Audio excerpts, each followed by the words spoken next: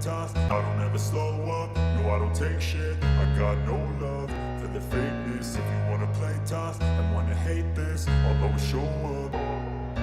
I don't ever slow up, no I don't take shit. I got no love for the fakeness. If you wanna play tough and wanna hate this, I'll always show up and make a statement. I don't ever slow up, no I don't take shit. I got no love for the fakeness. If you wanna play tough and wanna hate this, I'll always show up and make a statement. Everything I do so instinctive and so passionate. Every word I move so descriptive like an adjective. I got a vendetta against people who patented being negative when you should be getting after it. I got facts over tracks, this and that. Spitting slow, spitting fast. I could roast, I could gas. Think I'm okay at last, but I don't know if that can erase all the past. And the pettiness, a reflection of the emptiness. Hilarious, you think you're worth my time, you're delirious. Mysterious, because you hide behind a fake exterior. Inferior, you know I'll always be a bit superior. Get off of me, this ain't no humble brag. I want you to hear words, you can say them back. I want you to feel free from the chains at last, and to believe in what you got, it was built to last, yeah. Now that I've been put through hell, I never got anyone's help. I had to do it all myself. I don't ever slow up, no I don't take shit. I got no love for the fakeness. If you wanna play tough and wanna hate this, I'll always show up and make a statement. I don't ever slow up, no I don't take shit. I got no love for the fakeness. If you wanna play tough and wanna hate this, I'll always show up and make a statement. I'm gonna learn the consequence of being incompetent. Mental health is confidence, dreams and some honestness. I'm not here to save the day, that's for you to take away. I could play a million mind games, but instead I say something not illogical, something that is topical. Rub it on and watch it go, make yourself unstoppable. Dreams are irresponsible, but they're always possible. If you just believe, you could be so remarkable. Thoughts in my head, a collage and they spread. I'll be great one day, going off of my meds. No, I'm not giving up, no, I'm not giving up. As a contractor for a company called American Systems, working at the Terrorist Explosive Device Analytical Center, called TDAC. And following, sort of going forward to when you received your graduate degree, if you could speak a little bit about your work history since then. Sure. So I continued to work at TDAC while I had completed my degree. That was doing digital forensic analysis on phones that were connected to improvised explosive devices. So most of the phones I received was post-blast, and I would recover data from that and analyze that. From there, once I had completed my degree, I went and worked in the regular private sector. I worked for Ernst & Young, now called EY. There I was one of their mobile forensics experts, working a variety of cases, everything from insider threat and insider trading. Then I really missed doing more public service work, so I left to go to the National Media Exploitation Center, which is I work there as a contractor under a company called Basis Technology.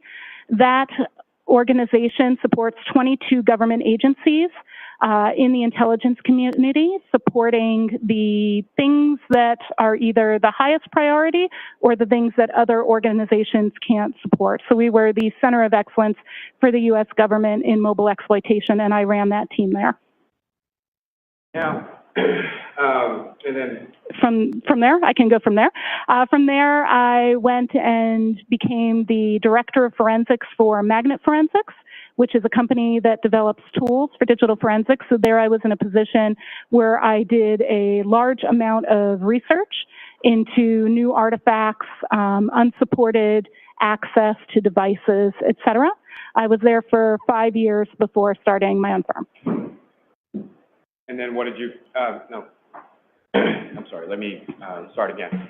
As far as what, if any, teaching experience you have in relation to the field? That is an excellent question. I've actually been an adjunct professor at George Mason University since 2016. I've taught 20 terms in their graduate program. I teach the mobile forensic analysis course in their digital forensics master's program.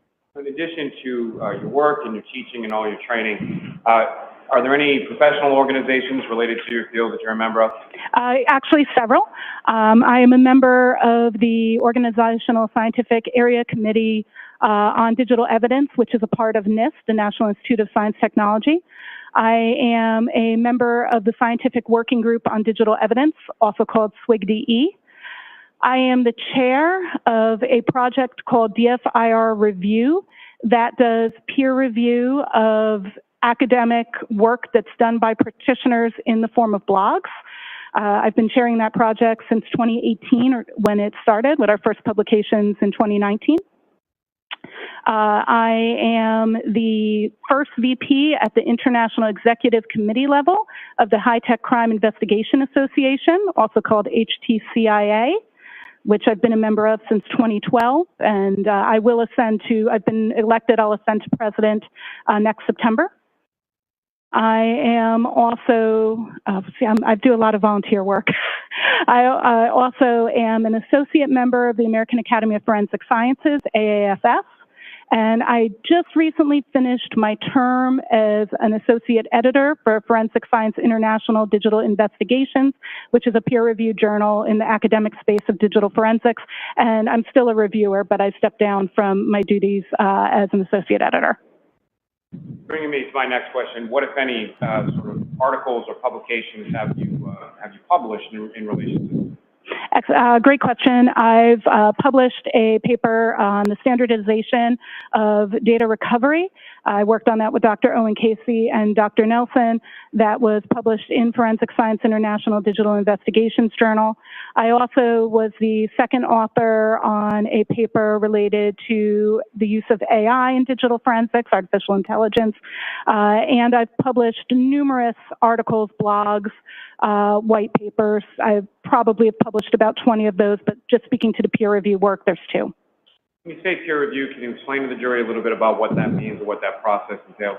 Absolutely. So a peer-reviewed work is when you have a novel piece of research that you then submit that novel, never been presented work to a journal. It then gets reviewed by numerous academic peers. It goes through cycles of revision where they ask more questions. On the standardization of file recovery paper, that process took about 14 months for it to be peer-reviewed by experts in the field, and then it is published in a journal.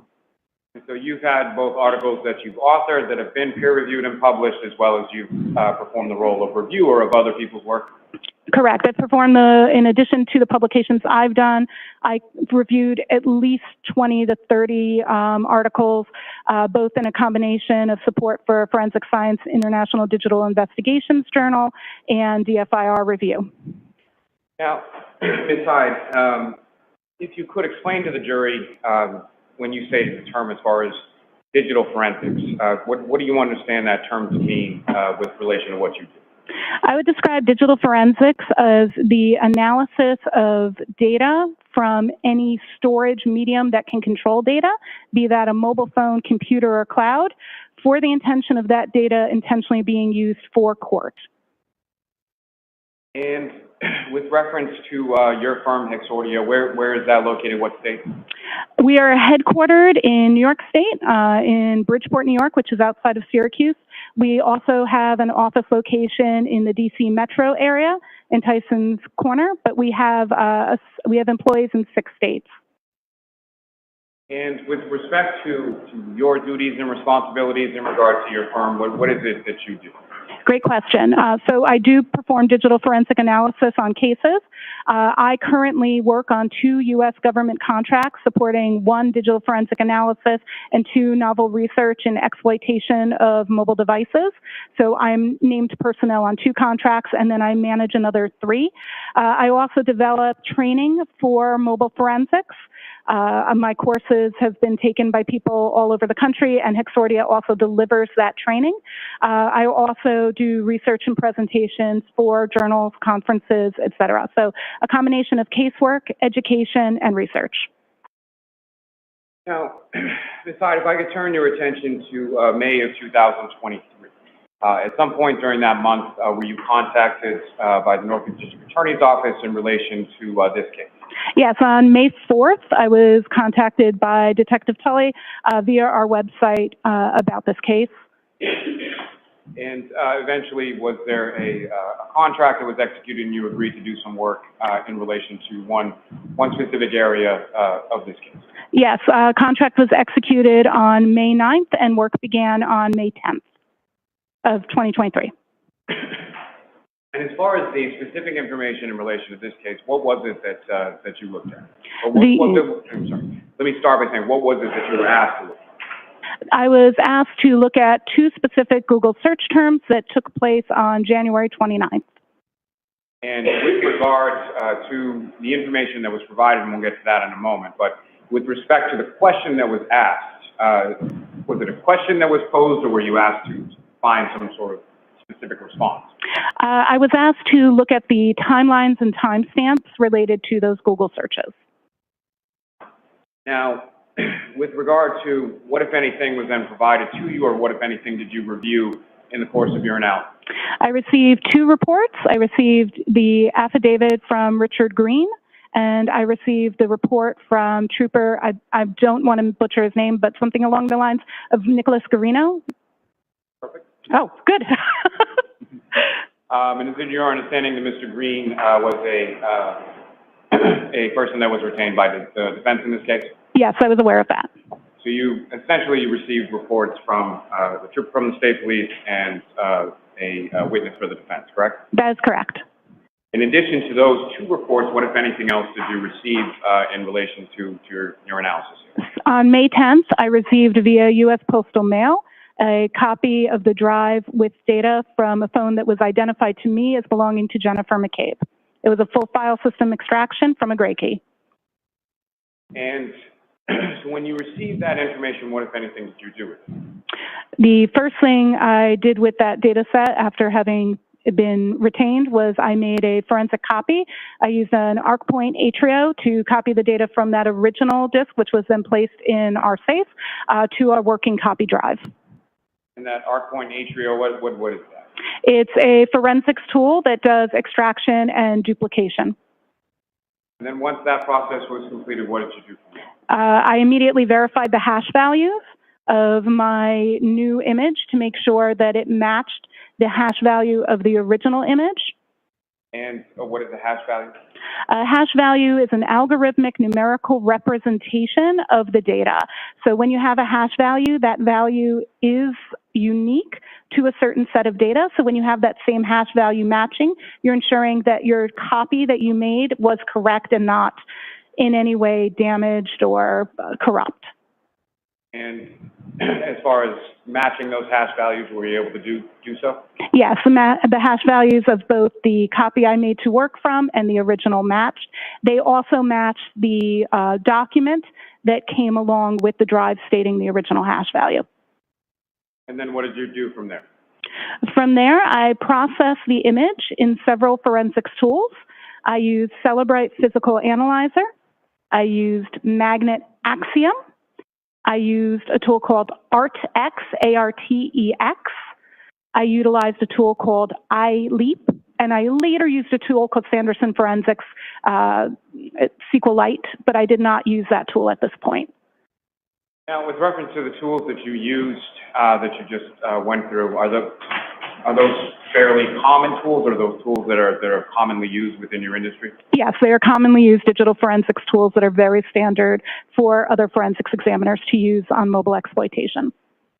And as far as those different types of tools, so I guess my question is, there were a variety of different tools that you used? Correct. And why were you using the different tools?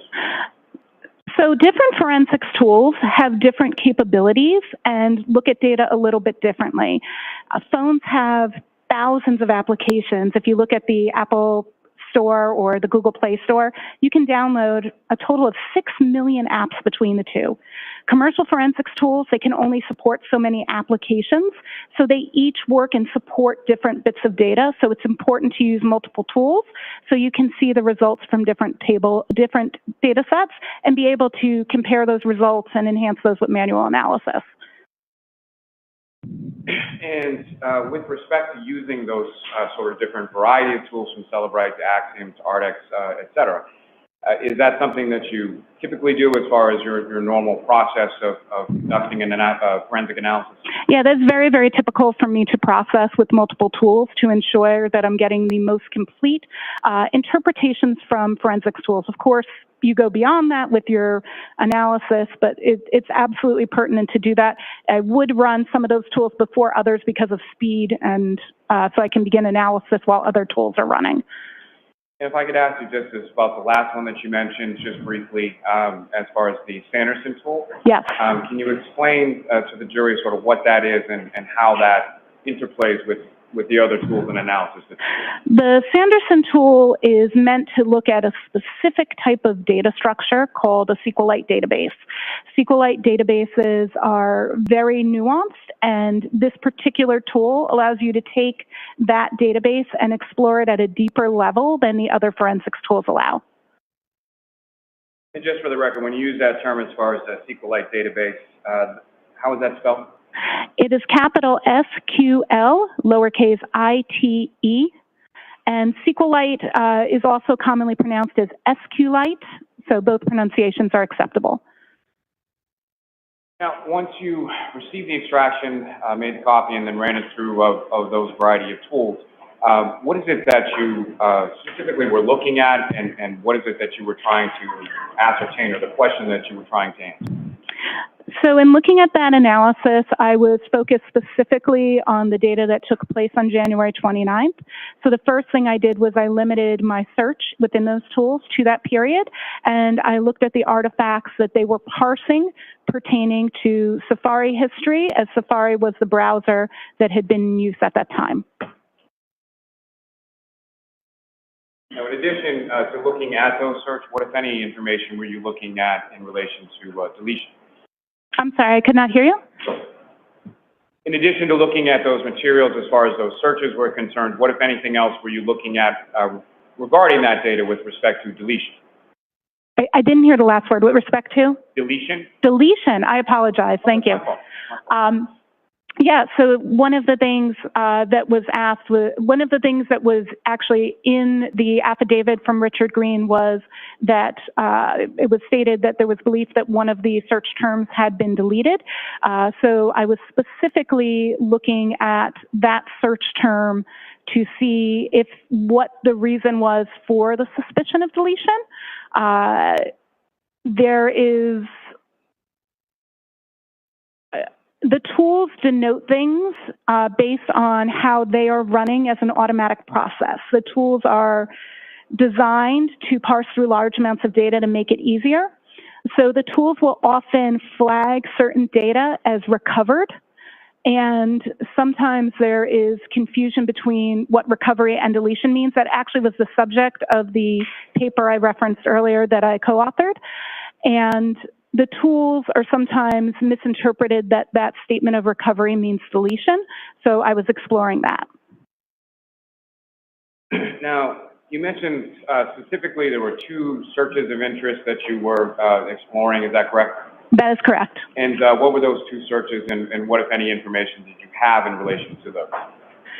I had the information from the two reports that had been written in terms of what they found. And the two search terms, one was HOS, H-O-S, long to die in cold, and the other one was how long T-I, die in C-L-K-D. And what, if any, information from your starting, if you could, walk the jury through as far as your analysis, what you first observed, and what your analysis consisted of as it evolved? Absolutely. So when I first looked at it, some of the tools surfaced the data from a specific storage called the, I'll just make sure I get the entire path for you, com.apple.mobile Safari plist. It is very common in mobile devices for it to look like a reverse domain name. Like you normally would go to a site like CNN.com. Typically, those names are like the opposite. So com.apple is going to be representative of a native Apple application. So this particular plist was related to that. A plist is, or called a property list, is a data structure that's unique to Apple devices. And there is data pertaining to Google search, not just Google searches, search history that's stored there. There's also, I found evidence of these search terms in Knowledge CDB. The Knowledge C database is an Apple database that is meant to store information about users so it can determine future functionality, what you're looking for, et cetera. So that's the Knowledge CDB. It's more of a system level artifact. And then there was also, and these were the observed search terms, and most of the tools picked up both of those search terms in there.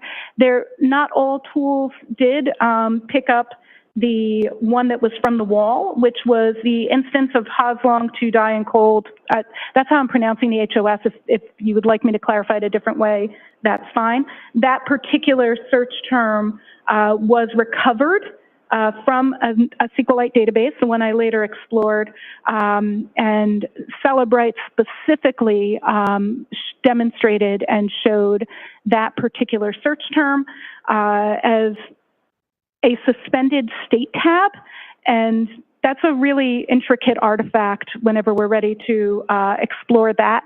That is the one that was marked as recovered. So those were my initial findings, just looking at what the automated tools parsed.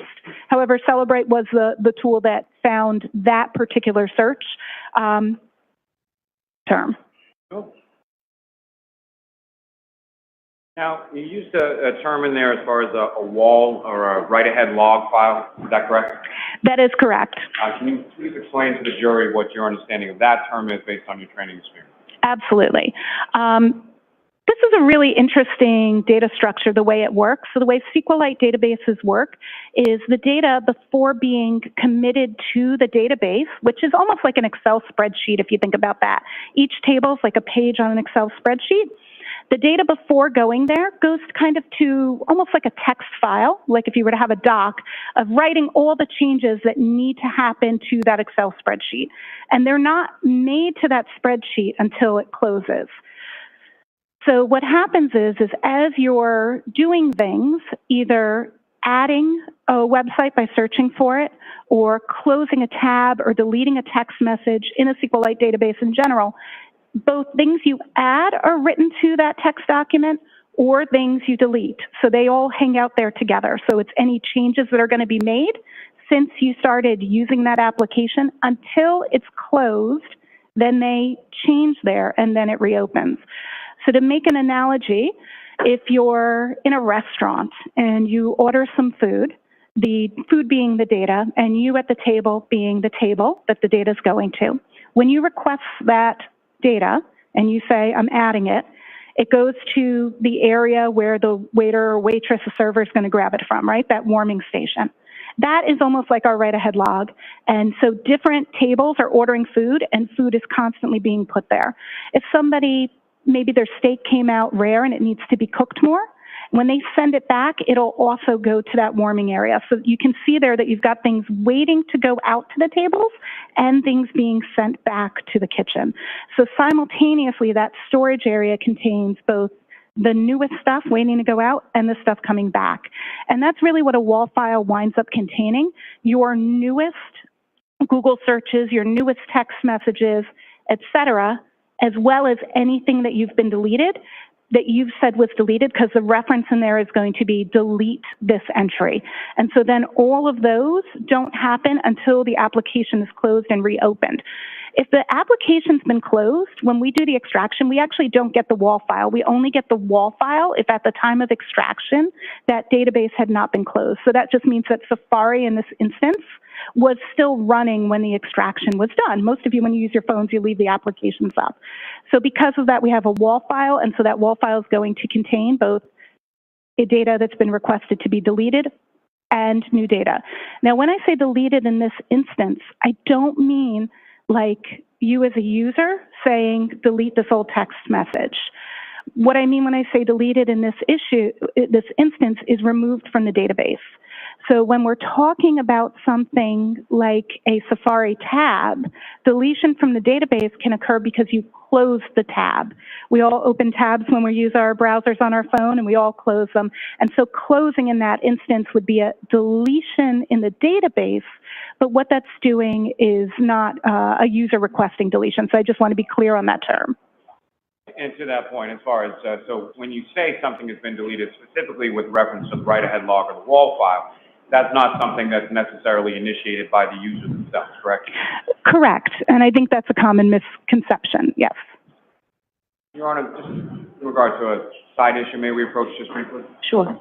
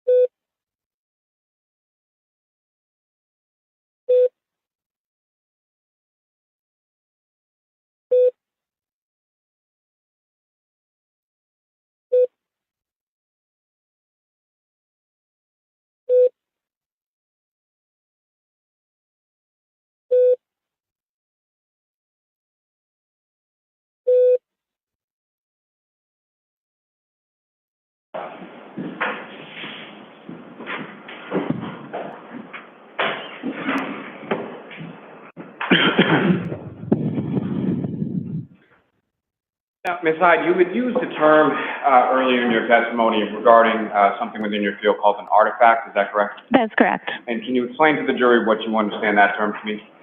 An artifact is any trace that's left behind by any action on a digital piece of data. And can you give the jury an example of sort of what an artifact might be or what an artifact might look like? Absolutely. So an artifact of you sending a text message would be that we would find the database where text messages are stored, and inside that database we would see the time and date that you sent it, who it received and who it was sent to. It might not be their name, it might be a numerical representation that we have to tie to another database. Then we would have the message itself. It may be in plain text or it may be encrypted or encoded. And then we may have something called a blob, and that would be a reference to data that's too large to store in the database, so it would be elsewhere. So that would be if your text message included, let's say, a picture or a video.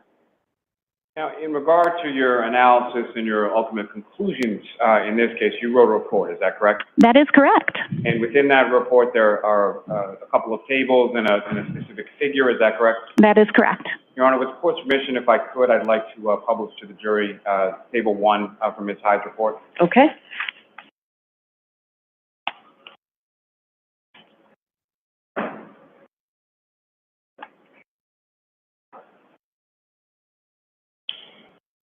Ms. Hyde, do you have a copy of your report with you as well? I do. Your Honor, with the court's permission, just because I fear it may be a little difficult to see from where she's seated, if she could refer to the table in her report. Sure. Thank you. Ms. Hyde, what's up on the screen, and I'm sorry, there should be a laser pointer on the desk before you. Do you see that? I do. Oh, yes. So using that laser pointer, if you could draw the jury's attention, or direct the jury's attention, I should say, with respect to what are we looking at in this specific case? Absolutely. So this table here has a couple of different elements that I'm showing in terms of what searches were searched where, and when, and what source of data they came from. So if we look at this first search, I have them in the timestamp order that is associated with the artifact. I want to clarify that we need to discuss the meanings of these timestamps as we go. So this first one that you're going to see is, and I'm just going to reference my paper because of the size, is 0227 and 40 a.m. So that's 2 o'clock in the morning, 27 minutes and 40 seconds.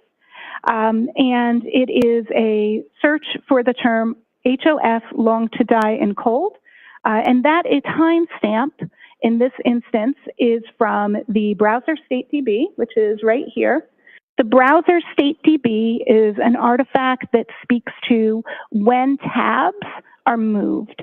So when you're using your browser and you open different tabs, you may have a search that this time pertains to the time that that tab moved. It could be lots of things. It could be you switch tabs. It could be you close the tab. It could be you minimize the application. Depending on the version of iOS, what can be that browser state of the tab that changes this timestamp differs.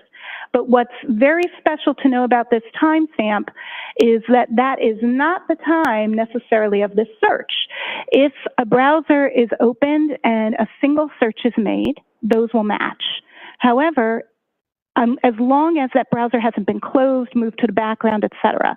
If that browser has had any activity that happens to that tab in terms of application closing, minimizing, this can update. That is what that timestamp is for. This search term is always going to be the most recent search term in that tab. That means the last item that was opened in that tab was HOF long TI die in cold. We cannot tell by this particular artifact what time that search occurred. It is a high likelihood that that tab was opened at this time because there was another search that occurred at 2:27 in the morning. It was a sports site. I cannot pronounce it. It began with an H. Hockomock Sports. Hockomock. Okay, thank you very much for the pronunciation. Hockomock Sports. There were a couple of searches pertaining to that done immediately after, but it appears that that's when this tab was opened and the first search done there. So this search we know was done by this, and we know that it was the last search in the tab because it comes from this source, the browser state DB. And that means that particular timestamp and search pertains to what has happened with the tab. And that's what allows you to open your Safari browser on your iPhone and then open it on your iPad or your Mac and have the same tab. That's the function there. This search here, this is really interesting. So at 6:22:49 a.m., we have an entry in Cache DB that is specifically, if we dig into this URL, this is an Apple suggested term. So when you use a browser and you start to type a search you've never typed before, the browser tries to help you and say, are you searching for this? So as the user began to type the phrase in the immediate search after, which is how long TI to die in CKLD, this particular suggestion came up, indicating in all likeliness that the search term being typed had not previously been searched, because Apple suggested, instead of a previous search, it suggested how long does it take to digest food. After how long to digest food had been suggested, the user then has a search at that time, 6:23:51, for how long TI die in cold, and that is coming from the mobile Safari plist, the com.apple.mobile Safari plist I mentioned earlier, and the search is also shown in the knowledge CDB. That's commonly what we would expect. We would expect that search to be in both of those, both that plist and that database. Then the... Sorry, can I stop you? Yeah, absolutely. As far as the expectation of that being in both of those, the plist and the other database, why is that? That is because the search is not being tracked not only by the plist for Safari, but also by the system itself to be able to do that predictive coding. So in the future, when you start to type how long, it gives you what you searched last time. And with respect to that, how long it takes to digest food, based on your analysis, was that a search term that was ever entered into this phone? Correct. The source of that, if you look at this first line where it says cdn2 smooth.apple.com, that's what indicates that this is an Apple suggested term, not a user input term. I'm sorry, I interrupted you. If you could please continue with the next. Absolutely. The next search that was done immediately after the search at 6:23, the next search was how long TI die in CLKD. Again, we see that search both in the Knowledge CDB and the Mobile Safari plist. And then we have, so we see it in both databases. Then, so that's how long to die in cold. Sorry, I was on the next line. Then at 624, we get the next search, which is HOS long to die in cold. And we have that search again, both in the Knowledge CDB and the plist. If I were timelining this based on activity as opposed to timestamps associated, what I see here is the beginning of a user typing a search, Apple making a suggestion of how long to digest food. The user does not take that suggestion and rather inputs how long TI die in CKLD. They then make a second search of HOS long to die in cold. That search winds up being the last search in the tab, and that is why we see it in the this particular browser state DB. It should be noted that this is in one of those WAL files and not the raw file. And so as far as sort of towards the top there, and I know we'll get a little more to this in a moment, but as far as that reading is 2:27:40 in the morning as far as the timestamp associated with the search. Why would that timestamp be associated with it if it's searched later on in the morning? Because that table isn't showing the time of that search. It's showing the state of the database. So it's saying that the last time that tab was touched, moved to the background or foreground, was 2:27 a.m. The website, as you search more websites in the tab, that gets updated. So the current state that this is showing is that the tab was moved to the background or opened or some action for the tab at 2:27 a.m. when the Hawkmock Sports, I got it right, Hawkmock Sports website was visited. And then once the Hawkmock Sports website was visited, that tab was in continual use. There are other searches and activity that happens. We don't see, that happens eventually. This search gets made at 6:23 a.m., this search at 6:24 a.m. That winds up being the last search in the tab. And because it's the last search in the tab, that's what the final update is and the final status. So when you say last search in the tab in reference to time, in reference to what time specifically? I'm sorry, I don't understand the question. Bad question, let me rephrase. So as far as the 2:27 tab is closed and then another search done at 6:23, is that correct? 2:27 isn't necessarily when the tab was closed. That's in my report. I say that it's undetermined because there's a lot of things that can cause that timestamp to be there, including tab being moved, tab being minimized. I don't know exactly what caused the tab to get that particular entry, but it is not, that timestamp is not indicative of the time of the search or any URL that's visited there. That time is indicative of movement of the tab, and the search is the most recent search. So they update at different times. So I guess my question is, as far as from what your analysis is here, is there any use of that tab between, or is there any evidence or artifact of use of that tab between the 2:27 timestamp and the 6:23 timestamp? So the fact that that timestamp exists at 2:27, combined with the fact that the only existence of this search is at 6:24, means that yes, that time, that particular tab was used after 2:27 when the Hawkmock Sports was searched. I apologize for not being familiar with that name. Oh, that's absolutely fine. Now, if I could ask you at this point, as you had talked about one in particular database having sort of an intricate artifact. Mm-hmm. If you could remind the jury of what that is, and if you could explain that at this point. So the artifact that needed a little bit more explanation and digging was this browser state tab, and that's because if you look at the end of this file name, you'll see it's a db-wall.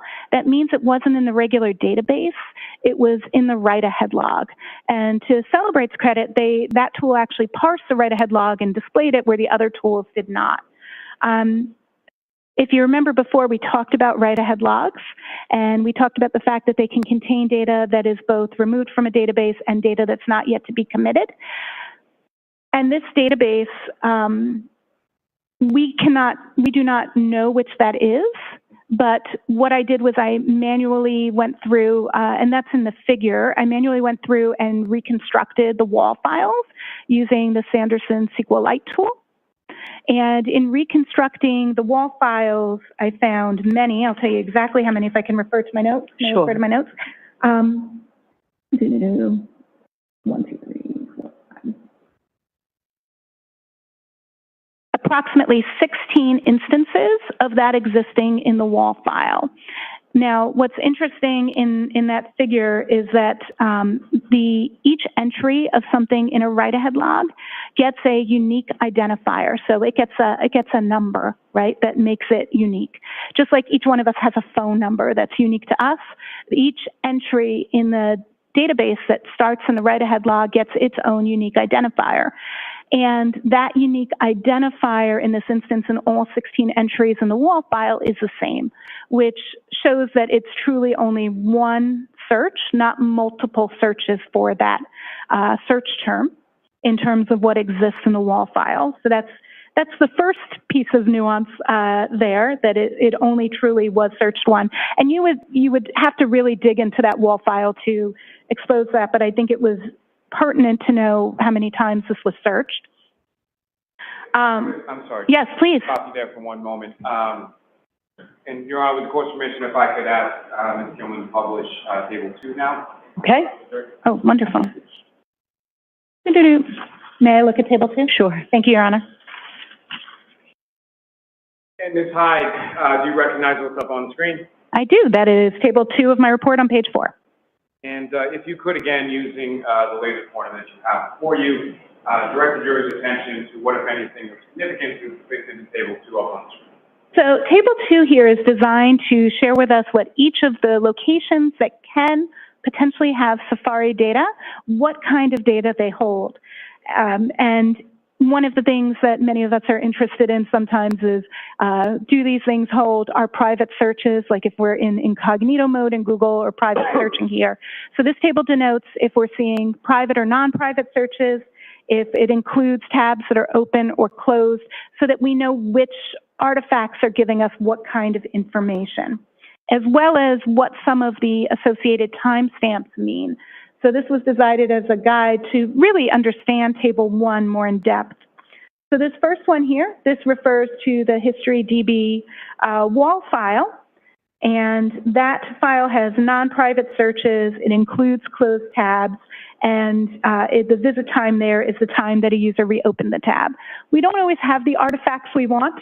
And in this instance, we did not have that particular one. Then we have the Safari Tabs DB. This has private tabs and non-private tabs, and it shows only tabs that have not been closed. So this is an active tabs database. The next one we have is the Browser State DB and its wall file. And this is the one we were referencing where that we keep talking about, where that 2:27 a.m. number is coming from. So this one is going to be non-private searches. It includes closed tabs, which is important, and the last view time. So when an item went to the background. So it's about the tab, not about the search. That's probably the most important demarcation. And one of the issues here is when the tools parse the data, they call the columns what the columns are called raw in the data. Those don't necessarily tell us what they mean. We have to verify and validate what they actually mean. So when I'm saying last underscore view time, that's what the database name is, not necessarily the actual function, or not what we would presume it to mean. The next one, the last one here, is the mobile Safari plist, and this one actually tells us, the date here gives us the time that something was queried reliably. Now, if I could ask you, if you could just explain to the jury as far as these SQ or SQLite databases, how exactly do they work, and what, if any, relation do they have with regard to data and information with the write-ahead log or the wall file? So SQLite databases work and function as a storage for anything that the phone may need to reference later or that you're doing. They're stored for a variety of things. Most of your third-party apps use SQLite databases, and multiple applications do. So SQLite gets information in, and it allows for that information to be updated, added to, or removed from. So data that's in that situation, that it's sitting in the database, that is what we refer to as live data. Then data that is waiting to be put into the database, that is sitting in the wall, or has been requested to be removed, that is what's in the write-ahead log, and we call that non-live data because it's not in the active database. So when you're using an application, and it's putting that data to that temporary storage area, that wall, that write-ahead log, what happens is then when you request data by going into your contacts, let's say, and looking at the people who are stored in your contacts, right? Your mom, your dad, your brother, your sister, all those people. When you're looking, your best friend, you're looking up their numbers, that data is all stored in that database. So when you add someone, it does that entry to the wall. Now, so if I just added Sally, how do I know that Sally's in there, right? Well, what happens is the interpretation of the SQLite database goes to the wall, checks and sees if it's in the wall, and uses the wall to incorporate it together to present you everything as if it's in there. Then when you close the application, you close contacts. You don't just put it away like go switch apps. You actually close it. When it closes, all of those changes get committed. So now the items that you've requested to be deleted, that contact you don't like anymore, that X, whatever, their data is no longer in there. The data that you've added is now in there, and now that's all live. Sometimes we can get more complex and recover some of those items that are left over because they are marked for deletion but still sit in the database, or they're sitting on a page that is no longer active in the database. So there's a lot of places that we can recover data from in addition to the wall that exists in the database after something has happened, but that isn't pertinent to this particular use case. Now, as far as that sort of interplay between the SQLite database and the wall, what if any sort of, as a forensic examiner, what if any sort of complexities arise out of it? Oh, one of the biggest complexities is the assumption that because data exists in the write-ahead log, that a user took an action to delete it. When I teach at the university, when I peer review my colleagues' reports, this is one of the most common mistakes I see. And it's really because some of the forensics tools to indicate that the file has been recovered, they put a big X on it. And that was actually a big subject of that standardization of file recovery paper I referenced earlier. And it speaks about all kinds of files, but actually has a special section on SQLite, specifically because that nuance is often missed by examiners. Now, in reference to that being marked as deleted or misinterpreted as deleted by user, is there a specific tool of the tools that you mentioned before, as far as Cellebrite versus Axiom versus that has that information that others may not? So Cellebrite and Magnet Axiom, both Cellebrite Physical Analyzer and Magnet Axiom, both have file system viewers that then have SQLite database viewers. I would say that those SQLite database viewers have more of a basic function in terms of looking at data in the live database. They don't allow for deep analysis of the write-ahead logs, which is why in my analysis I use the specialized Sanderson forensic browser for SQLite. And so when you see something like that in a Cellebrite extraction, is there, what if any further analysis do you do to sort of look behind it? Absolutely. Anytime I see an entry marked as recovered, and I'll use the term recovered instead of deleted, by Cellebrite, and the source is a write-ahead log, I would go and begin reconstruction of the write-ahead logs using Sanderson's forensics tool to get to the meat of, is this something that it has been deleted, or is this something that has yet to be written to the database? You can often see remnants of that based on how many unique entries there are of it. And what the other thing we do is, so I mentioned that When we have the wall file, it hasn't been applied. So if I take the SQLite database and the wall file out, and I make another copy of them. So I've got one copy I'm looking at Sanderson, and I take another copy and I actually open it. What's cool is it does the commits. So then I have a copy of the database that actually has all those changes. So I now know if the entry was deleted by just comparing the two. So I can do that analysis by basically making the database think it was reopened, by reopening it with a non-forensics tool in that instance, just to see what it would look like in real life. And then I can look at the difference between the two and determine if something was marked for deletion or addition. Now, are there different reasons from your training, your experience, and your knowledge of these systems? Is there different reasons for why it's your conclusion that that particular search or those search terms were not deleted by the user specifically? Yeah, well, there's a couple of reasons. First, the way tabs work from a functional perspective, you can close a tab, but there's not really a user deletion function for the tab. And there was no evidence of other deletion, if that makes sense. It doesn't make sense that the term was, I don't see evidence that the term was searched prior to that 624 time.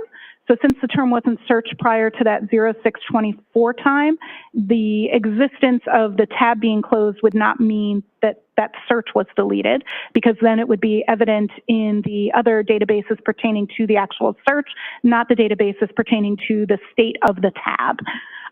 Is there a possibility that the tab was closed? Absolutely, but that is not a deletion. Secondly, an existence in the wall file, as we mentioned, could be that it's something new, not something that was deleted. So just its mere existence in the wall file doesn't mean it's deleted. I should say that that same X in the tools, you have to check the file because it could be from a free list or a free page, in which case, I know we didn't go into those details, nuance of SQLite databases that actually doesn't pertain to this. However, those would be truly deleted items. So there's other places where we would expect potential recovery, not necessary in this instance. And you can have something that's in a wall file and deleted without being in those other locations. Just stating that its existence in the wall file itself doesn't mean deletion. But there are other SQLite things that would clearly indicate deletion that aren't applicable to this particular search. Now, Your Honor, with the court's permission, if I could ask Ms. Gilman to publish Figure 1 from Ms. Hyde's report. Ma'am, thank you, Your Honor. And again, Ms. Hyde, you recognize what's up on the screen? Yes, this is Figure 1. This is a direct screen capture from Sanderson's tool from the browser StateDB, limited to the Haas long to die in cold search. If you could, using that laser pointer, again, direct the jury's attention to what, if anything, is significant or of note that you observed in using the Sanderson tool that's depicted in Figure 1. Absolutely. So all of these searches are the exact same term. And here we have the order index. And here we have that last view time. And by looking at the last view time, which is the raw title of that artifact for the timestamp we were looking at, these are identical. This, and more importantly, are even the actual UUID for these are identical, which is right here. Now the offsets are different, and what that means is that this is just appearing several times in the write-ahead log. It has moved as the database has moved data through the write-ahead log to different positions, but has in every instance the same unique identifier, meaning that all of these entries are the same entry, just shown multiple times in the same database. And to that point, as far as the multiple times that it's listed within there, what, if any, relationship does that have to how many times it was actually searched by a user? Well, that UID shows that in this particular instance that it existed once in the last time in the tab, because this artifact, it does not tell us how many times something was searched by the user. This artifact is limited just to the tab.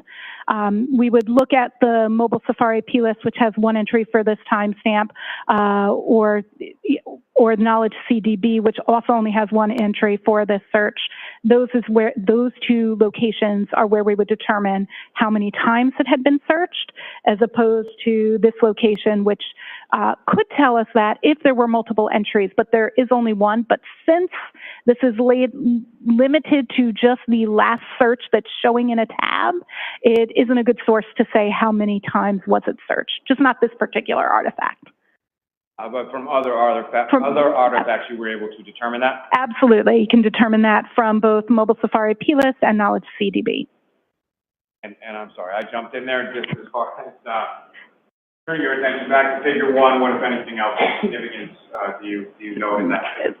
That's really what's of significance, is that it is the same entry there multiple times, and we can tell by the unique identifier that it is the exact same entry also, although it's the same search term and the same timestamp, it's only one instance of it, just it's stored in the database multiple times at multiple offsets. Now, from the timestamp associated with that depicted in this figure, what, if anything, can you say as to or what, if anything, were you able to conclude from your analysis as to the time that the website was viewed? Well, I guess I should really clearly, for people who may not be familiar, that doesn't look like a normal time, right? That's because this is an Apple WebKit timestamp, so we actually convert it to a regular time. But when you look at this number raw, you can actually see that it's consistent throughout, even though you don't know what it is. But if we put it into a decoder, this particular timestamp is where we're getting January 29th, 2022 at 02:47 a.m. To be clear, just for real clarity, when we actually translate this timestamp, it's in universal time constant, not in local time, but for the sake of conversationalists, I'm using the local time here as opposed to the time in the universal time constant, which is how this artifact is particularly stored. Now, with your analysis, is there some kind of testing that you conduct, or can you explain to the jury sort of what that is and how it relates to your analysis here? Absolutely. So with this artifact and being able to determine what this timestamp really means, I actually did quite a bit of testing, which is fun, but that's okay. So we went ahead and took a jailbroken iPhone, and the purpose of a phone being jailbroken is we're bypassing the security protocol so we can monitor the data and its storage in real time and bring the data through. We did this manually in terms of pulling the data out, and we also did multiple forensic images at different stages.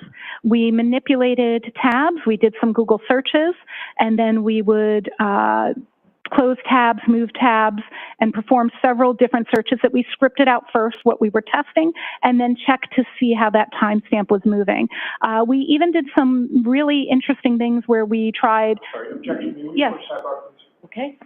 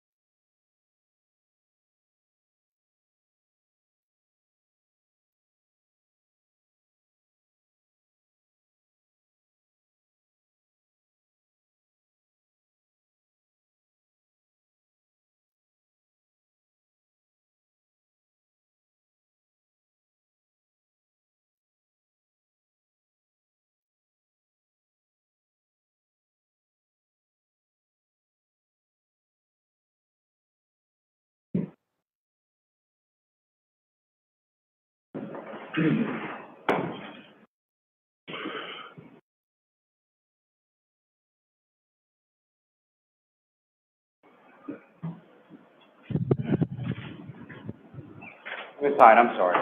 So you had, I think when you were talking about some of the testing that you had conducted, you used the term we.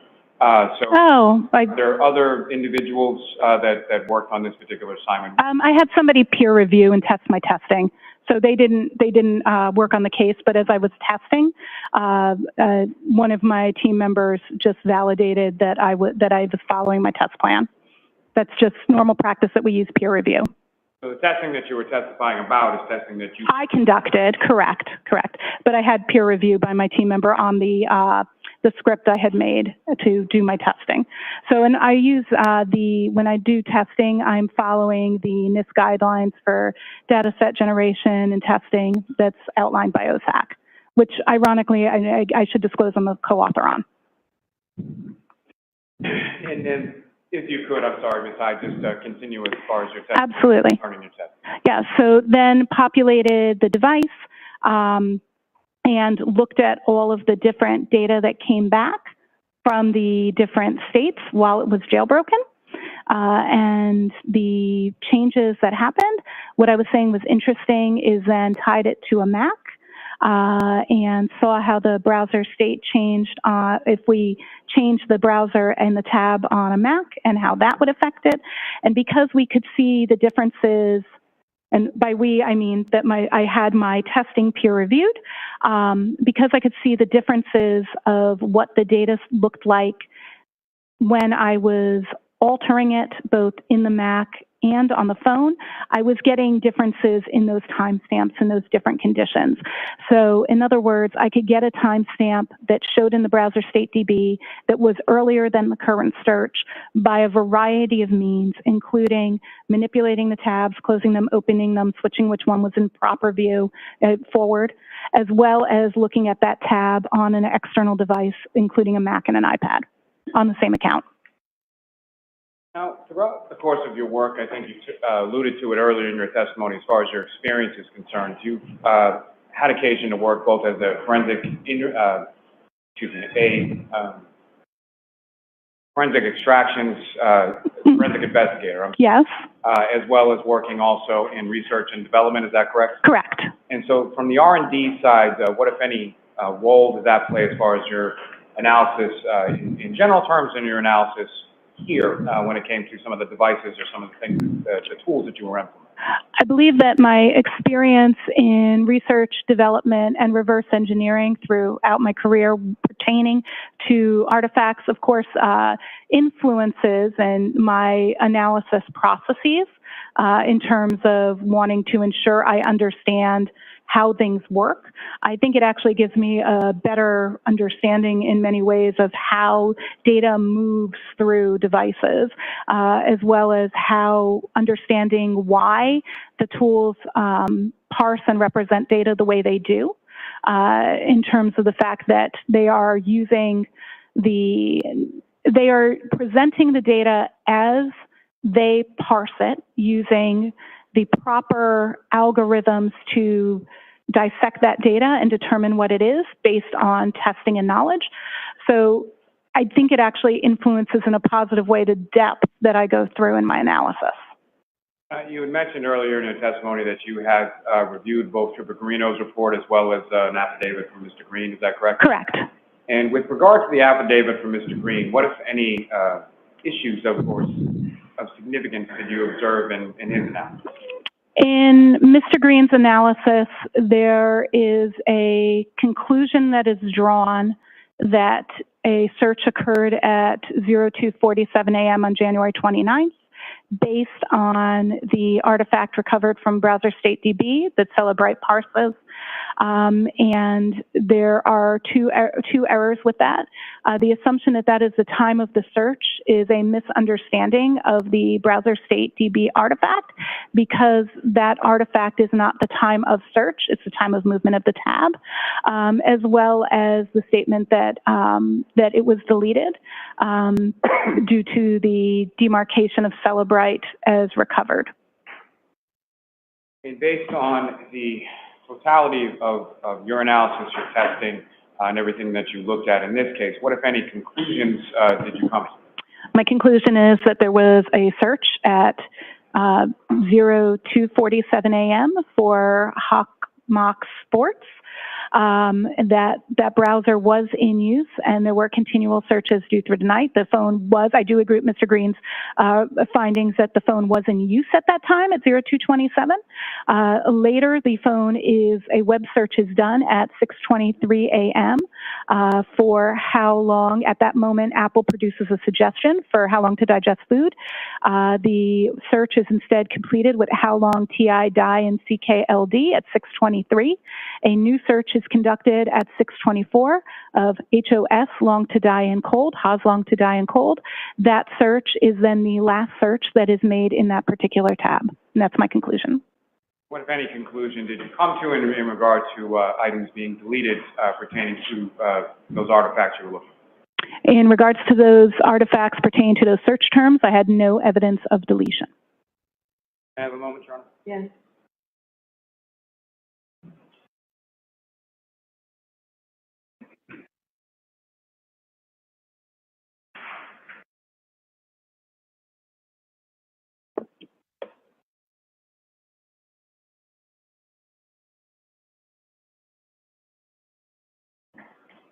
Your Honor, may we approach?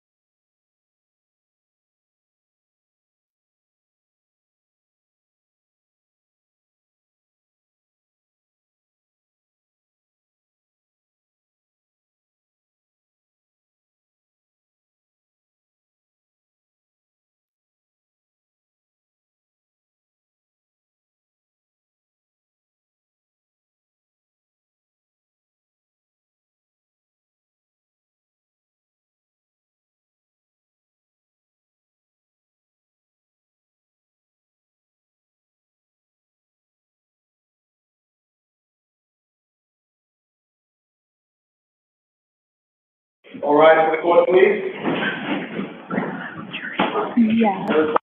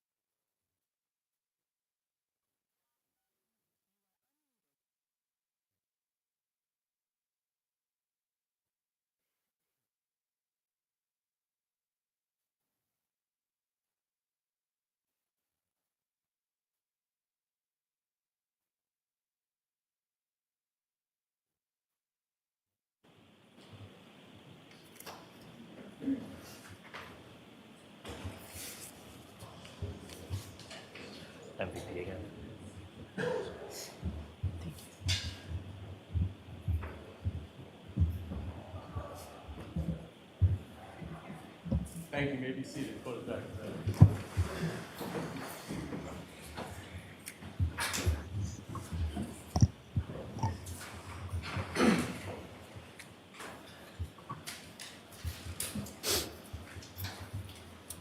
Just watch your step. Thank you.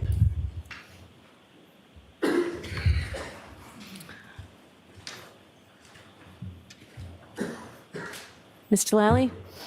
Yes, Your Honor, the Commonwealth that seeks to introduce and admit as the next three exhibits, Table 1, Table 2, and Figure 1 for Ms. Hyde's report. Okay. There's no objection, Mr. There is no Yannetti. objection, Your Honor. Thank you.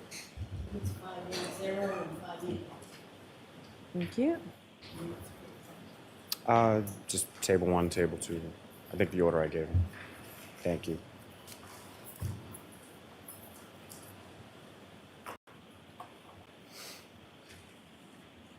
And thank you, Your Honor, and thank you very much, ma'am. I have no further questions, Your Honor. All right. Mr. Yannetti? Thank you very much, Your Honor. Good afternoon, Ms. Hyde. Good afternoon, sir. Ms. Hyde, you just spent maybe 45 minutes to an hour, whatever the time period was, explaining to these jurors what is really a complex set of facts that led you to conclude that the 2:27 a.m. timestamp on that Google search was triggered by the closing of a tab. Did I essentially sum that up correctly? Essentially, except it's not a 2:27 a.m. timestamp on a Google search. It's a 2:27 a.m. timestamp on a tab. Fair enough, thank you. And in the context, or in the course of your explanation, you discussed WAL files, That is correct. SQLite database, Yes. plist database, Yes. knowledge C database. Yeah. plist is not a database. Just it's a structure. So just a small correction. Thank you for the correction. Opening tabs and closing tabs, correct? Yes. And other issues related to your analysis of the phone extraction, correct? Would you call them issues? Or Well, maybe that's a bad word to use. Other elements of elements? Fair enough. Yes. Yes. I'm really not trying to trick you. I know I wouldn't be able to. Would you agree with me that another simple explanation for that 2:27 a.m. timestamp was that the user of that iPhone conducted that search at or before 2:27 a.m.? Can you rephrase, please? I'm going to phrase it the same way and hope I Or can get an repeat it. answer. Repeat it, Sure, please. Thank you. Would you agree with me that another simple explanation for that 2:27 a.m. timestamp was that the user of that iPhone conducted that search at or before 2:27 a.m. on January 29th of 2022? That timestamp is not indicative of a time of search. So the question is difficult to answer because I can't say that that timestamp tells me anything about the time of search. Okay. So as I take your answer, you're not denying that the timestamp and whatever you get from that timestamp doesn't rule out that the Google search was done at or before 2:27 a.m., correct? If I'm understanding your question, there was a double negative, so I just want to clarify. The question is if the timestamp could exist because of a search happening at that time? No. Or, no, I guess okay. what I'm saying is your analysis of the phone does not rule out that the user of that phone performed that Google search at or before 2:27 a.m. There is no indication of a Google search at or before 2:27 a.m. But again, I'm getting to whether you can rule that out, ma'am. That's really the crux of my question. Can you rule out that the user of that phone conducted that search at or before 2:27 a.m. on January 29th? There is a very unlikely possibility based on the fact that there is no evidence that the search occurred before that time. That's just like saying that the user searched for pandas at 2:27 a.m. Could you rule that out? I can't rule out something that doesn't exist. All right. Well, you would agree with me that with regard to your analysis of this phone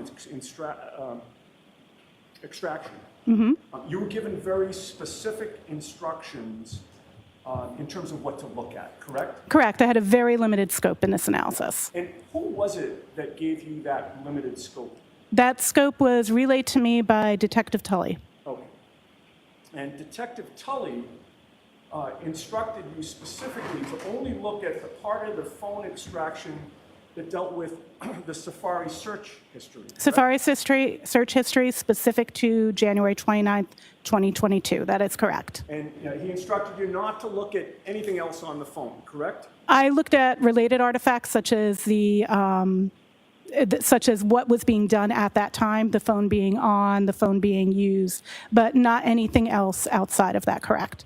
And you were not instructed, for instance, to look at other user activity on the phone, including examining call logs on the phone, correct? Correct. And you would agree with me that if you were allowed or instructed to examine the call logs, that could reveal deletion of calls that morning, correct? Of Objection. course. Well, Okay, the objection is sustained. Thank you. Any follow-up, Mr. Lally? No, Your Honor, no redirect. Ms. Hyde, you are all set. thank you very much.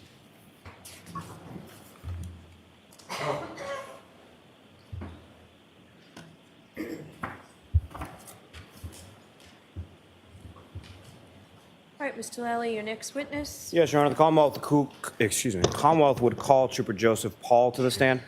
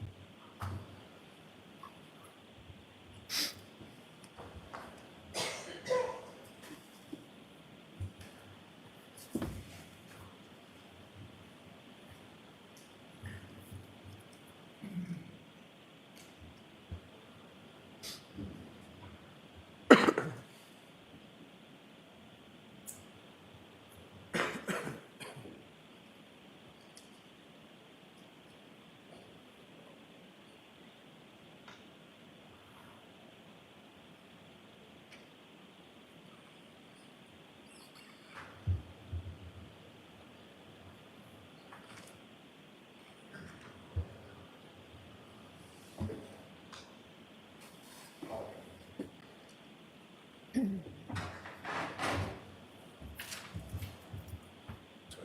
Step back, just watch your step for me. Remain standing face apart. Just officer, the evidence give the court and jury in the case now hearing the truth, the whole truth, and nothing but the truth, so help you God. I do. Good morning. Good afternoon. Good morning. I guess afternoon. All right, Mr. Lally, whenever you're ready. Thank you, Your Honor. Good afternoon, sir. Good afternoon. Could you please state your name and spell your last name for the jury? Trooper Joe Paul, that's P-A-U-L. And how are you employed, sir? I am currently employed with the Massachusetts State Police. And how long have you been a trooper with the state police? I have been a trooper for approximately 8.5 years. And, Or sorry, what- 12.5 years. I apologize. And where is it that you're currently assigned within the state police? I am currently assigned to our Collision Analysis and Reconstruction Section, otherwise known as CARS, our recon. And how long have you had that assignment to the reconstruction of the cars? That one was for about 8.5 years. And with respect to your assignment to that unit, prior to beginning with that unit, let me ask you this first. As far as the cars unit is concerned, about how is that sort of divided up as far as, is there certain regions that you would specifically cover? Correct. We have four separate regions across the states. We have Southeast, a Northeast, Central, and a Western. And which of those are you assigned to? I am assigned to the Southeast. And geographically, how much territory are we talking about that the Southeast covers? Anywhere from Boston down to the Cape, Martha's Vineyard, Nantucket, anywhere southeastern part of Massachusetts. And currently, how many troopers are assigned to this specialized reconstruction unit within your Southeast region? within our Southeast region, we have, I believe we have 9 now. And is there some kind of on-call system that your unit operates by? Yes. And can you describe that to the jury? So we rotate. So we rotate every day. Our on-calls are for 24 hours from 0700 to 0700 the next day. Now, with respect to yourself, upon or prior to you entering into the CARS unit, what, if any, specialized training do you undergo in regard to crash reconstruction? So when I before I got into the unit, I was sent to 3 separate classes. Each class was 40 hours long. So the first class is basic at-scene crash investigation. Next one's advanced crash investigation, and the other one's traffic crash reconstruction. And with each of these trainings that you underwent prior to being assigned to the CARS unit, and some more that we'll talk about in a moment, with respect to each of the trainings that you've been a part of or undergone, is there some sort of certification that you receive in regard to a successful completion of those trainings? Yes, each one has its own certification. Now, with respect to, since you've been working with the CARS unit over the last several years, what, if any, additional specialized training have you received in the area of crash reconstruction? Since I've been on, I've been into probably about 877 hours of education in the units. That's anything from bicycle crash investigation, human factors. I'm currently certified through Berla for examiner and a technician. I am a CDR analyst and a CDR technician trainer. Just recently, I attended multiple seminars, and most recently, I attended a seminar in Houston on EDR data retrieval. Now, among those other trainings that you received, some of those trainings pertain specifically to pedestrian crashes? Correct. And in addition to the training that you've received through the state police, what, if any, professional organizations do you belong to in regard to crash reconstruction? Yes. I am currently part of NAPARS, which is the National Professional Accident Reconstruction Section, and I'm also certified through ACTAR, which is the Accreditation Commission for Traffic Accident Reconstruction. Now, if I could focus specifically just for a moment on the ACTAR certification, can you explain to the jury sort of what goes into that, and as far as that certification is concerned, how does one obtain it? Okay, so first thing you do is you got to submit an application to ACTAR to be allowed to take the test, and part of the you got to tell them how much education you've had, how many crashes you investigated, basically anything within the crash investigation world. And then once they find that you're accepted to take the test, then you got to set a time for the test. We did it as a section throughout our state, and the test is a 2-part test. It's a practical and theory portion of the test. Each part's 4 hours long, and you got to pass both portions to be certified through ACTAR. And so there's a written exam and a practical portion of the test as well? Correct. And can you explain to the jury sort of the practical portion? What does that consist of? The practical portions is you basically have to analyze a collision. So they give you a simulated crash, and you have to go through and document the evidence. You have to answer a series of questions based on that specific crash, so where you can find the speeds, the distances, times, and everything else related to that collision. And you successfully completed and received that certification, sir, is that correct? That's correct. And how long ago was it that you first received your ACTAR certification? In 2019. And how long is that sort of in perpetuity, or is there a sort of continuing educational component attached to it? There is a continuing educational component attached to it. The test it's certified for 5 years, and within those 5 years, you still have to maintain a certain amount of education to reapply for ACTAR again. And with respect to that ACTAR examination, are you familiar with sort of the success rate or the passing rates when it comes to that examination? Correct. And what is it? It's fairly low. I can tell you within my unit at the time I took it, there were probably 20-something of us that took it, and only 3 of us passed it at the time. It's not a very high pass rate. Now, over the course, let me ask you this: when you first sort of enter into the CARS units, do just sort of, you go through the training and then you are on call and get sent out on the road by yourself, or how does that work? No, you first get initially assigned to a field training officer, and then at that point you shadow the field training officer to various crashes. And is there any sort of set time period for how long that shadowing process goes on for? Or no? It's not really a set time. It's more based on experience, on how many crashes you go to and how much experience you have in the field. And then they basically, well, if they feel that if you're deemed qualified, then they'll send you on the road on your own. And over the course of your years within the cars or the reconstruction unit, approximately how many crashes have you responded to and investigated? As of now, I've been to approximately 196 crashes, and I've probably assisted another 100, 150 crashes. And of those, of all those crashes that you've responded to, investigated, if you know, percentage-wise or number-wise, approximately how many of those have been crashes involving pedestrians? I know I've been to approximately 55 pedestrian crashes, and I've assisted others on pedestrian crashes also. So, I mean, 55 out of 196. Now, with respect, if I could, turn your attention to January 29th, 2022. Do you recall that date? I do. And at some point over the course of that date, were you contacted by somebody in regard to a pedestrian collision that occurred, in the town of Canton? I was. And do you recall who was it that first reached out, or how did you first become aware of this? My sergeant, Sergeant Brian Mahoney, was the one who called me at the time.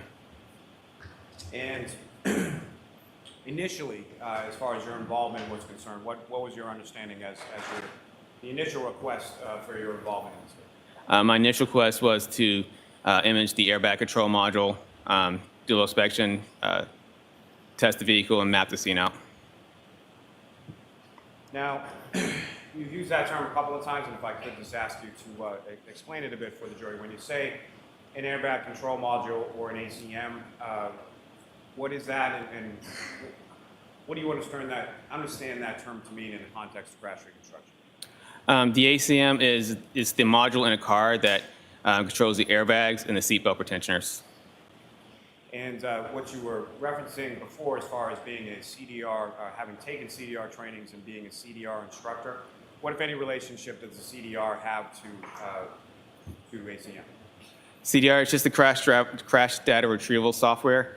It's the software that we use to image or download an airbag control module. And can you explain to the jury sort of the process of physically sort of how that's done as far as what are you doing to the vehicle in order to download that information? Yes. There are two ways really to download a vehicle.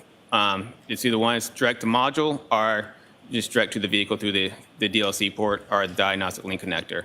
The direct to module, we don't use the direct to module if a vehicle had no power. Then we would have to go directly find the module inside the vehicle and go right to that specific module. But if the car has power, we would go right to the DLC port, which is the same port that you see when you're like a technician would do the diagnostics on a car. They would plug underneath the steering wheel, and then we'll get there, extract the information from there. Now, once that information is extracted, what, if any, training have you received in regard to reading or interpreting the data that's extracted from it? Yes, I've been certified through as a CDR analyst, and I've taken 2 classes on it now. Now, sir, turning your attention to February 1st, 2022, on that date, where, if anywhere, did you go in relation to your investigation in this case? I went to the Canton Police Department. Now, at some point prior to that, were you made aware, or did you do any research into sort of what the weather was like around the time? What was reported to you initially as around the time that the crash occurred? I reported that I know it was snowing and turned to a blizzard at the time. Now, initially on February 1st, 2022, where did you go? To Canton Police Department. Now, sir, at some point in time on that date, did you also have occasion to go to a residence or a street called Fairview Road in the town of Canton? I did. And specifically, there was a address that you were directed to, is that correct? That's correct. And who, if anyone, did you go there with? I believe it was one of the Canton police officers, Lieutenant Paul Gallagher, I think his name was. I met him there. And without anything specific as to what was told to you by Lieutenant Gallagher, what was sort of the purpose of having Lieutenant Gallagher there with you at that time? He was going to show me where basically the evidence that they have at that point was. Now, in addition to that, were you also able to, you're familiar with another specialized unit within the state police called the CERT team? I am. And at some points, did you have access to certain diagrams created by Lieutenant O'Hara within the CERT unit? Yes, I was. May I approach the witness, Your Honor? Yes.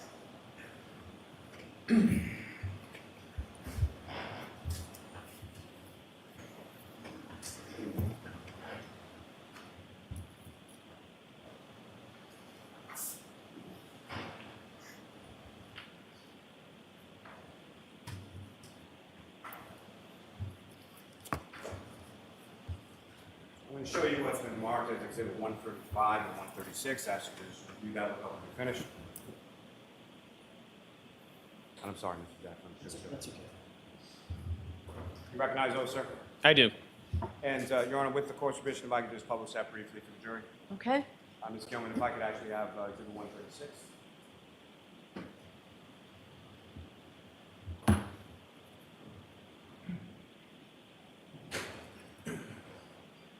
If you recall, do you recognize what's up on the screen as Exhibit 136? I do. And this is the diagram that you were able to view from the, created by Lieutenant O'Hara from the CERT team. Yes, it was.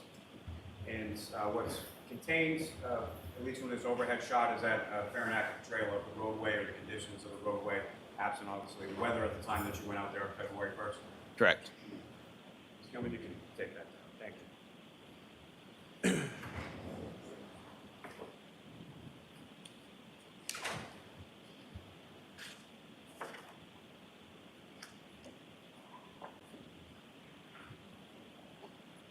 Sorry, forgive me, Your Honor, if I could just have 1 second. Sure.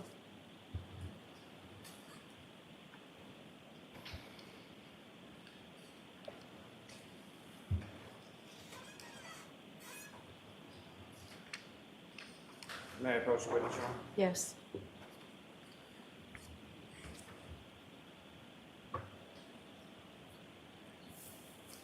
Sir, I'm going to retrieve that from you. I'm going to put 2 other photographs before you after they just look at those until we finish. Yep. And do you recognize those, sir? I do. And what do you recognize those to be? They are pictures that were in my report. They're Google images of the roadway. And one facing from the northbound direction, one facing from the southbound, is that correct? That's correct. Your Honor, may I approach? Yes. I'm going to see if you can introduce in the minutes the next exhibit. No objection. Okay. I'll need to,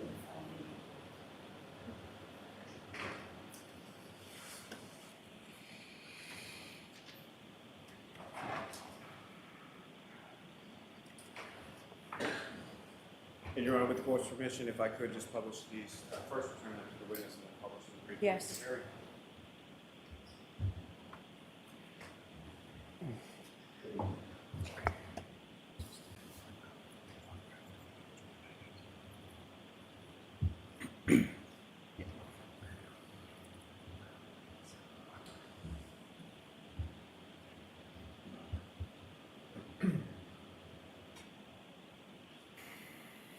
Trooper, directing your attention to the screen, what you have before you is that, what's up on the screen, excuse me, is that what you have before you now marked as Exhibit 582?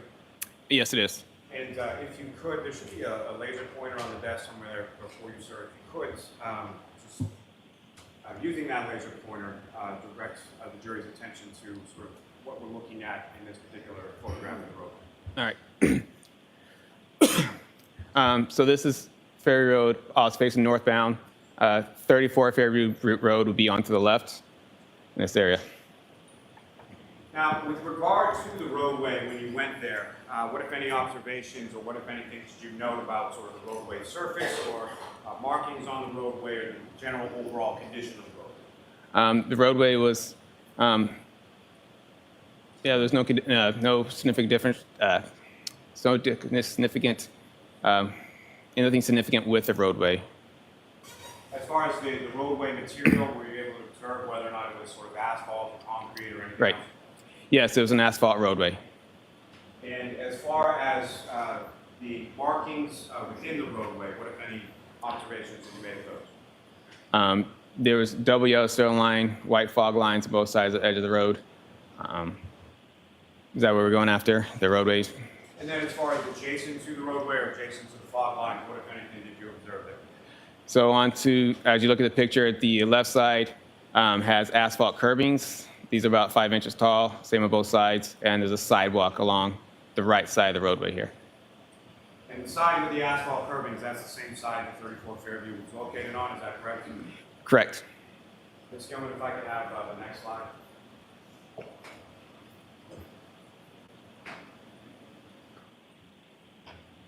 And Trooper Paul, if I could direct your attention to the next exhibit before you, I believe it's 583. And again, sir, what's up on the screen, is that what you have before you as 583? Yes, it is. And if you could, again, using the laser pointer, just briefly direct the jury's attention to what, if anything, you note as far as from this perspective. Yeah, so this is the southbound. 34 Fairview would be on the right side here. Ms. Gilman, you can take that. May I approach just to retrieve your arm? Yes.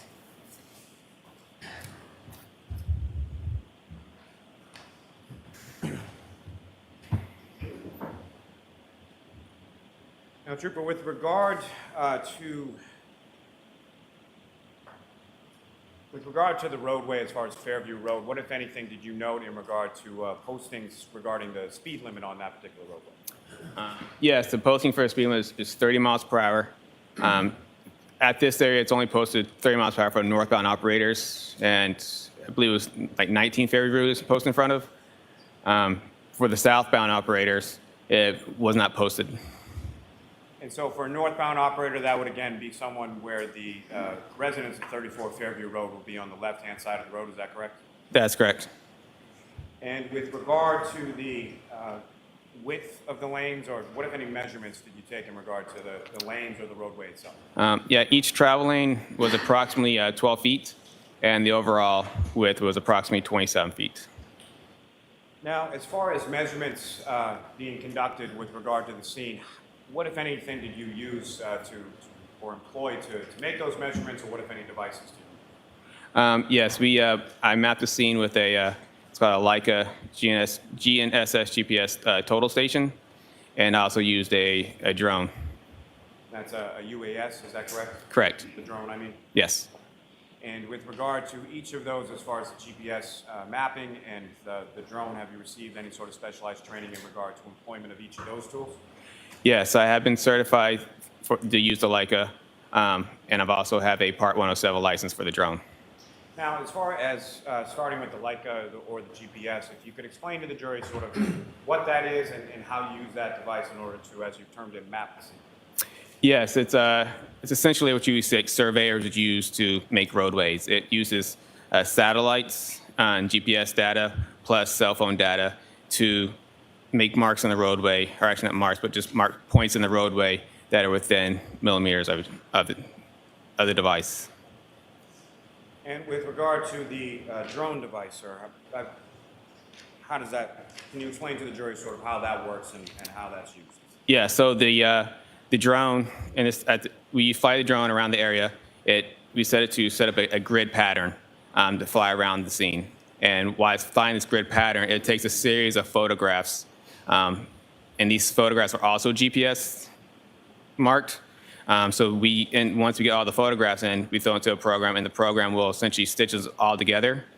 And then once we get that picture, we throw it into a diagramming system. And that diagramming system, have you also received training in regard to utilization of that diagramming system? Yes, I have. And the one that you're currently using within the CARS unit, what is that diagramming system or software called? It's IMS 360. And Your Honor, may I approach the witness? Yes.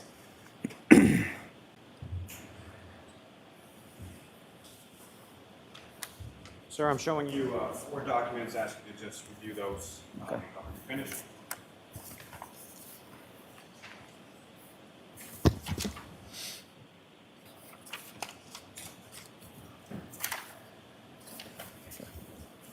And do you recognize those, sir? I do. And what do you recognize those to be? These are the diagrams that we print out through the program. And the last one is the drone image, is that correct?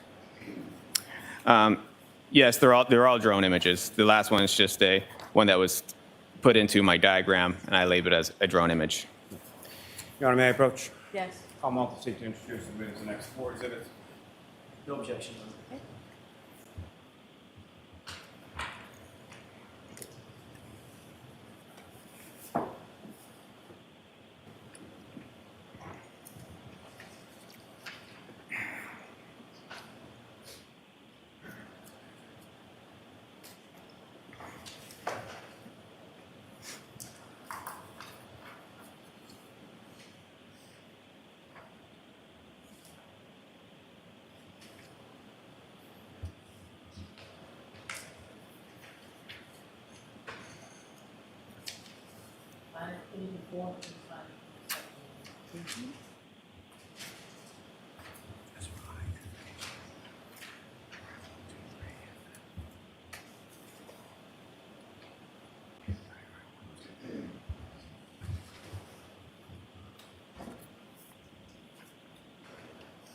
Yes.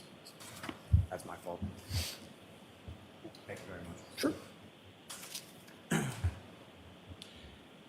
Now, Cooper Paul, are you familiar with the term, well, let me ask you this, in regard to the roadway itself, what, if anything else, beyond sort of lane width and overall width, what, if any, other measurements did you take there? So we took measurements for the evidence. Let me ask it this way, as far as with elevation or incline of the roadway, what, if any, measurements did you take in regard to that? Yeah, so we took the elevation and roadway measurements, or the elevation for the roadway. And where in relation to the residents at 34 Fairview did you take that? Sort of the entire street or just in the general area of that specific address? In the general area of that specific address. And from your measurements as far as, well, let me ask you this, how is a measurement regarded to elevation or incline? What kind of tool do you use for that? We have a level, the digital level that we'll place on the roadway, and we'll get a measurement from that. Now, with regard to the measurements that you took of the elevation or the incline in the roadway, anything, or what, if anything, of significance did you find from that? So this roadway had approximately plus or minus 1 to 2 degrees. So nothing significant, is that fair to say? Nothing significant, yes. Now, sir, through your training and experience as a crash reconstructionist, are you familiar with the term related to crash reconstruction called roadway evidence? Yes. And can you explain to the jury sort of what your understanding of that term is and what types of things could be termed as roadway evidence? Roadway evidence is anything that's related to the collision you're investigating at the time. It could be anything from vehicle debris, gouge marks, tire marks, anything that's related to a vehicle or whatever type of crash you are investigating. It could be vehicle or pedestrians. So any sort of anything from either the vehicle or pedestrian as well, is that correct? Correct. So pieces from a vehicle, holding items from a pedestrian, correct? Yes. Now, with respect to both your review of the CERT team diagrams as well as speaking with members of the Canton Police Department, were you able to then plot certain pieces of roadway evidence onto those diagrams that you that I just showed you a few moments ago? Yes, I was. Now, with reference to,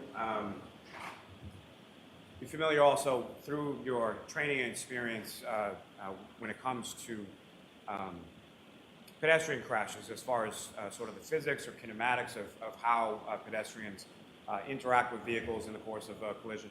Yes, I am.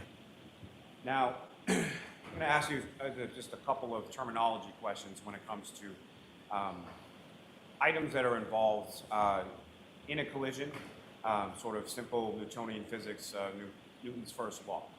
Can you explain what that is to the jury and sort of how that pertains to any collision between two objects? The first law? Yes. Yeah, that's when an object stays in motion or it stays at rest, will stay at motion or rest until acted upon by an outside force. Now, with respect to Are you familiar also with a crash reconstruction term called final rest? Yes, I am. And are there different derivations of final rest as far as controlled final rest versus uncontrolled final rest? Correct. And can you explain just first to the jury what final rest means in relation to crash reconstruction, and then what, if any, differences there are between a controlled final rest and an uncontrolled final rest? Yes, the final rest is what we use for describe the area where a pedestrian came to stop after the collision. It's immediately after the collision. This is where they first stopped, or a vehicle. Usually immediately after collision, it's where this vehicle first stopped. And a controlled final rest is when an operator actually controls the vehicle to the stop, and as opposed to the uncontrolled final rest is when there is no control. It's usually acted upon by outside forces that will control the vehicle or pedestrian to its final rest. And, Your Honor, with court's permission, if I could publish what's now been marked as Exhibits 584 through 587 for the jury. Yes. Ms. Gilman, if I could first have a diagram, please.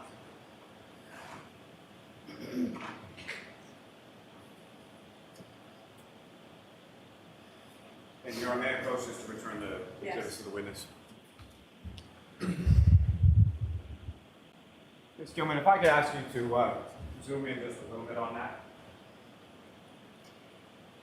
And now, Trooper, what you have up on the screen, is that what you have before you as first in that set of exhibits? Yes, it is. Now, using the latest report before you, if you could, I would ask you to draw the jury's attention or direction to what, if anything, of significance you have noted within this diagram one. Okay. Who use the pointer? Yes. Okay. So in this time, I labeled each part of evidence. So right here would be the pedestrian's final rest, and they're all, since there's so many put together, everything was labeled with a red arrow. That would be point to where the final rest is. And this is where a glass cup was found, and these are the red and clear plastic pieces. That's where they were found, and the pedestrian's shoe was found here. The smaller versions here in the light blue one's a fire hydrant, the flagpole. This is the label for the street 34, and also the street name Fairview Road here. Now,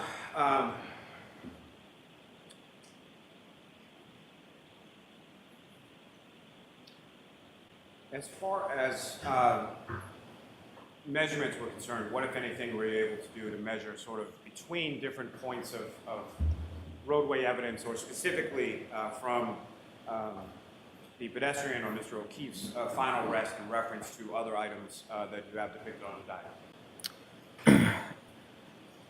So we're talking about on these diagrams, it's hard to see here, but it is a scale diagram. The diagram itself is scale. Once you put a roll up to the actual paper, it's scale. I've also have on here, sorry to see, but I think it's right here. They're called ground control points. They're little X's on the roadway. They're used for the drones imaging, and using the drone imagings will use those in order to help put all the pictures back together. At the time of this, I measured between each point from ground control point 1 to 2 and put it as approximately 50 feet.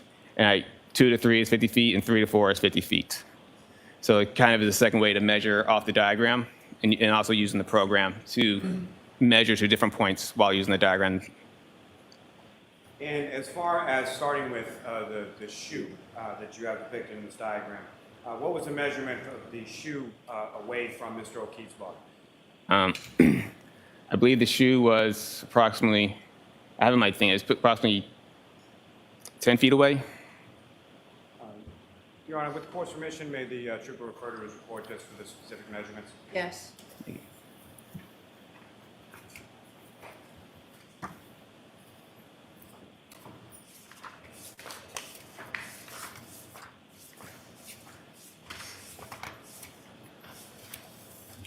Okay.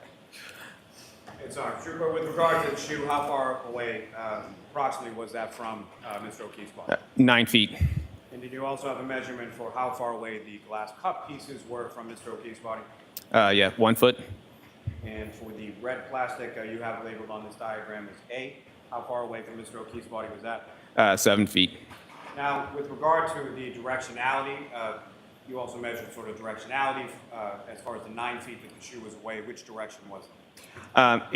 Each evidence was measured from the pedestrian's final rest. So the shoe was 9 feet southeast from the pedestrian's final rest. And if you could, using the laser pointer on the screen, as far as the directionality of sports, if you could first direct the jury's attention to where Mr. O'Keefe's final rest is, and then as far as the directionality of southeast from that, where is that? Okay. So right here, pedestrian's final rest. It's more right there. The shoe is right here, so it would be kind of southeast. I have an arrow pointing north to kind of give an extra. And the glass cup that was 1 foot away, in which direction was that? It was about 1 foot north. I think it was found like right next to him. So And the red plastic that you have labeled as A, again, that was 7 feet. In which direction was that, sir? that one was east, so it was right here. And as far as the clear plastic, what was the measurement and what was the directionality for that item, sir? 10 feet southeast, so about over here. And the red plastic that you have labeled on the diagram as B, how far was that and what directionality was that? That was 12 feet southeast, and that was found right here. Thank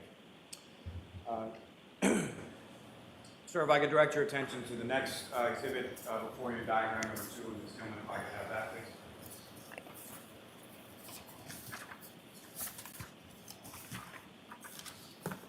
And sir, do you recognize what's depicted up on the screen? Yes, I do. And if you could, again, using the laser pointer, what, if anything, of significance do you observe in this particular diagram in reference to the roadway evidence?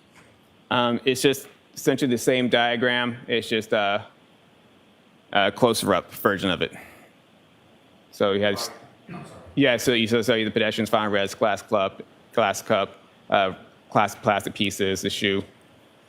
It's all still depicted in the diagram. And the red arrows that you had indicated, delineated, or depicted sort of from where the words are to where the items were, is that present in this diagram as well?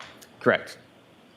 And if I could direct your attention to the next exhibit before you, and if I could have diagram 3, Ms. Gilbert. And again, Trooper, do you recognize what's up on the screen? I do. And if you could just describe to the jury, what are we looking at in this diagram?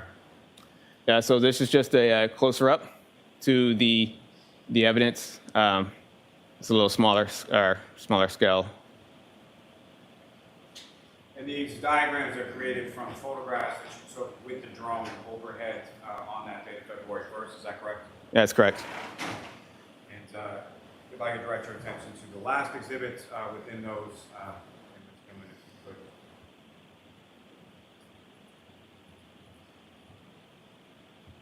and again, sir, if you could, you recognize what's up on the screen? I do. And could you describe to the jury, again, using the laser pointer, to delineate what, if anything, of significance you observed in this drone photograph and diagram you have on the screen? Yeah, so this is from my report. It's the same diagram. Has the same amount of evidence on here. There's a house. There's a light pole here.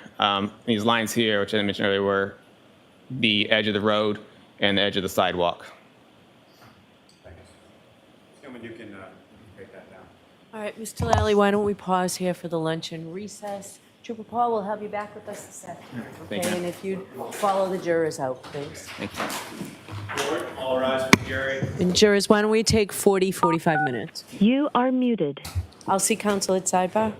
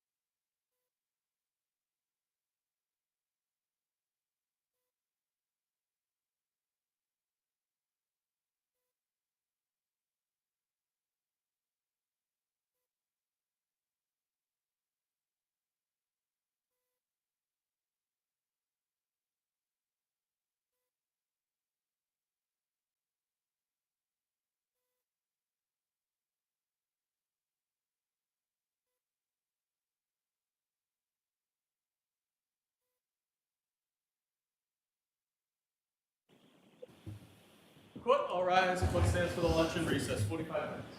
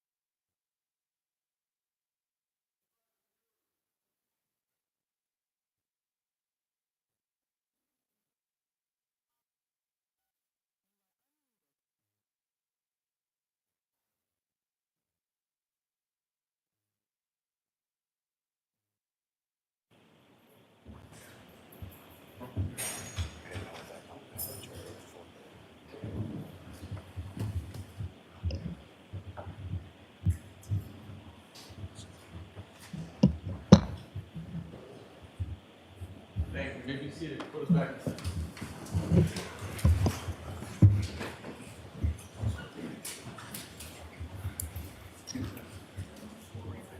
Just watch your step for me.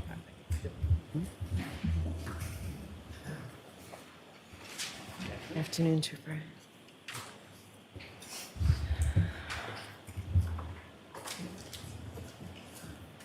All right, Mr. Lally, whenever you're ready. Thank you, Your Honor. Your Honor, with the court's permission, may we have Exhibit 587 back up on the screen? Yes. And Ms. Gilman, that's the drone image.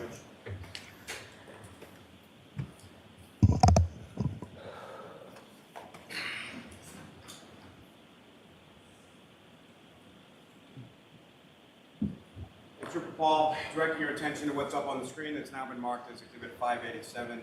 Again, this is the last in the set of 4 diagrams of drone images that I presented before you before, correct? Correct. Now, with respect to the evidence, specifically pieces of taillight that are depicted within this diagram, did you put every single piece of taillight that was recovered on January 29th within this diagram? No, I did not. Is it fair to say you did also not put every piece of taillight that you're aware was recovered over the course of this investigation and depicted in this particular diagram? That's correct. Now, with respect to this particular area of Fairview Road, understanding that you were there in the daytime, correct? Yes. However, when you were there in the daytime, what, if any, note did you take as to sort of overhead lighting or available sort of ambient street lighting in the area? Yeah, so on the top corner, I'll try to, right up here, there's a light pole right there, overhead light pole. And with relation to where you've marked as far as the final rest position of Mr. O'Keefe and the other areas of items of evidence that were recovered from the scene, was there any lighting in that particular area? There wasn't. Ms. Gilman, you can take that down. Mr. Officer, we can have lights back. Thank you very much, sir. Now, turning your attention, sir, back to February 1st, 2022. At some point, you were at the Canton Police Department, correct? Yes. And where specifically within the Canton Police Department did you go? To the back in the garage area. And within the garage area, what if anything did you do in the garage area? In the garage area is where we imaged the airbag control module. And so, I'm sorry, is it fair to say the vehicle, the defendant's vehicle, was located in that garage area? That is correct. And you imaged that vehicle, and what, if anything else, did you do with respect to that vehicle that day? At that point, we just analyzed the damage to the vehicle. Now, at some point,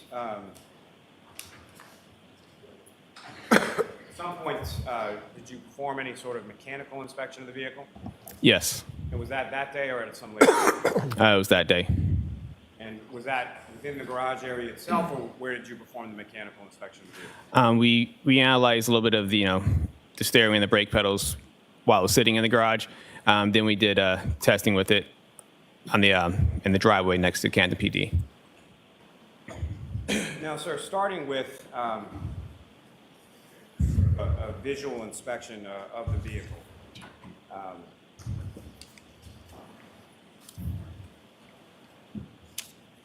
Your Honor, may I approach? Yes.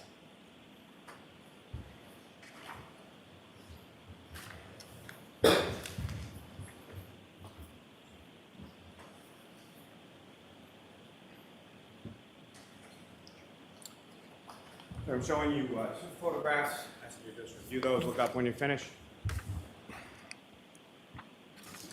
Yep. Do you recognize those? I do. And what do you recognize those to be? They are crime scene photos that I've attached to my report. Your Honor, the Commonwealth is seeks to introduce and admit as the next 2 exhibits. No objection, Your Honor. Thank you. Yep. Sorry. Thank you. 588, 589. Thank you. Your Honor, may I return those to the witness? Yes. And Your Honor, with the court's permission, the public- Yes. Thank you.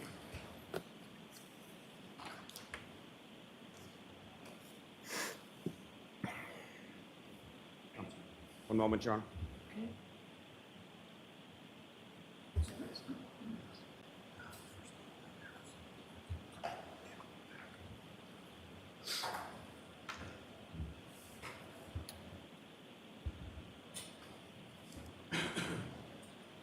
And Trooper Paul, do you recognize what's up on the screen right now? Yes, I do.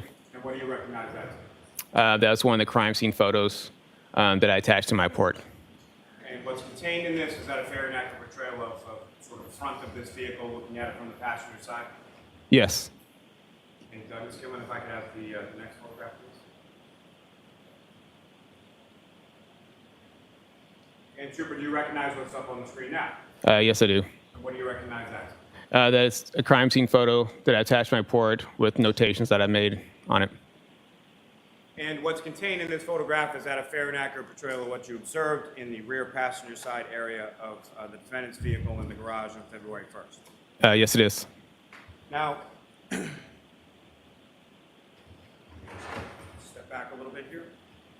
With regards to what you've noted within this, if you could, using the laser pointer before you, just direct the jury's attention to what, if anything, of significance you observed in your inspection of this area of the Lexus.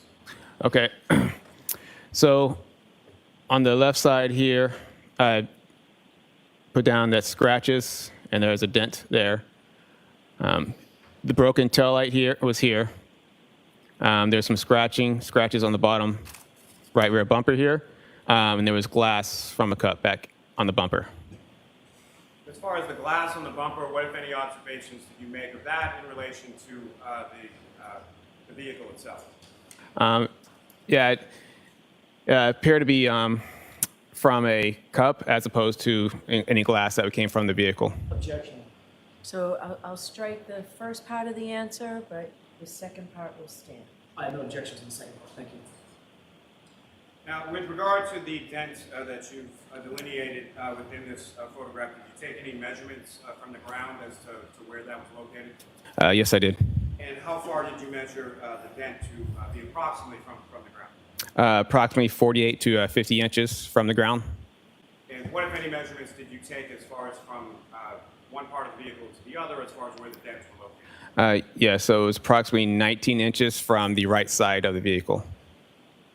Now, the scratches that you were talking about before, where were they in relation to the dent? Right above the dent. I can see right there. As my hand's shaky. Now, as far as you obviously also made observations of the driver's side taillight as well? Yes. And so, from what you observed of the driver's side taillight versus the passenger side taillight, what, if any, observations did you make as far as the color of the pieces that you found missing from the passenger side taillight? As compared to the left side of the taillight? Yes. So on the left side of the taillight, there was red and clear plastic pieces. Now, the scratch marks along the bumper, did you take any measurements with relation to them? Yes. And specifically, did you take measurements from the ground to where they were located? Yes. What did you measure those? They were approximately 27 to 28 inches from the ground. Thank you, sir. Ms. Gilman, you can take that down.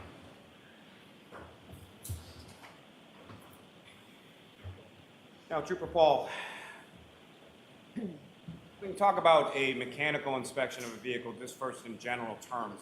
What is it that you're doing with respect to the vehicle in order to conduct that mechanical inspection? So when we do mechanical inspections, we are obviously checking the steering, make sure the steering moves properly, the brake pedals, make sure they are firm, make sure the accelerator pedal moves back and forth. Just generally looking at the tires, make sure there's no issues with the vehicle. And what, if any, observations did you make of the vehicle itself as far as any defects or anything to do with the braking, the tires, or any of the other areas that you inspected? We didn't observe any mechanical defects with the vehicle. Now, with relation to the weight of the vehicle, what, if any, analysis or what, if anything, did you determine as to the weight of the Lexus? The way the Lexus item was on an analysis was just based on I think I have the gross vehicle weighting for the vehicle.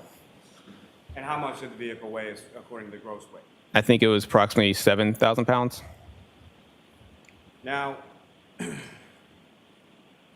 with respect to the lights of the vehicle and being the tail lights and the headlights, what, if anything, did you determine those to be as far as what type of lights were they? They were LED.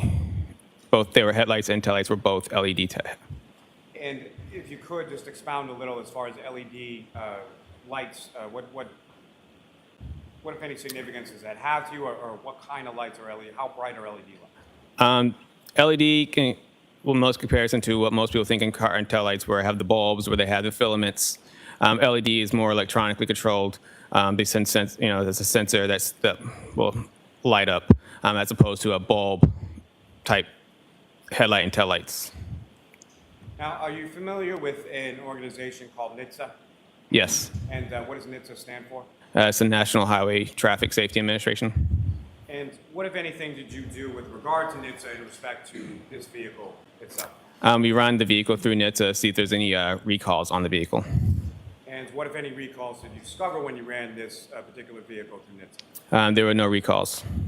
And to be specific, we're talking about this specific vehicle as opposed to just Lexuses in general, make and model, correct? Correct. Yeah, we put the VIN into the system, and it will tell you if this vehicle has any recalls to it.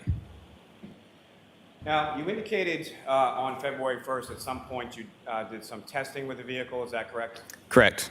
And where was that testing done, and what did it consist of? It was done in the parking lot of Canton PD on the same day. We did a forward braking test, a reverse braking test, and a reverse acceleration test.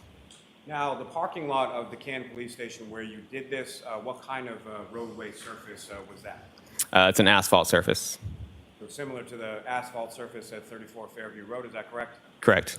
And what was the condition of the roadway as far as how dry or wet was the roadway when you conducted these acceleration and braking tests? It was wet at the time. And with respect to your understanding of January 29th, 2022, with the asphalt surface in front of 34 Fairview Road, what was the condition weather-wise as far as that roadway surface at the time of this collision? At the time of the collision? Yes. What I understand is it was snowy, so the asphalt road had been fairly wet from snow. Now, when you conducted these acceleration and braking tests with the defendant's vehicle, what, if anything, what, if any, tool or what, if any, implement did you use in the course of that testing? We use a device called it's called a V-Box. This one's a V-Box Sport. The device is attached to the windshield, and then it's also attached by an antenna that goes to the roof. And then basically V-Box, do you want me to explain what a V-Box is? Please. Okay. So a V-Box is just, it measures performance for the vehicle. It uses GPS data to measure the speeds and its location. Use that it'll give us how fast we were stopping, a drag factor for the roadway for that specific vehicle and type of road, and acceleration factors. So we attach that to the windshield, just kind of give me a way to check its acceleration, check its performance. And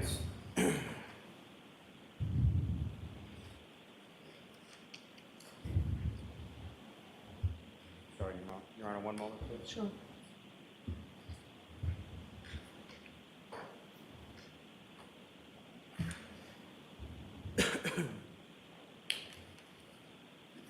So the V-Box is attached to that vehicle, so it's, what it specifically is it measuring? So yeah, it's using the GPS data to apply its location, and so it's measuring its speeds and using the speed and the location, putting that together. And once you use the app through the V-Box and set certain parameters as like you can go, I want 30 miles per hour, 20 miles per hour, 10 miles per hour, and it'll set your vehicle. So when you go to 30 miles per hour, it'll tell you what you're doing at 30, what you're doing at 20, what you're doing at 10, and then it'll know if you're doing braking or acceleration tests. And it'll use those numbers that you have to give you, your acceleration factor or braking factor for the vehicle. And so from the V-Box Sports device that you use, and you've received training as it applies to using that device? Yes, I have. And certification as well? It's usually just training on it. Now, with respect to the V-Box Sport as it's attached to that vehicle, that's measuring specifically from that vehicle with those tires on that roadway surface that day, correct? That's correct. Now, with regard to that testing on that day, you did some acceleration or reverse acceleration tests, is that correct? Correct. And how many of those tests did you conduct? 2. And with you describe to the jury sort of how you conducted those tests or what speeds you were using or sort of that process of the two reverse acceleration tests that you conducted that day? So the reverse acceleration test we conducted, we set the parameters up to, I believe, 25 miles per hour. So what we did is we try to come from a stop at 0 and then press the accelerators all the way about as hard as I could press it and try to go back and see how fast I can get to 25 miles per hour and see what the performance it did at that time. And what, if any, kind of data did you receive with the V-Box Sport using during those two reverse acceleration tests? It gave me an acceleration factor. It gave me its speeds and times and distances that it was at each location. And if you could explain to the jury, sort of when you say acceleration factor, what is an acceleration factor? It's just a number of how fast the vehicle could travel from an acceleration. And it could be a light acceleration to a medium acceleration, a hard acceleration. They all have a different number that you can use to kind of relate it back to what the acceleration is for that vehicle. And what was the acceleration factor that you were able to obtain with those two reverse acceleration tests? I believe this was I had 0.317, I believe. Now, during the course of those the reverse acceleration tests that you conducted on that day, what, if anything, did you know? Well, let me ask you this. As far as the operation of the vehicle, who is actually physically operating the vehicle? I was actually operating the vehicle. And what, if anything, did you know during your operation of that vehicle during the reverse acceleration test that you conducted? We also noted the accelerator pedal moved freely. There was no binding. There were no interference from anything on the floor. Nothing interfered with the accelerator pedal. It worked as it's supposed to. And when you're doing this reverse acceleration test, how are you, if at all, are you manipulating the steering wheel at all, or is it a straight line test, or how is the test, how is the vehicle directed during the test? So I try to keep it fairly straight. And when you accelerated in reverse in a fairly straight fashion with the steering wheel, what, if anything, did you note about that? They kept the vehicle fairly straight. It was fairly easy to keep control of. Now, in addition to the two reverse acceleration tests, what, if any, testing did you do with regard to reverse braking? Yeah, so we conducted two reverse braking tests. And again, similar, can you describe to the jury, this is also with the V-Box Sport attached, is that correct? Correct. So you're obtaining data from that as well? Yes. And during the course of the reverse braking test, what, if anything, first as far as data is concerned, how fast were these tests being conducted? What, if anything, was input, and what, if any, data did you receive from? Yeah, so the reverse braking one, we try to get up to about 30 miles per hour, and then once we get up to that speed, that's when we apply the brakes, try to brake the brakes fairly hard to try to get the vehicle to stop. And are you also familiar with the term known as a deceleration factor? Correct. And can you explain to the jury what that is? It's just essentially the opposite of an acceleration factor. This is a number for how fast the vehicle would slow down. And with regard to the deceleration factor from the two reverse braking tests that you conducted on that date, what, if any, figure did you receive from the instrument from the V-Box Sport?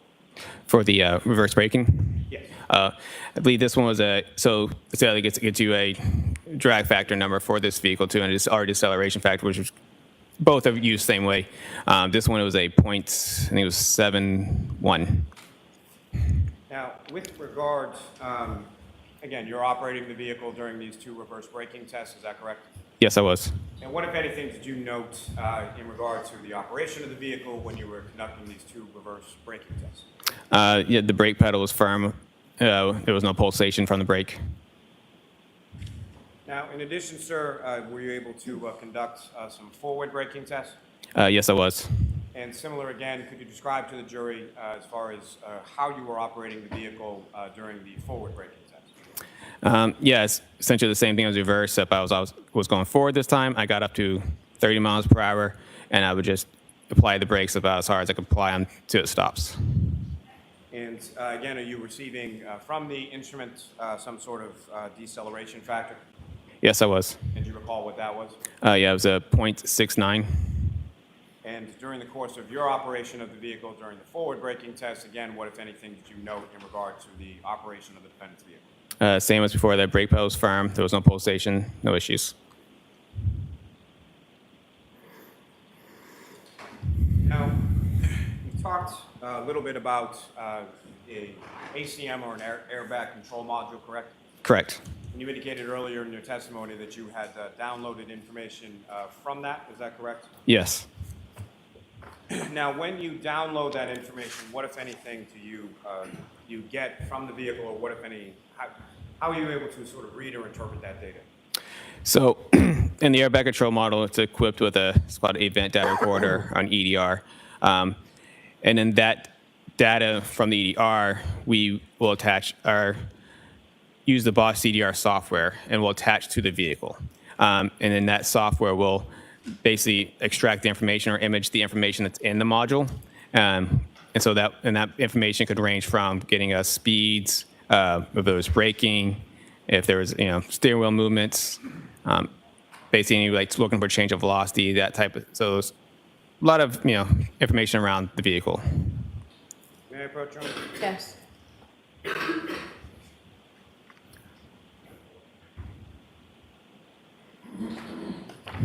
Showing you the documents, sir, 7 pages in length. Just ask you to review that when you're finished.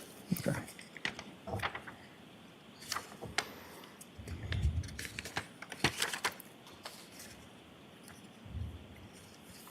Do you recognize that document, sir? I do. What do you recognize that to be? This is the document that gets printed out through from the airbag control model through the crash data retrieval software. Thank you. May I approach again, Your Honor? Yes. I'm up to seek to introduce and admit as an exhibit. No objection. Okay. Exhibit 590.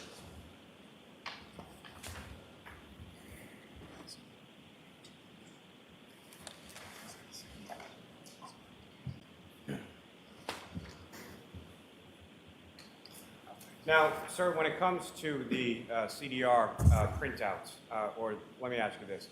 When it comes to the airbag control module, who is that designed to protect or to apply to in respect to safety measures with the vehicle? Applies to the occupants inside the vehicle. And this may sound a little terse when I say it, but essentially the airbag control module is typically not designed to protect people on the exterior or the outside of the vehicle, correct? Correct. Now, you've been involved in a number of crash investigations involving pedestrians, correct? Yes. And as far as this particular case, what, if any, sort of useful or significant information were you able to interpret or retrieve from the ACM? And this through the software, there was no data recovered or no events recovered. And when it comes to pedestrian crashes in general, and as far as there being no data in this case, is that something that's abnormal? It is not. And explain to the jury sort of why not. So what an airbag control module is doing, as it's running, it's constantly monitoring the vehicle. It's looking for like a sudden change of velocity, anything like a collision. So once it feels that sudden change of velocity, essentially will wake up and monitor the vehicle, see if there's people wearing seatbelts on, what's the speed of the vehicle, number of different things that it could look for. And all it wants to do is either do I deploy the airbags or do I tighten the seatbelts? So most motor vehicle crashes with a car-on-car crash, there will be a higher change of velocity. So that's usually kind of what it's looking for. Pedestrian crashes are going to, there's not going to be much change of velocity to the vehicle. That means when they both interact with each other, the pedestrian is not going to change that vehicle's velocity in such a quick manner as, say, two cars would strike each other. Now, with respect to crash reconstruction in general, are you familiar with the term called delta V? Yes. And can you explain to the jury sort of what that term means as far as what is a delta V and what is it measured? So that's kind of what I was saying about the change of velocity. It was a change of velocity. And I mean like change of velocity, like it's also going to be within a certain amount of time. So change amount of speed within a certain amount of time. So. And with respect to the vehicle as it applies to crashes or collisions involving pedestrians, and I think you've said a little bit about this, but what, if any, impact on the velocity of the vehicle would striking a pedestrian typically have? Very little. Now, specifically when it applies to pedestrian collisions in general, are you familiar with the concept of linear momentum? Yes. And can you explain to the jury sort of what that is and how it applies with pedestrian crashes in general? Linear momentum. Momentum is essentially when two objects interact with each other. They come in with momentum and they leave with momentum, with essentially the same momentum. And linear momentum just means something that's in line with each other. Now, as far as we talked a little bit earlier in your testimony about roadway evidence, when it comes to your experience with pedestrian collisions, what, if any, relationship does that linear momentum have in relation to roadway evidence that you would expect to find at a scene of a pedestrian collision?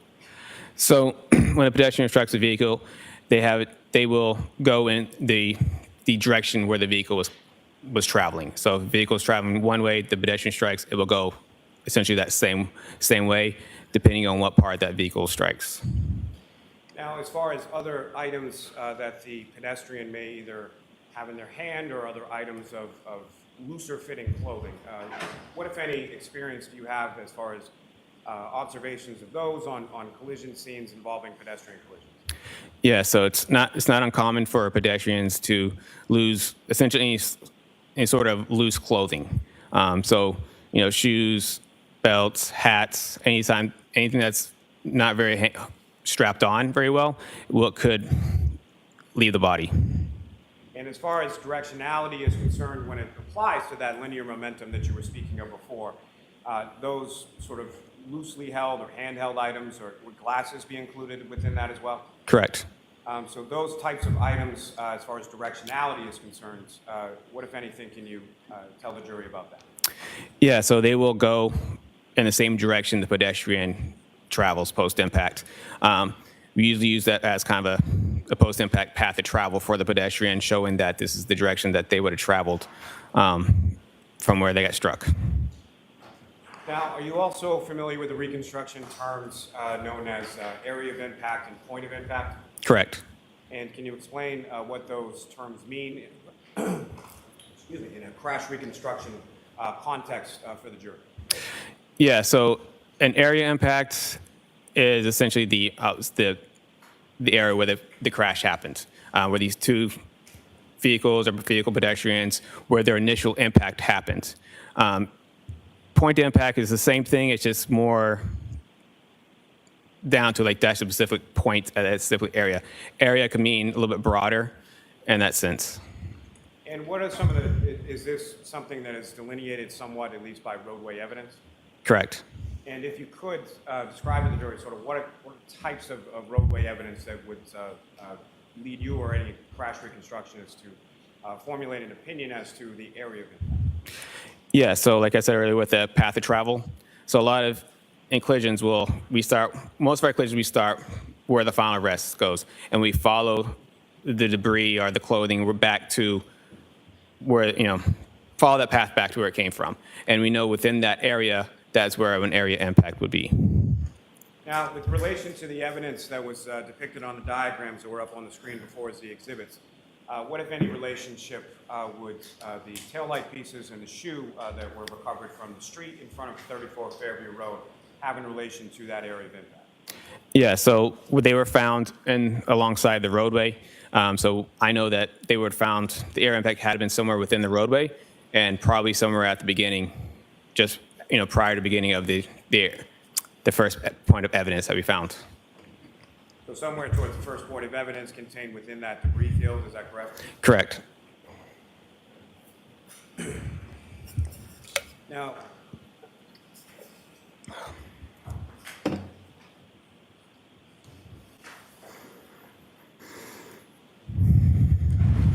could have one moment. Yes.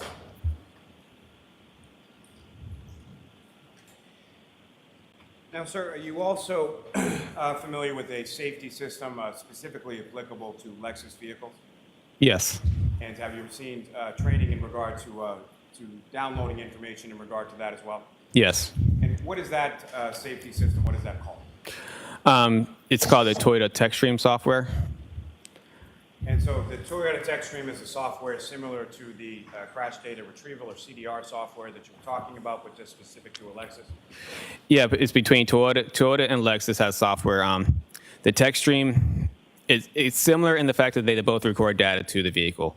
TechStream was created by Toyota for their technicians to diagnose vehicles and use that information to help, any kind of mechanical issues that they would have with the vehicle that they can do when you bring your car to them. They can look at the TechStream and just kind of find out what caused the mechanical issue. Now, with respect to the Toyota TechStream data that's available, what kind of data are we talking? So TechStream, yeah, they obviously the diagnostic stuff, so they're looking for any engine defaults and everything else. But they also have what's called a vehicle control history in it. Sorry, I missed that. Called what? A vehicle control history. Thank you. And the vehicle control history it's basically monitoring people's driving behavior. So it has certain, they call it triggers that they have listed. And when those triggers are met, they will record data related to that trigger. And what type of data, in general terms, what type of data are you able to recover through the Toyota TechStream tool from the vehicle control history? Yeah, so that each trigger, you can record, it's the same as you get your speeds, brakes, if the accelerator pedal's on, look for steering wheel angles, engine RPMs, all the information that you have related to vehicles. Now, in addition, is it possible with vehicles that have, some vehicles made that are accessible through this Toyota TechStream, including Lexus, which I should say, I'm sorry, so Lexus is manufactured by Toyota, correct? That's correct. So in some vehicles, Toyota or Lexus vehicles are made by that manufacturer, are equipped with camera systems, is that correct? Correct. And again, in general terms, what, if anything, in relation to the camera system is it possible to collect from the vehicle control history? The camera systems in certain vehicles can record photos, like little grainy black and white photos. And were you able to recover any black and white photos or photos of any kind from the defendant's vehicle in this case? I was not. Now, with respect to the sort of physical process of the downloading using this Toyota TechStream tool, can you explain to the jury sort of how that's physically done or what you're doing to the vehicle in order to download that information? The same process, just different software as we would for the airbag control module. As I said before, we plug into the DLC port and then open up that software program, and we follow the steps, and we extract the information from the vehicle. Now, the extraction of the Toyota TechStream data in this particular case, when was that accomplished? For this one, I believe it was February 2nd, 2023. So a year and a day after you had conducted the braking and acceleration test and inspected the vehicle in the Canton Police Department garage? That's correct. And so as far as the timing of that being February 2nd of 2023, why was that?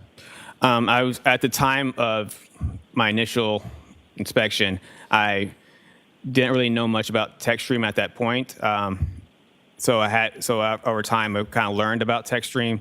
And so once I learned about it, and I thought, is this relevant to our case? And I looked more into it and found that it is relevant. So. And the Toyota TechStream, as far as that applicability or that tool, is that a relatively newer tool in the area of crash reconstruction? It is getting fairly newer, as in it's getting spread out. It's getting bigger.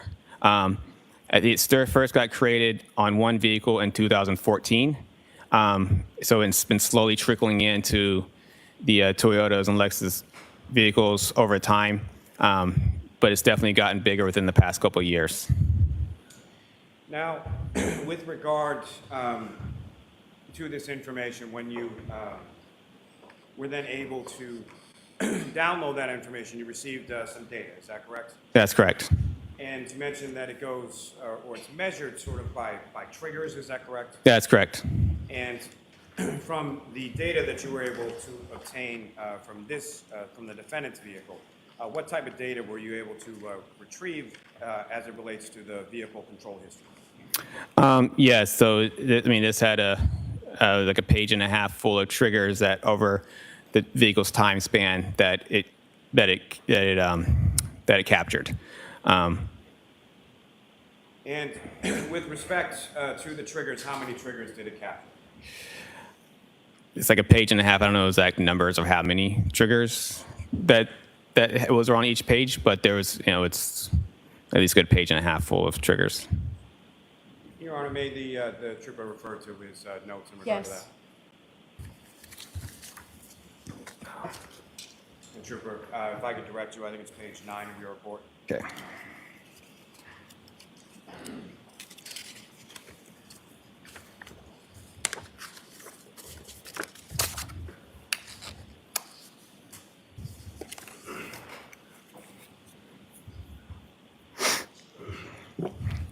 And how many triggers was it, sir? Can we count them? Does he have to count them, Mr. Lally? No, I don't think he has to count them. Sir, if I could direct you to paragraph 23. Oh, yeah. So 22 separate triggers. Those are so in my report it says 22 separate triggers that occurred on odometer mileage 12665 to 12666.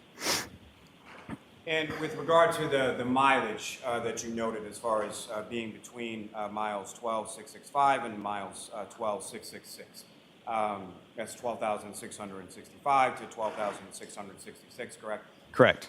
And what was the mileage that you observed on the vehicle at inspection? 12,665.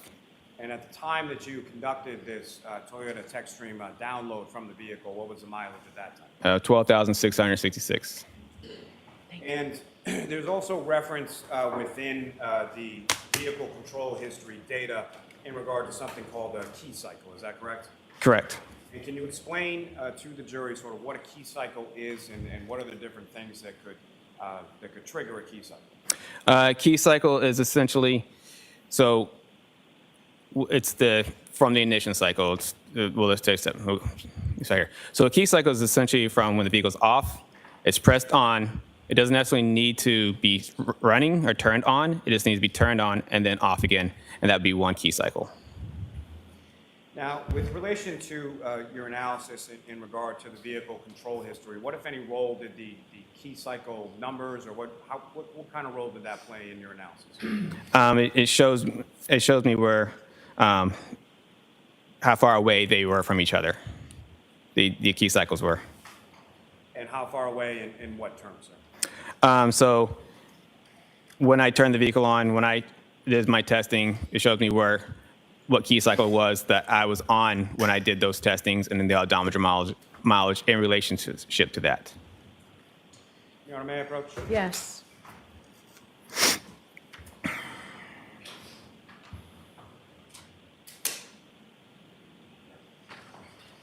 Sir, I'm showing you a document. Just ask you to look at that. Look up when you finish. Yeah. And do you recognize that, sir? I do. And what do you recognize that to be?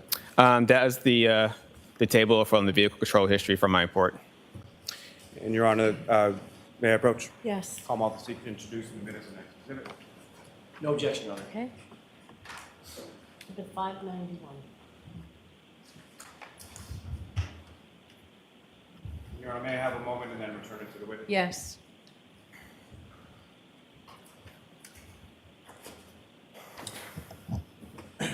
Your Honor, with the court's permission, if I could ask to publish this for the jury.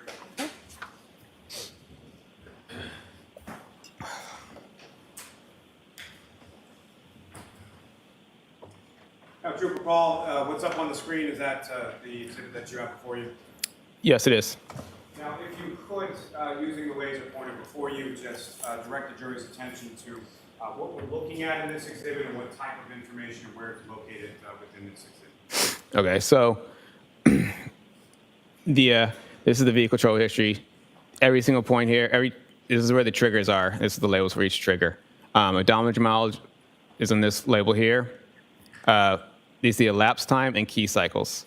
I have noted through arrows here, these were when the vehicle was with us, and a lot of this is related to my testing with the vehicle.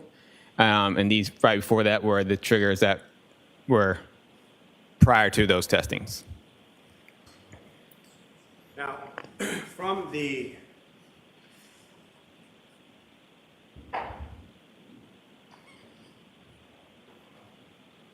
within this table, sir, there are 2 triggers recorded at odometer mile 12,629. Yes. And what's the key cycle associated with 12,629? 1,162. Now, these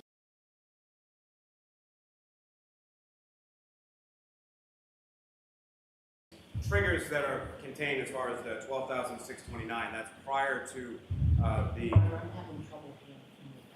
Okay, you have to either come closer or speak up even louder, Mr. Lally. I will speak louder. Your Honor. There's no microphone near you. That's the problem for the court reporter. My issue is, Your Honor, there's no light over here. All right, so let's turn the light on and then you can ask your question, then we'll turn the light right back off, please, Hunter. Thank you, Your Honor. My apologies. So that odometer mile, as far as 2 triggering events, at 12,629, correct? Yes. And that occurs prior to the 12,665, 12,666 during the course of your braking and acceleration test, correct? Correct. And the mileage difference between those two, did you do that math? Yes. What was the mileage difference between the two? 36. And how many key cycles were different between your testing and that odometer reading of 12,629? 2 key cycles. Now, as far as the, what if any information did you have and where did you get it in relation to the defendant's vehicle's path of travel prior to those odometer readings that you noted when you did your braking test? Yeah, so yeah, I was told that where she traveled afterwards or prior to that, I was noted their locations, and I used those locations through Google to get a mileage for them. May I approach, Your Honor? Yes.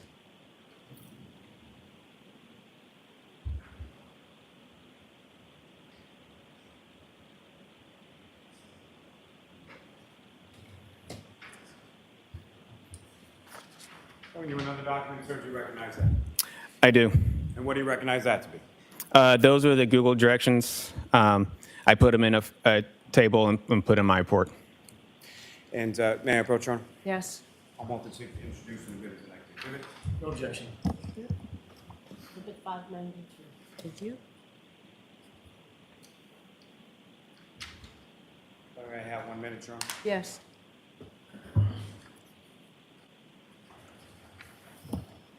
May I return it to the witness, Your Honor? Yes. And Your Honor, with the court's permission, if I could publish it to the jury. Okay.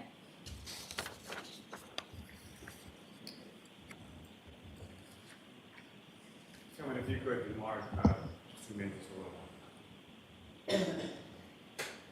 Now, Trooper Paul, do you recognize what's up on the screen as the next exhibit before you? Yes, I do. And these are, again, if you could explain to the jury sort of what we're looking at here and how you came to these mileage tools. Yes. So when I got the directions, it showed that we got from 34 Fairview Road to 1 Meadows Ave. And when I put that address onto Google, it gave me suggested routes. So I put each suggested route on there and the time it took. So I did that with every direction from 1 Meadows Ave to Waterfall to 12 Country Lane, and 12 Country Lane to 1 Meadows Ave, and then 1 Meadows Ave to 345 Country Hill Drive, North Dighton. So I did that for every single one and find suggested routes, so which is labeled in all these boxes here. And then at the bottom here, I did a total distance, and I did a min and the max distance of, and the minimum was 36.1, and the max distance of 38.8. All right, so I'm going to ask you to take that down for a minute, and I'll see counsel at sidebar, please.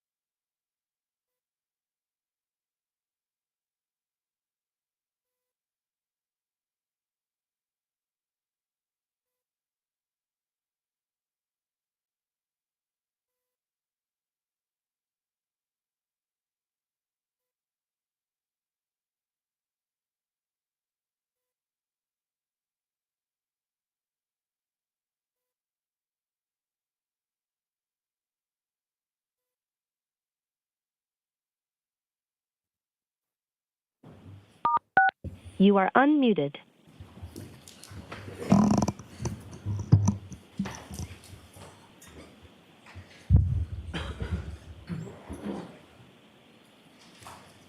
Now, in addition to those distances there depicted in that exhibit, sir, have you also looked at a mileage or distance between, I'm sorry, the first up there was as far as 34 Fairview Road to 1 Meadows Avenue, is that correct? That's correct. And that gave you sort of 3 different routes of travel, is that correct? Yes, And the minute of the max was 2.2 to 2.6? correct. Now, if you were to add that as an additional sort of distance traveled to the 36.1 to 38.8 that you had calculated, how much of a difference does that make? Between the two min-maxes, Yes. only 2.7. And as far as your analysis that we're about to discuss, adding in that approximate 2 points, whatever miles, how much of a difference does that make to your analysis and ultimate conclusions in regard to the VCH or vehicle control history data? As we're going later, but so the 36 is just within the realm that she could have traveled 36. The odometer mileage is odometer mileage, so 36 is 36. That's what's on the vehicle. So within the realm of possibilities that the vehicle could have traveled 36 miles after the 2 triggers that are in this vehicle. Now, with respect to that minimum and max as far as the 36.1, 38.8, what, if any, relationship does that have to the difference in the odometer readings that you observed between when you conducted the braking test and when you observed these 2 triggering events that you were talking about at the earlier mile? I said no difference. The odometer mileage is the odometer mileage is 36. And so I guess what I'm asking, sir, is the 36 miles, is that within the range of the 2 triggering events that you were just talking about? Yes, it was.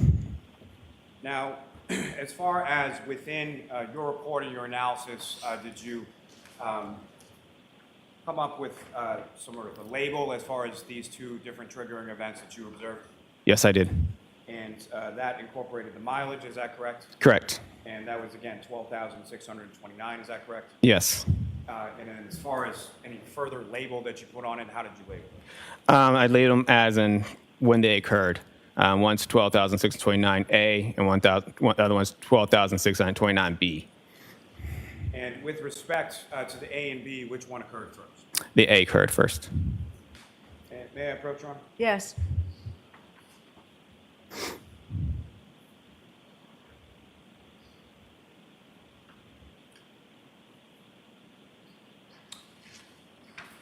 First, showing you another document, asking you to just review that before we finish. Okay. And do you recognize that?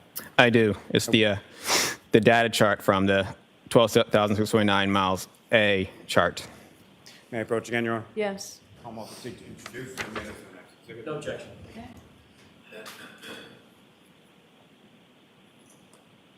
Exhibit 593.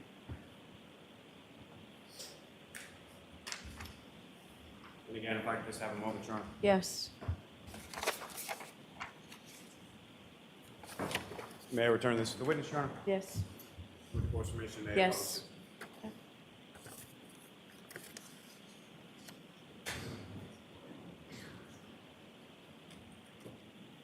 Okay, sir, with the document before you, what's now up on the screen, do you recognize that as what's now been marked as the next exhibit? I do. And if you could describe to the jury sort of what these rows indicate as far as what information is there, and if you could, using the laser pointer, direct the jury's attention to what, if anything, of significance you observe in this as far as 12,629 miles A. Okay. So each row, starting from the top, is the vehicle control history time, which is the time that's recorded in the module itself, or in the software that gets recorded as each time, and it's recorded as seconds. This time is the time from the start of the key cycle. So it starts off with 652.8, and each one is incremented in approximately half-second increments up to, let me show it, right here where the trigger, this is what's called where the trigger happened. So right here is where it kind of goes from 4.5 to 4.6, and then goes up to 5. Then everything after that is about half-second increments from each other. Recorded 10 seconds of time, which is labeled in this one total time of 10 seconds. And I'll just put time from trigger, just kind of label it back to, here's the trigger right here, and that's the time between each one. Sorry if I can read this right. So and right here, this is the vehicle speeds. The blue is just labeled because that's the speed. Zeros are labeled as a light blue is 0. So if I could read this. So it starts from, shows that the vehicle is traveling at 9.9 miles per hour. It's slowing down to about 0 right here, and then stops for that time, and then increases back, speeds backs up to. It goes up to 6.2, and then slows back down to 0, and then back up to 1.7 to, I think it's 8.7. If I can read that right. And next below 4 is just miles per hour to kilometers. This is the accelerator opening ratio, which is really where this trigger comes from, because the trigger is labeled as the accelerator pedal opening angle is medium to higher immediately after shifting to reverse. All right, they label it as R. If I could stop you there just Yep. for a second, sir. As far as the accelerator pedal opening angle, Correct. can you explain to the jury sort of what that term means and how that relates to sort of the operation of the vehicle? So the accelerator pedal is, the part where everybody puts the foot on and gets the vehicle to go. So the pedal, so this is what's showing how far the pedal was actually pressed by the operator of the vehicle. And that gives you a percentage of that. So if it was, zeros not pressed and 100%, it's all the way down. So they label the trigger, I think 30% is medium to higher. In this way Toyota labels it. So then that's where you'll see the trigger is around 31.5%. And it also shows start from the beginning, goes from 0 and increases up to 50.5%. And that's 5 seconds. That's only, a little over a second past the trigger. And so up to 50% and then back off, and then back onto the accelerator again, up to 34%. Now, as far as this data is concerned for the VCH data from the Toyota tech stream, what, if any, information are you able to glean as far as directionality, as far as forward, reverse, left, right, things like that from this data? So on this label right here, so it shows the shift position signal. 1 is forward and 2 is reverse. So this right here is showing the vehicle was in drive and going forward, and then the vehicle got shifted into reverse, and then back to drive again. Now, from your experience and from your training when it comes to interpreting this type of data, do you have any opinion as to sort of what type of maneuver or what type of actions the vehicle was taking during the course of this triggering event? Yes, this appears the vehicle was slowing down and making a U-turn. Because also the other thing into it, it shows steering signal. And the steering wheel still showed that she was driving left and then right and the back left again. And also when she's on the brake switch. Thanks. Ms. Gilman, you can take that down. And Your Honor, may I approach? Yes.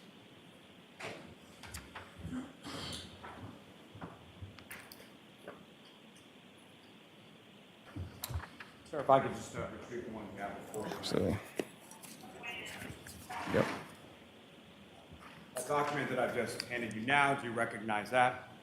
Yes. And what do you recognize that to be? It's the one, the 12,000, the data chart from my report as labeled as 12,629 miles B. So that's the second triggering event within this same mileage reading on the odometer, same key cycle? Correct. Okay. Your Honor, may I approach? Yes. Come on, seek to introduce the minutes of the next exhibit. No objection. Okay.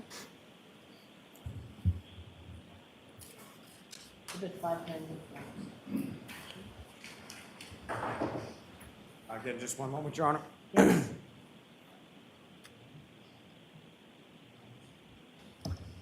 May I approach the witness? Yes, and for the sake of taking the best use of our time, if they're in evidence for the rest of this afternoon, both of you can then just ask to, just go ahead and put them up and not ask for permission Thank this you, Your time. And Ms. Gilman, if I could.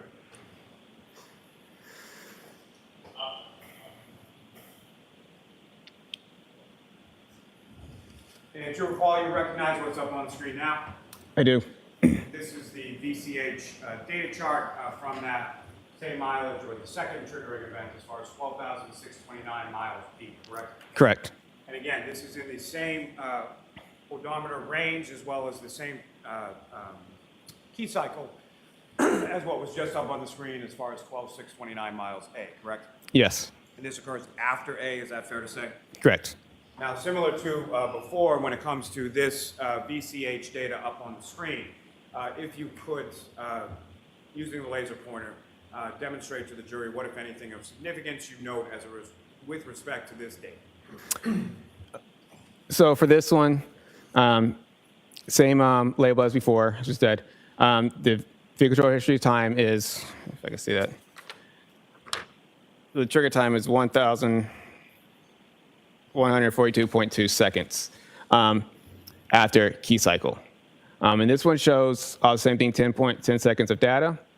And what's good, so the vehicle speed on this one shows that she's slowing down. I think it's 13.7 miles per hour and gets down to 0.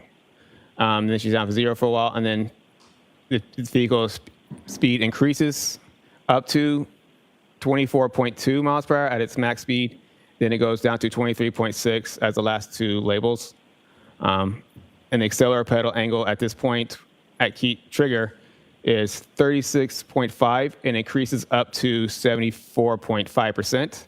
And it stays around 74.5%, 74, 73.5, and 74. Now, that 74.5% as far as the pressure being applied to the accelerator pedal, correct? Correct. And with respect to that 74.5, that's about 3/4 down, is that correct? Yes. Now, with regard to this data from 12,629 miles B, what, if anything, are you able to tell from this data as far as when that occurred in relation to 12,629A? So they occurred about approximately 8 minutes. So 1269A occurred 8 minutes prior to the other one, and they both occurred within on the same odometer mileage. Now, with respect to the duration of the data that you were able to obtain from this one, specifically 12,629 miles B, what kind of duration of data are we looking at in this particular table or chart? Say that again. How long a period of time does this depict? So this is from the start of key cycle, or this whole just this one? Just this one. Okay. So this is 10 seconds of data. And with respect to that 10 seconds of data, as far as the 24.2 miles per hour, when does that occur within the 10 seconds of data for this particular event?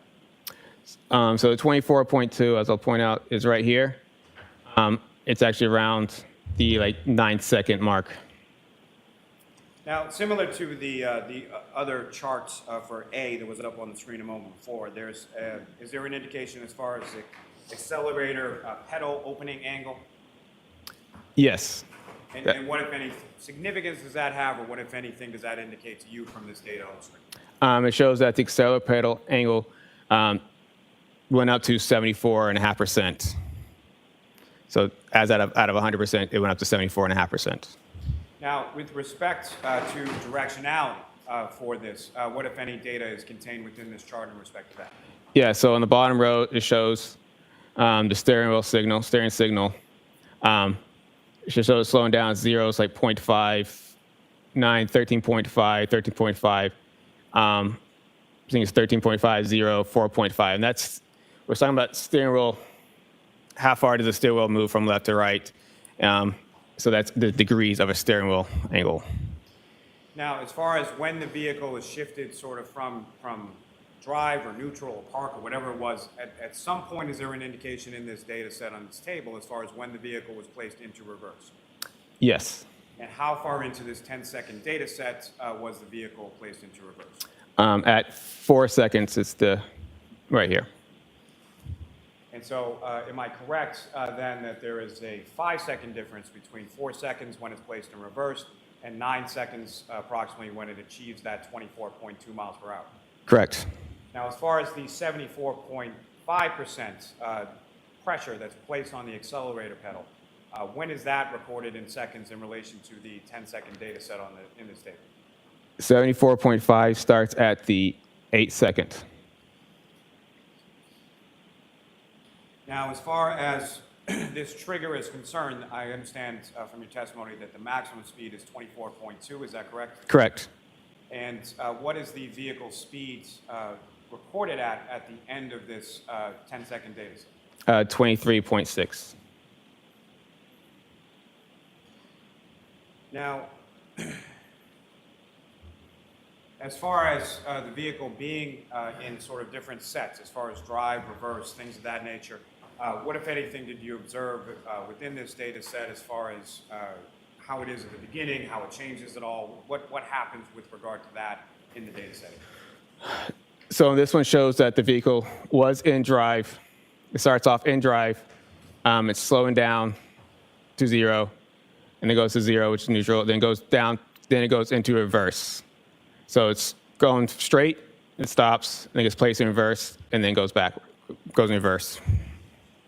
Now, as far as the reverse is concerned, you indicated there's also some steering angles that are recorded with this data. Yes. And what, if anything, was recorded in this 10 seconds of data? Specifically, I'm asking from the time that it goes to reverse to the end of the set, the end of the data set. What, if anything, do you observe with reference to the change in the steering angle of the steering wheel? It does not change much. It's only 13. I think the far it goes is left is at 13.5%. So that's only, I mean, if a steering wheel is a circle, the whole circle is 360 degrees. So 13.5% is only, and it's still fairly straight in the vehicle at 13.5%. So from this data, this vehicle is backing up in the manner of about 5 seconds or so, in a fairly straight line, and achieves a maximum speed of 24.2 miles per hour, correct? Correct. And even at the end of this data set, the vehicle is still traveling approximately 23.6 miles per hour? Correct. Now, as far as the small deviations in the steering that you were testifying about, based on your training and experience, what, if anything, would cause that? Well, the steering wheel was obviously caused by operator traveling only a small amount, about right, and up to here. So it's only just operator steering at those small deviations. Your Honor, may I approach? Yes. Let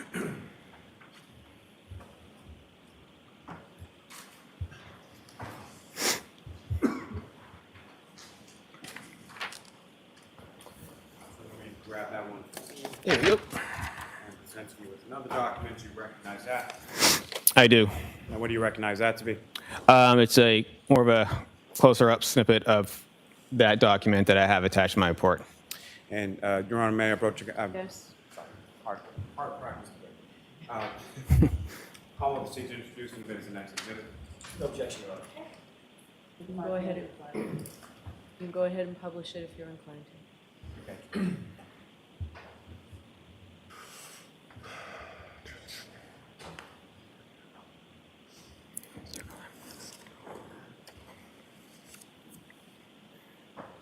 To recall from what's depicted up on the screen as this next exhibit, if you could, using the laser pointer, just direct the jury's attention to what, if anything, of significance you observe in this portion of the data set. Yeah, so I circled in here the drop from 24.2 to 23.6, and also the steering wheel signal went from a left at 4.5 to a right 4.5, so positive to a negative. And also the same thing with the solar opening ratio kind of stays consistent at 74%. May I approach again, Your Honor? Yes.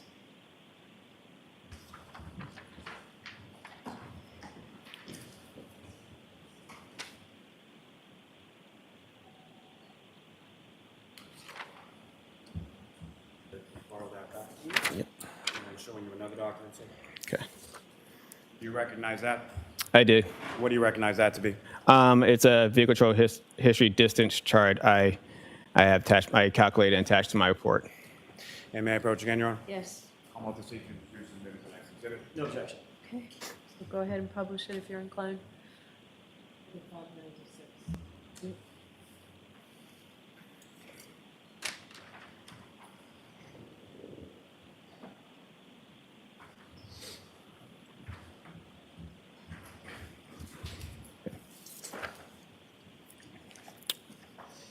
Paul, do you recognize what's up on the screen? It has now been marked as Exhibit 596. I do. And again, if you could, using the laser pointer, let me ask you this first. As far as this table and this information up on the screen, I should have asked you this before. How was this table created, and what, if anything, does this illustrate? Yeah, so this illustrates from the chart of 12,609B. I started from when the vehicle was placed into reversed, and when it immediately goes from 0 and travels up to 23.6. Just that's like the last part of that last chart we had. And what, if anything, were you able to do as far as distance travel, and how were you able to determine that? So I used the spherical speeds and the time, and calculated a distance that the vehicle traveled during this time. And as far as the total distance traveled from the 0 to the 23.6 at the end, what was the total distance there? 97.35 feet. And with respect to the vehicle's maximum speed, as far as 24.2 miles per hour that's recorded within this data set, how much distance had the vehicle traveled prior to achieving that 24.2 mile per hour? 62.51 feet. Thank you, sir. May I approach this to retrieve, Your Honor? Yes.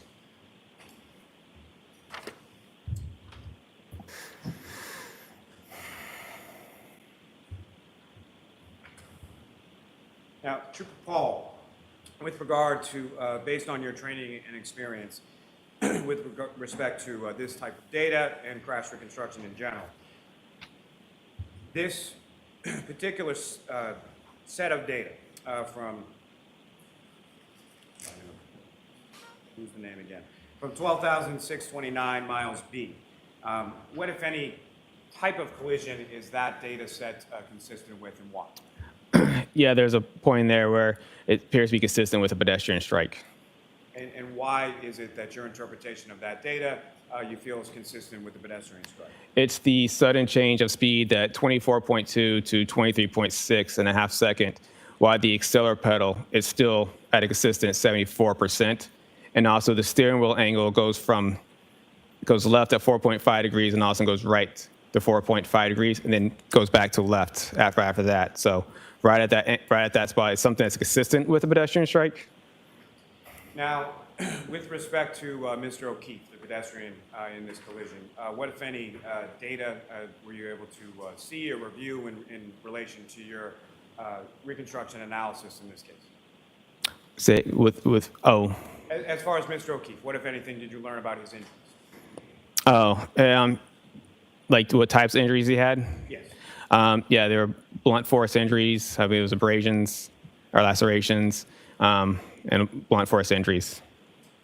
And the injuries that you observed or that you were informed about, you learned this from the medical examiner, is that correct? Correct. And with respect to the injuries that Mr. O'Keefe was recorded as having sustained, according to the medical examiner, what, if any, relationship did those injuries have to you in relation to a pedestrian collision? Sorry, say it again. As far as the injuries that you were informed by the medical examiner that Mr. O'Keefe had sustained, Yes. what, if any, relationship did those injuries have in relation to a pedestrian collision?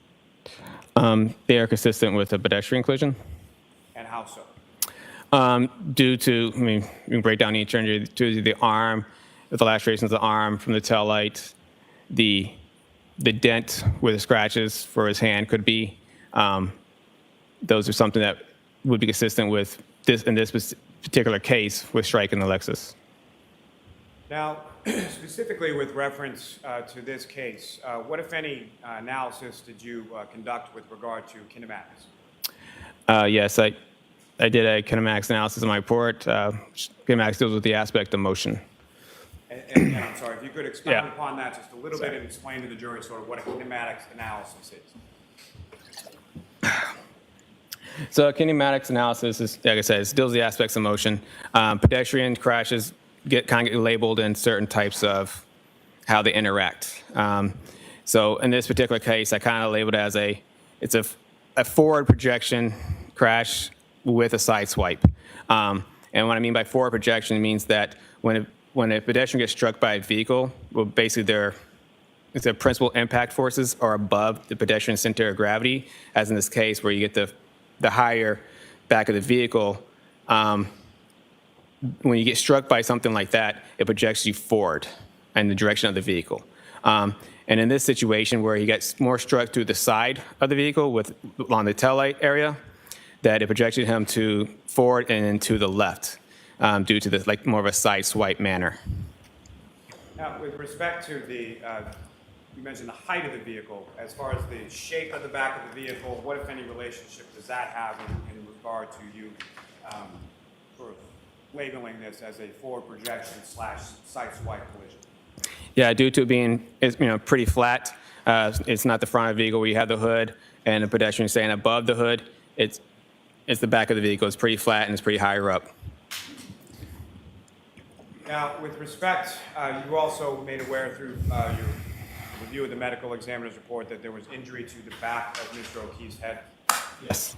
And based on your training experience in particular to pedestrian collisions, what, if any, significance did that have in relation to your opinion as to how Mr. O'Keefe interacted with the defendant's vehicle?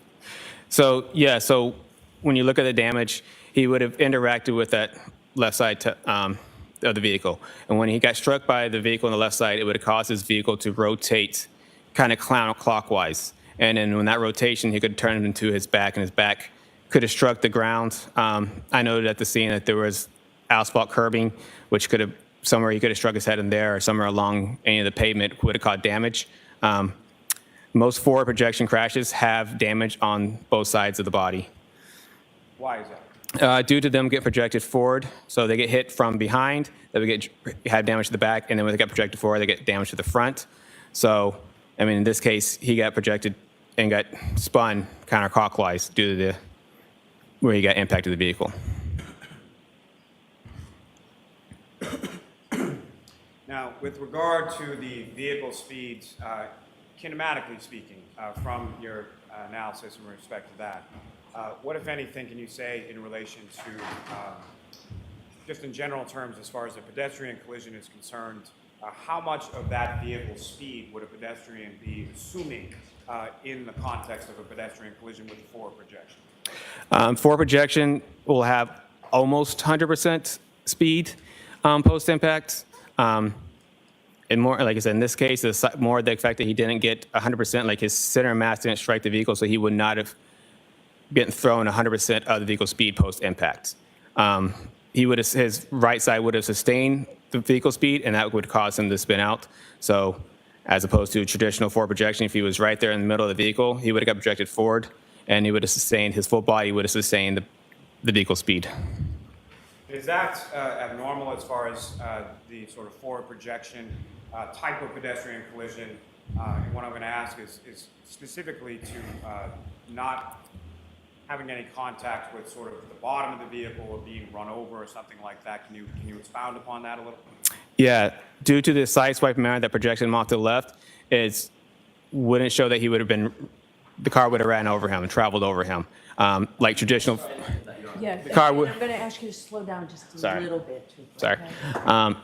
Yes, so due to the situation in this scene where he got projected to the left and body rotated, it would have rotated away from the vehicle, and his body would not have traveled under the vehicle, as you do in a lot of traditional forward projection crashes. The vehicle would get tracked forward ahead of the vehicle, and that vehicle could possibly travel over that pedestrian.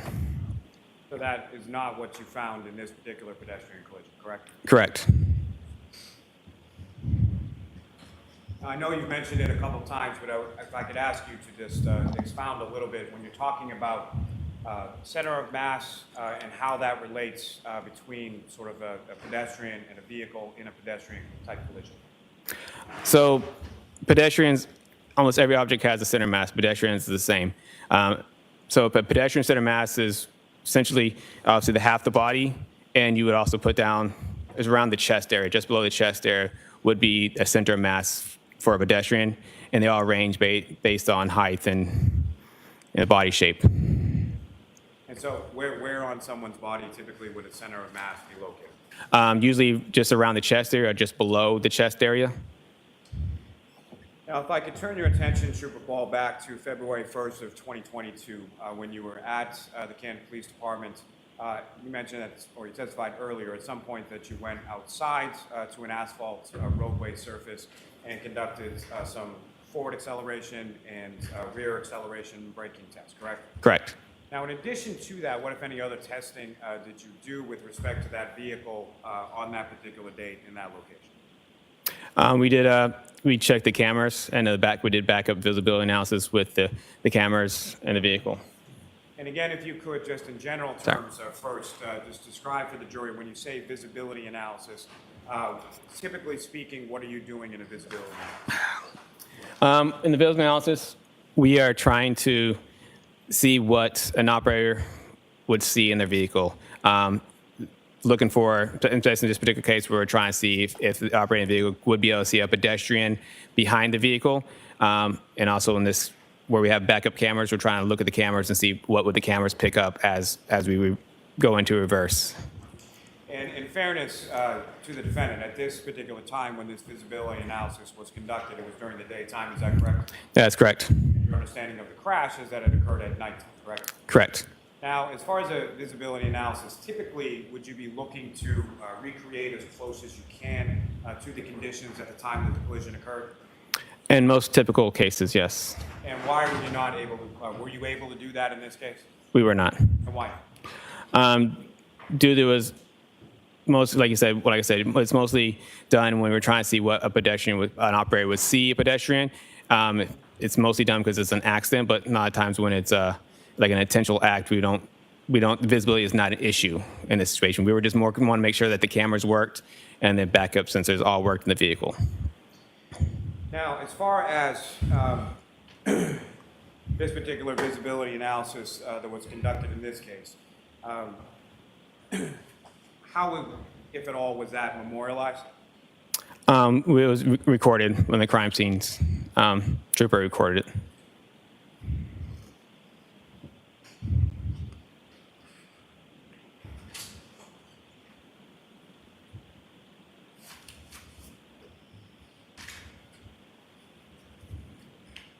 My apologies.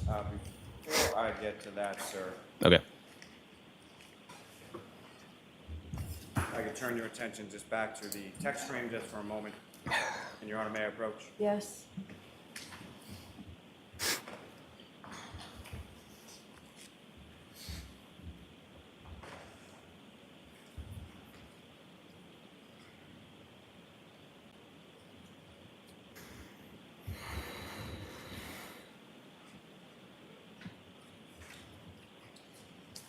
So I'm showing you a series of 7 photographs. To ask you to look at those. And first, I'm just going to ask you generally if you recognize those.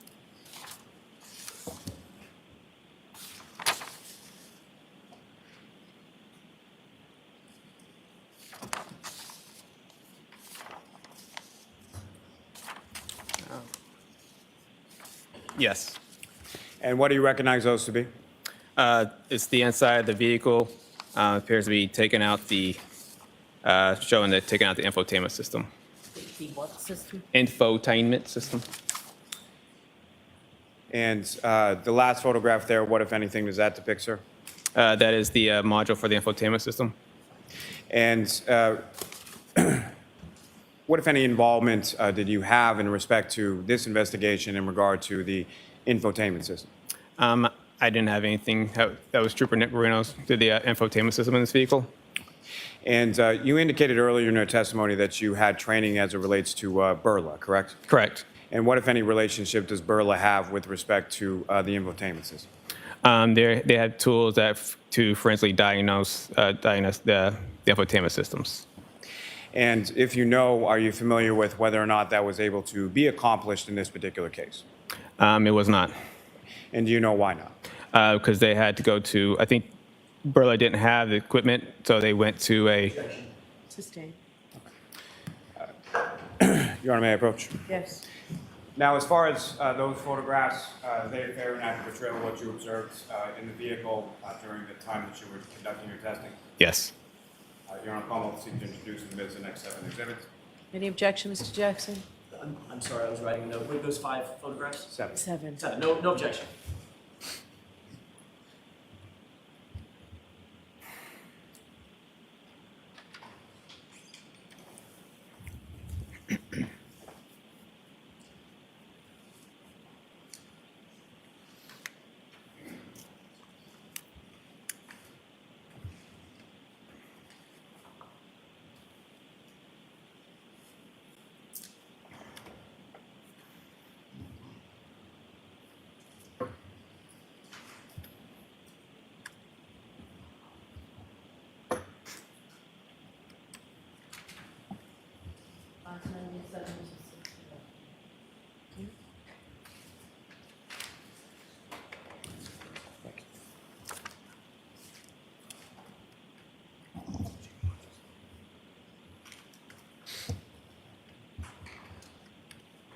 And Your Honor, with the court's permission, if I could just follow. Yes.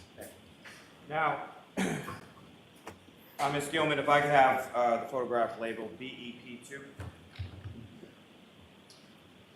And Trooper Paul, do you recognize what's up on the screen and is now been marked as Exhibit 597? Yes. And what part of the vehicle are we looking at in this photograph? That's the steering wheel. And Ms. Gilman, if I could have BEP3. And Trooper Paul, do you recognize what's now up on the screen and is marked as Exhibit 598? Yes, I do. And if you could, using the laser pointer, direct the jury's attention to what, if anything, of significance you observed in this part of the photograph. That is the infotainment system. And as far as the infotainment system, when you were operating that vehicle, what, if anything, was displayed on that screen within the infotainment system? If you were in drive, it just had, the radio navigation stuff. But if you're in reverse, that's where the backup cameras and sensors would be. And Ms. Gilman, if I could have BEP4, sorry. And Trooper Paul, do you recognize what's up on the screen as Exhibit 599? Yes, I do. And what, if anything, are we looking at in this exhibit? That's the push button start, the ignition. And so that's how this vehicle is started and stopped, essentially, as a push button start, is that correct? Correct. Ms. Gilman, if I could have BEP22. And Trooper Paul, do you recognize what's up on the screen as now marked as Exhibit 601? Yes. And if you could, using the laser pointer, direct the jury's attention to what, if anything, you observe of significance in this book. Yeah, it says infotainment system. It's on, shows satellite here. Looks like that's the navigation. Thank you. Ms. Gilman, you can take that down.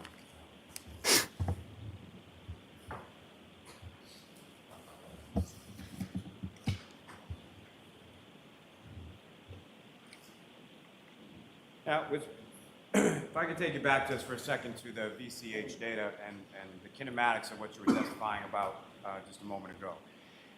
You had mentioned that with respect to the injury to the back of Mr. O'Keefe's head that is consistent or could have been caused by striking his head on a part of the pavement or the curbing, is that correct? Correct. Now, as far as your training and experience in pedestrian collisions that you've responded to and investigated on prior occasions, as far as weather, as far as the coldness of the ground being frozen, what, if any, impact could that have as far as in relation to the injuries to the back of Mr. O'Keefe's head? Objection. Sustained. Now, as far as the visibility analysis that you were conducting on February 1st, you mentioned that that was memorialized with photographs as well as video, is that correct? Correct. And the video that was taken, sir, was that in the interior of the vehicle, exterior of the vehicle, or both? I believe it might have been just the interior.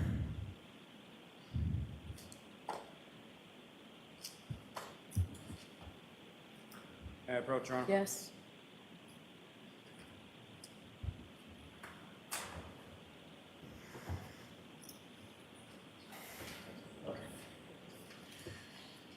Sir, I'm showing you 2 discs. Okay. Do you recognize those? Yes. And those are the recordings of the visibility or the braking and acceleration tests from February 1st, both interior of the vehicle, exterior of the vehicle. Is that correct? Yes. May I approach again, Your Honor? Yes. I'm willing to introduce and admit to the next exhibits. No objection.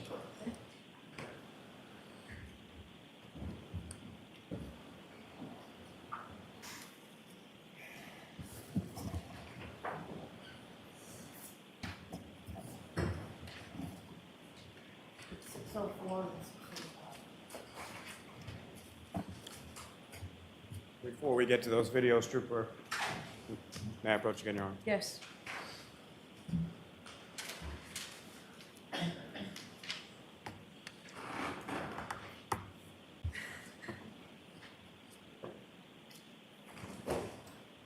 So I'm showing you another series of, I believe, 8 photographs. Just ask you to look at those and look up when you're finished.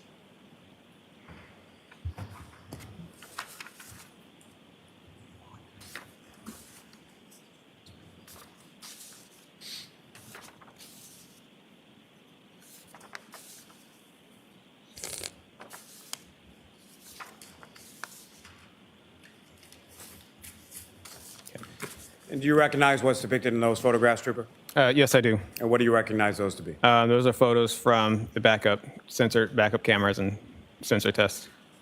May I approach again, Your Honor? Yes. I'm willing to seek to introduce and admit to the next exhibits. Okay. No objection.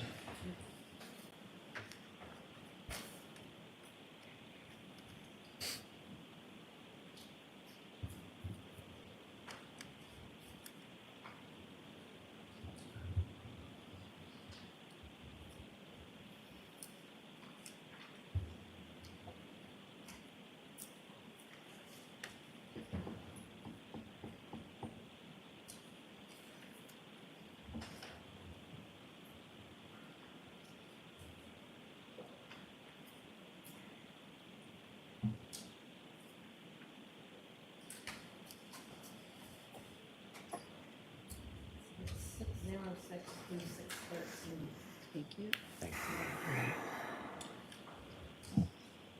And Ms. Gilman, if I could have from this packet photograph 2612.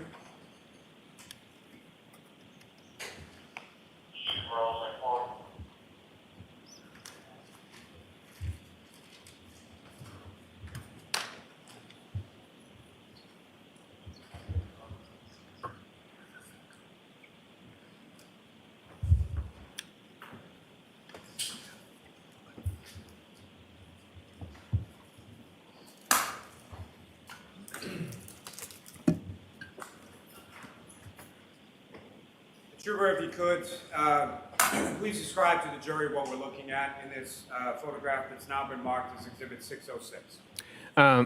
Yes, this is the view from the operator as they would turn around and look to the back of the vehicle.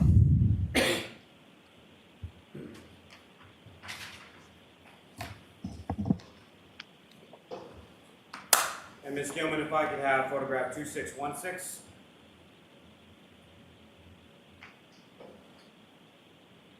And Trooper Paul, do you recognize what's up on the screen and has now been marked as Exhibit 610? Yes. And can you please describe to the jury what, if anything, we're looking at here? Yes, that's the view inside the vehicle showing the infotainment system and the backup cameras on it. Now, as far as the backup cameras on this particular vehicle, what kind of view was able to be portrayed, or what did you observe on the screen when you placed the vehicle in reverse? Yes, so this has this straight backup camera and also has a 360 overhead view of the vehicle. And as far as the cameras within this vehicle are concerned, are we talking about one single camera, or how many cameras are encapsulating this 360-degree camera angle view? It has the front and the sides and the rear cameras. Now, if you could, using the laser pointer, just draw the jury's attention, direct the jury's attention to where you're talking about as far as the screen is concerned, depicting that camera angle view. Okay. So the one on the left, that's the backup camera, and the one in the middle here would be the 360 overhead camera. Now, in addition to what's depicted on the screen right now as far as the vehicle on the 360 overhead, as the vehicle travels, what, if anything, in addition, is depicted on that particular portion of the screen as far as the 360 overhead? It shows a sensor, and also when that sensor shows up in the area where the object that it gets closer to. And the sensor that you're talking about, how is that depicted on the screen? It's a little red like blip or little bar that would show up on the camera itself. And is that something that appears as you approach an object from either in front or behind or something else? Correct. As you approach the object, the bar will, blink and will go get faster as you get closer to the object. Now, with respect to the system overall, in addition to the visual cues depicted up on the screen, what, if any, auditory cues are also part of this system? It will beep at you, and it will, as you get closer to the object, it will beep faster as you get closer to it. And as far as getting closer to an object, the beeping that you're talking about, it increases in speed or rapidity, is that correct? Correct. And how does it, what, if anything, does it do as far as the volume of the beeping that you use? I guess it would increase as it would get faster. So it gets faster and it gets louder as you get closer Yep. to an object, correct? Yep. Now, with respect to sort of the middle of the screen here, up on the dashboard, what, if anything, do you observe there? Could you direct the jury's attention to what, if any, devices are up there right now? Yes. So that right here, this blue device, that's the V-Box Sport that attached to the windshield. So that's something that you attach to the vehicle. It's not necessarily something that was in the vehicle when you began to operate it around. Yes.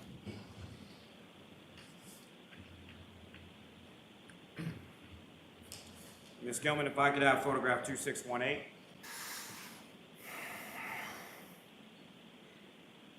And Trooper Paul, if you could describe to the jury, or using the laser pointer, if you could draw the jury's attention to what, if anything, of significance you observe in this portion or closer up image of the screen in the center console.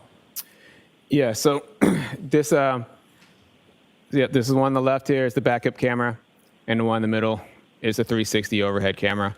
The bars and lines are showing the path of the vehicle.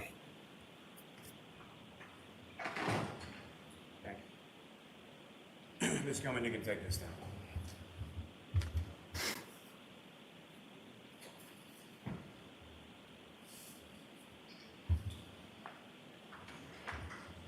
I may have a moment, Your Honor. Yes.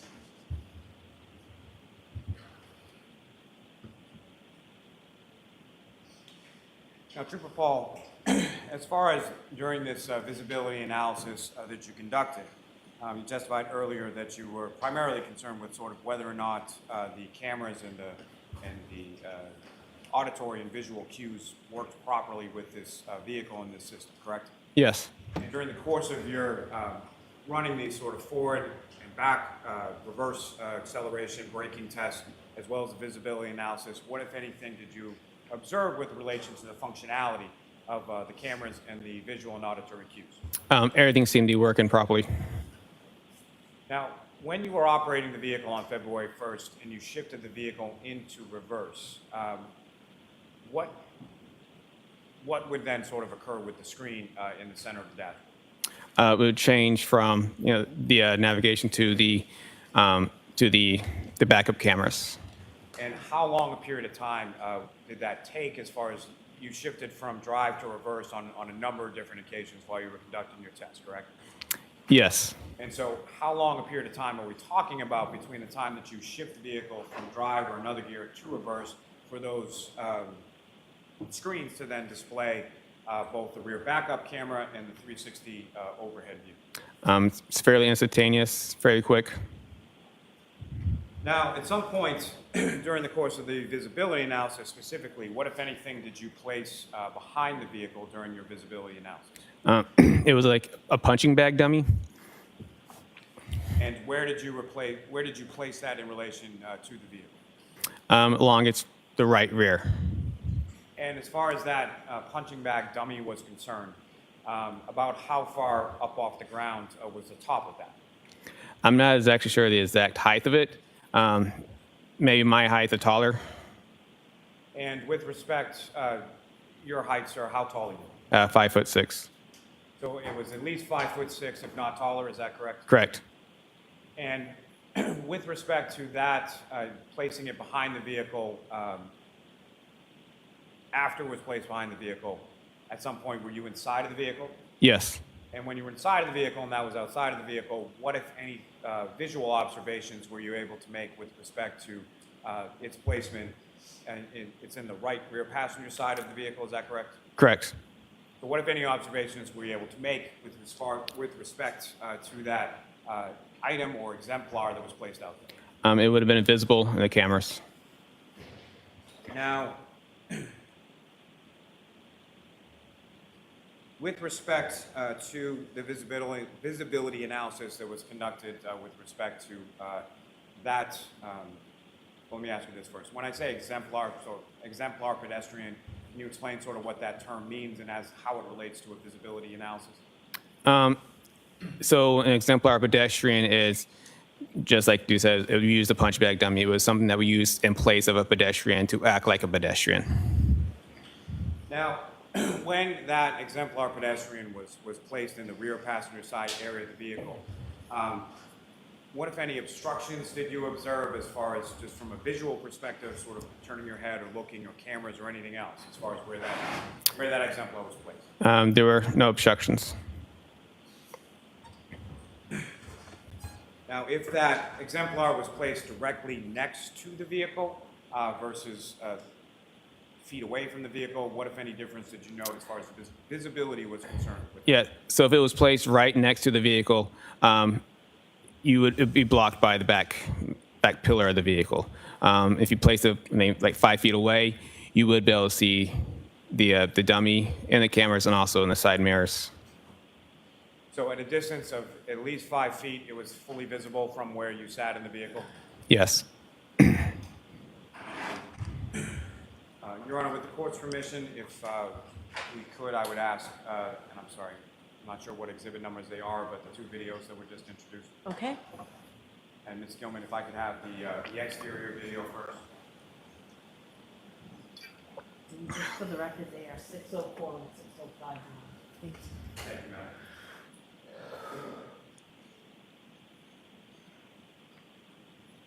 Ms. Gilman, if you could pause there for a moment.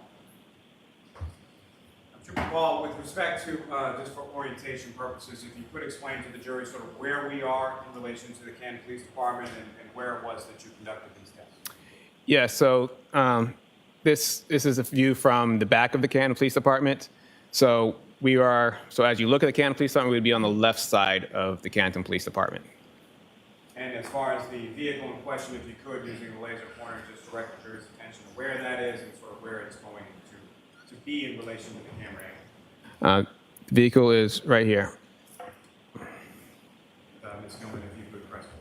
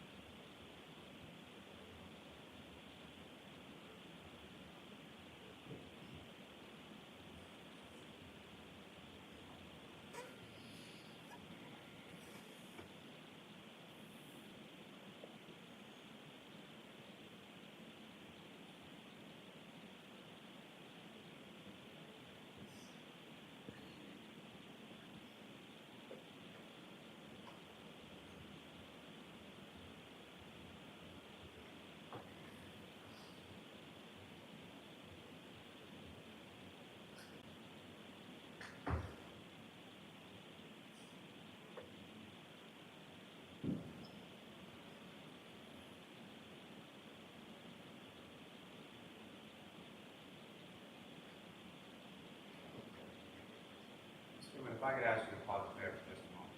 And Trooper Paul, during these testing that you were conducting here with the acceleration, reverse braking, all of those things, the highest speeds that you recorded during the course of that testing was 30 miles an hour, is that correct? Yes. And the highest speed that was contained within that VCH data for the second or the B of those two data sets, what was the highest miles per hour there? 24.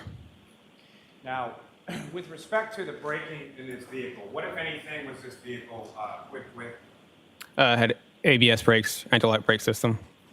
And with relation to anti-lock brake system or ABS, what, if any, relationship does that have with regard to braking and what is then visible on the pavement? It doesn't leave visible tire marks. And why is that so? Due to when the brakes, as the brake is about to lock up, it transfers over to another tire, so it kind of rotates between tires, so the tires never fully lock up and slide across the pavement. Now, in relation to ABS not leaving marks on the pavement, what, if any, relationship does that have as far as the sound difference between ABS brakes and non-ABS brakes? Yeah, the sound would be different because you would hear a car sliding across the pavement as opposed to just hard braking and engine slowing down. As far as sort of screeching of braking and tire coming to a brake, what would you expect to hear with respect to ABS braking? There would be no screeching of the tires. And Ms. Gilman, if you could press play from here.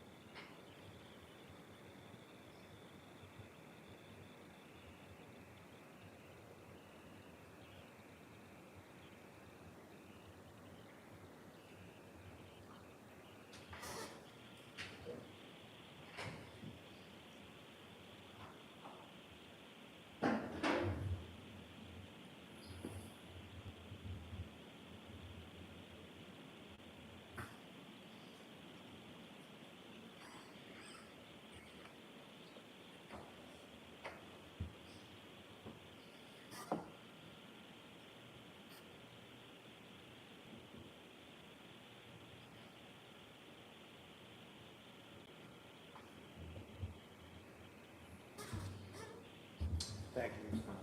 Your Honor, with the court's permission, may I publish the other video of the interior of the vehicle? Yes.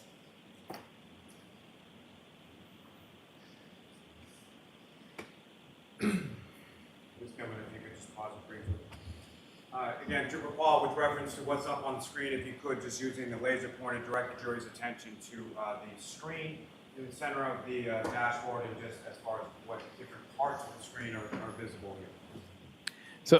So right here is the reverse camera, 360 camera. And as far as this particular portion of the interior of the vehicle, are we looking at what was done with regard to acceleration or braking test, or are we looking at the visibility now? This is the visibility analysis. Ms. Gilman, if you could please press.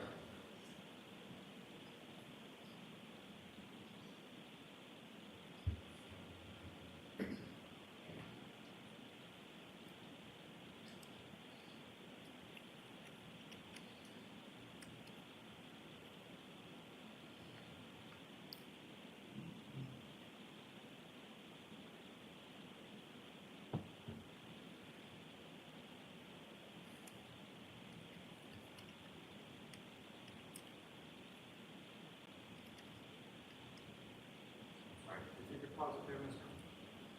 If I could ask you to just bring it back just a couple of seconds.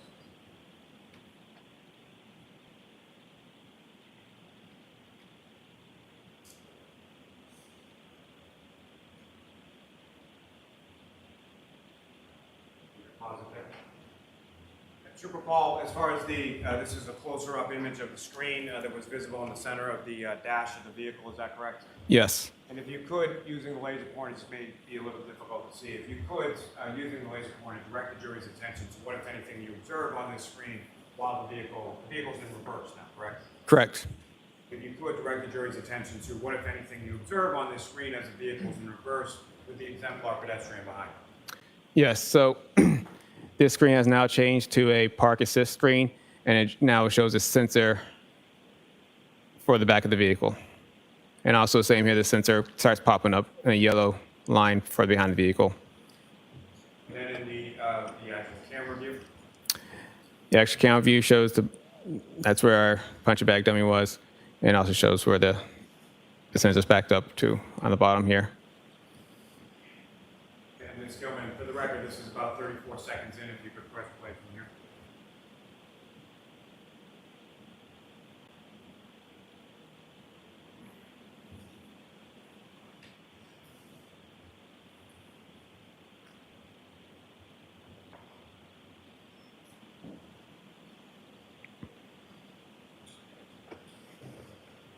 Now, Trooper Paul, at some point over the course of your investigation, over the course of this case, did you become aware of ring videos from Mr. O'Keefe's residence at One Meadows Avenue? Yes. And specifically, have you had occasion to see a video depicting the defendant backing out of the garage as snow was coming down? Yes. I'm going to allow it. Yeah. Your Honor, with the court's permission, if I could publish to the jury with the witness on the stand, Exhibit 6, video number 153. Objection, may we approach? Yes.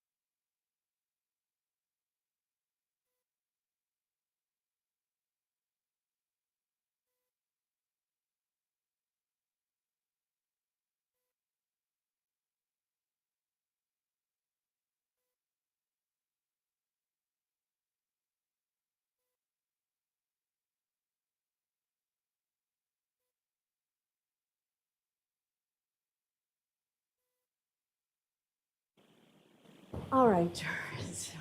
I appreciate your patience. You are unmuted.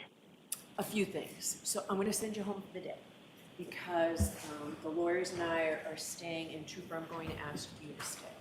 Sometimes when we take these breaks, when I talk to the lawyers and then don't schedule you, it's because we have to do things in the case to facilitate getting this case to you now as efficiently as possible.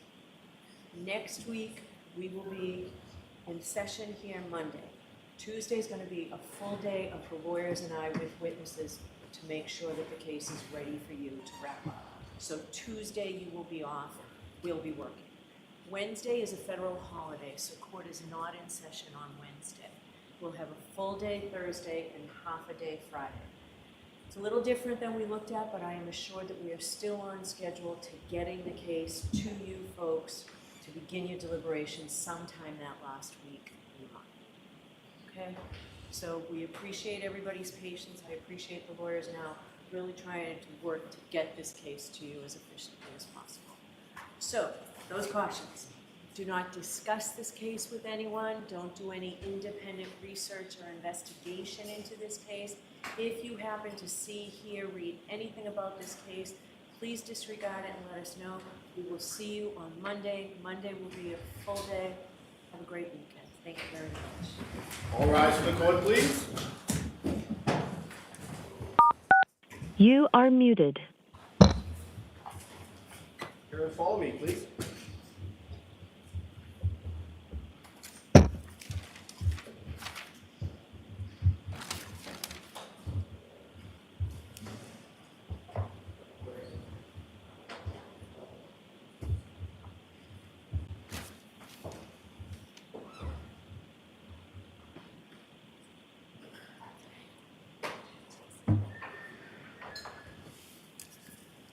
Thank you. Be seated. Court continues. All right. So, Trooper, we're going to have a voir dire of you, sir. Mr. Lally's going to ask you some questions. Mr. Jackson's going to ask you some questions. You'll be shown a video. Okay. All right, Mr. Lally. Now, Trooper Paul, as I was asking you before, with respect to, have you had occasion to see a ring video from Mr. O'Keefe's house at 1 Meadows Avenue depicting the defendant or the defendant's vehicle backing out of a garage while snow was falling? Yes. Now, in addition to that, as you've already testified to, you made observations of the defendant's vehicle in the Canton Police Department garage on February 1st. Is that correct? Yes. And, Your Honor, with the court's permission, may we play the video at this time? Yes. Your Honor, to save time, I'll stipulate to the video. I want to see it for purposes of this voir dire. And in fact, I'd like to see the version that the defendants have with the focusing in on the tire. Understood.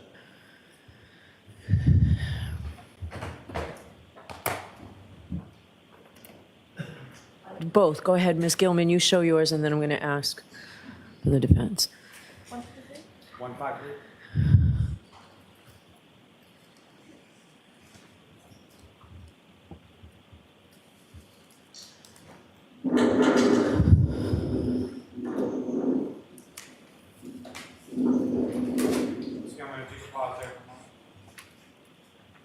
Now, Trooper, from your observations from this video, at some point, this vehicle either comes close or makes contact with Mr. O'Keefe's vehicle. Is that correct? Yes. Now, in addition to your observations of this video and your observations of the defendant's vehicle, at some point, have you also seen photographs of Mr. O'Keefe's vehicle? Yes. And is your understanding that those photographs of Mr. O'Keefe's vehicle were taken by State Police Crime Scene Services on February 3rd? Is that correct? Yes. Now, with reference to your observations in this vehicle, what I'm going to ask you is in regard to the significance that you observe, significance of the impact between the two vehicles. In respect to Mr. O'Keefe's vehicle, what, if anything, did you observe on his vehicle at that time? At the photos or now? Right now. Oh, right now. There was snow on the vehicle.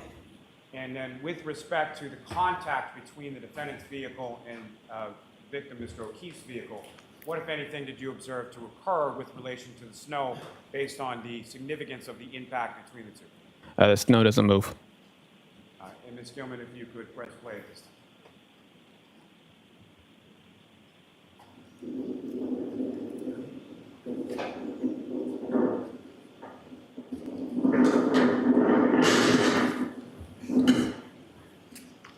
All right.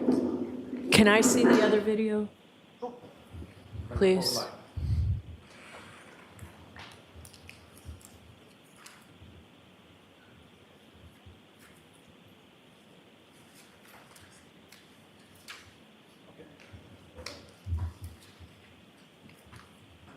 Yes, I think it's on, I know it's in evidence, but I think it's on your computer, your hard drive.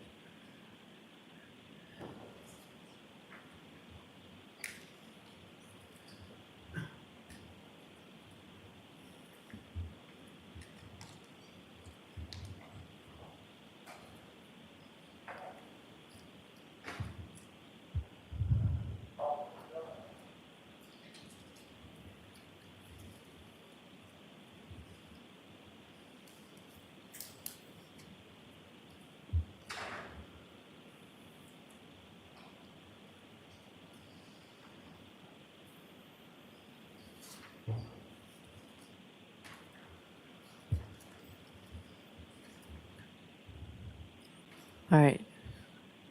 Thank you. Okay, could you turn the lights on, please? Your Honor, if I could, there's just two photographs that I'd like to, for Sure. these purposes. Ms. Gilman, if I could have what's now been marked as Exhibit 549. And before you do that, what is the exhibit we just saw through your IT person? What Your Honor, it's number? the same exhibit. It has not been enhanced in any way. It was just magnified for purposes of this, of showing it. In other words, the magnification is not embedded in the video. It's Okay. the same video. Okay, We just magnified it. okay. Here you go. Go to the- All right, thank you. Sorry.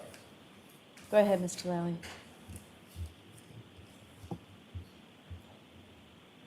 And Trooper, do you recognize what's up on the screen now? Yes. And what are we looking at, and which area of the vehicle are we looking at? It's the rear, John O'Keefe's car. The driver's side, is that correct? Yes. And what, if any, relationship does this portion of the vehicle we're looking at here have in relation to the video that we just watched? It was faced, well, kind of you see it All right, from. what was the answer? I didn't hear you. Sorry, it was faced kind of the same way you see the back left rear corner of the vehicle as you do in this picture here. And Ms. Gilman, if I could have what's now been marked as Exhibit 559.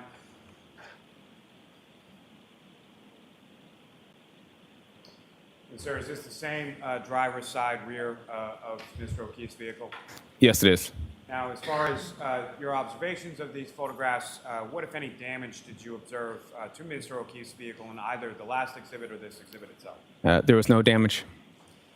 Now, as far as the impact, let me ask, as far as the damage that you observed to the taillight area of the defendant's vehicle, what, if any, opinion do you have as to the amount of force necessary in order to cause that damage? Objection. You need a foundation on this. So, Trooper, over the course of your, I'm sorry, how many crashes have you investigated over your time with the cars unit? I've been primary on 196 crashes. And I know I'd asked you before about pedestrian crashes. Fair to say most of the remainder, if not all the remainder, involves vehicles colliding with other vehicles. Correct. Now, with respect to that experience in relation to vehicle crashes, what, if any, training or knowledge do you have in regard to sort of physical forces of vehicles in a collision sequence, and what kind of damage you would anticipate? So obviously, the higher the speed, the more damage. The lower speed, the less damage. And what, if any, from the observation that you made in that video and the observations that you made of the defendant's vehicle, what you observed in the video, was that consistent with the damage that you observed to the defendant's vehicle? Objection. So I'm going to allow this for voir dire. I just need to hear this information. Understood, Your Honor. Thank you. It is not consistent with the tail light in this collision. And why not? For one thing, the tail light is, what I say, 42 to 50 inches off the ground. So that vehicle would have to have damage 42 to 50 inches off the ground because they would have had to contact each other in the same distance from the ground, and there's no damage to that vehicle. So if the taillight breaks, it should leave some sort of scratching, maybe a dent, something on some sort of damage to that vehicle should have occurred. And with respect to, I think you just answered it. So as far as Mr. O'Keefe's vehicle, what kind of damage would you expect from an impact significant enough to break the plastic on the taillight of the defendant's vehicle? It'd be probably higher speed than what we saw. For purposes of the voir dire, I need to hear all of this, Mr. Jackson. Go ahead. A higher speed than what we probably would saw in there. If it's not, it was minimal. Maybe it would crack a taillight or something like that, but it wouldn't. I mean, the damage is different. And also, you know, we have a bumper that's also in the way too. And to that point, Trooper, when it comes to a bumper, from a functional standpoint, what is a bumper and what does it do with respect to a vehicle and a collision sequence? The bumper is, you know, it's basically meant as another cushion to absorb the impact to another vehicle from one vehicle to another vehicle. And it kind of sticks out to kind of also preserve whatever, you know, the tail lights and everything else and the damage on top of it. So in order, from your experience as far as responding and investigating collisions, specifically collisions between motor vehicles, the speed that you observed the defendant's vehicle traveling in that video, what, if any, relationship does that have specifically also as to the bumper, as to the damage that you observed to the defendant's vehicle? So if you look at the defendant's vehicle, there is a scratch mark that is along the left side starts from her bumper around the rear. That could be consistently with his hitting his bumper. That would be around the same height level. He has a little ridge there on his bumper. So that bumper could have been hit that little ridge. And also the bumper in itself, and here is a different material. Hers is a little lighter, like a glossy colored paint. This is more a duller flat finish. So it might have why it would show up on her bumper more than it would show up on his bumper. And finally, sir, in your opinion, the damage to the defendant's taillight, is that something that could have occurred or could have been caused by the crash or the contact of the vehicles that you observed in that video? Objection. No. So again, this is voir dire, Mr. Jackson, going here. No. And again, sir, why not? For one thing, the bumpers, you have to go push through the bumpers in order to hit the taillight against the other vehicle. And there's no significant damage to a bumper in order to push back into the car. And again, there was no snow on the vehicle. By that, I mean Mr. O'Keefe's vehicle that even came off the vehicle that you observed during the course of that contact between the two vehicles. That's correct. I have nothing further on. All right, Mr. Jackson? Did you ever put the two cars together? I did not. No, you didn't, did you? You never tested whether or not the SUV would match up with the Traverse, did you? What do you mean? You just said, oh, look, one of them has matte finish, one of them has glossy finish, so it couldn't have happened, right? No, I'm confused by the question. I'm talking about the tail light. We're talking about the tail light. Yeah. Are we talking about tail light or are we talking about the bumper? Yeah, we were talking about the taillight. So, one person at a time, you both are talking over each other. You started talking about the bumpers. Yes. You said, well, one has matte finish and one has glossy finish, right? Yes. And you said, well, you'd expect one of them to slide off of each other, and they could have done this and they could have done that, right?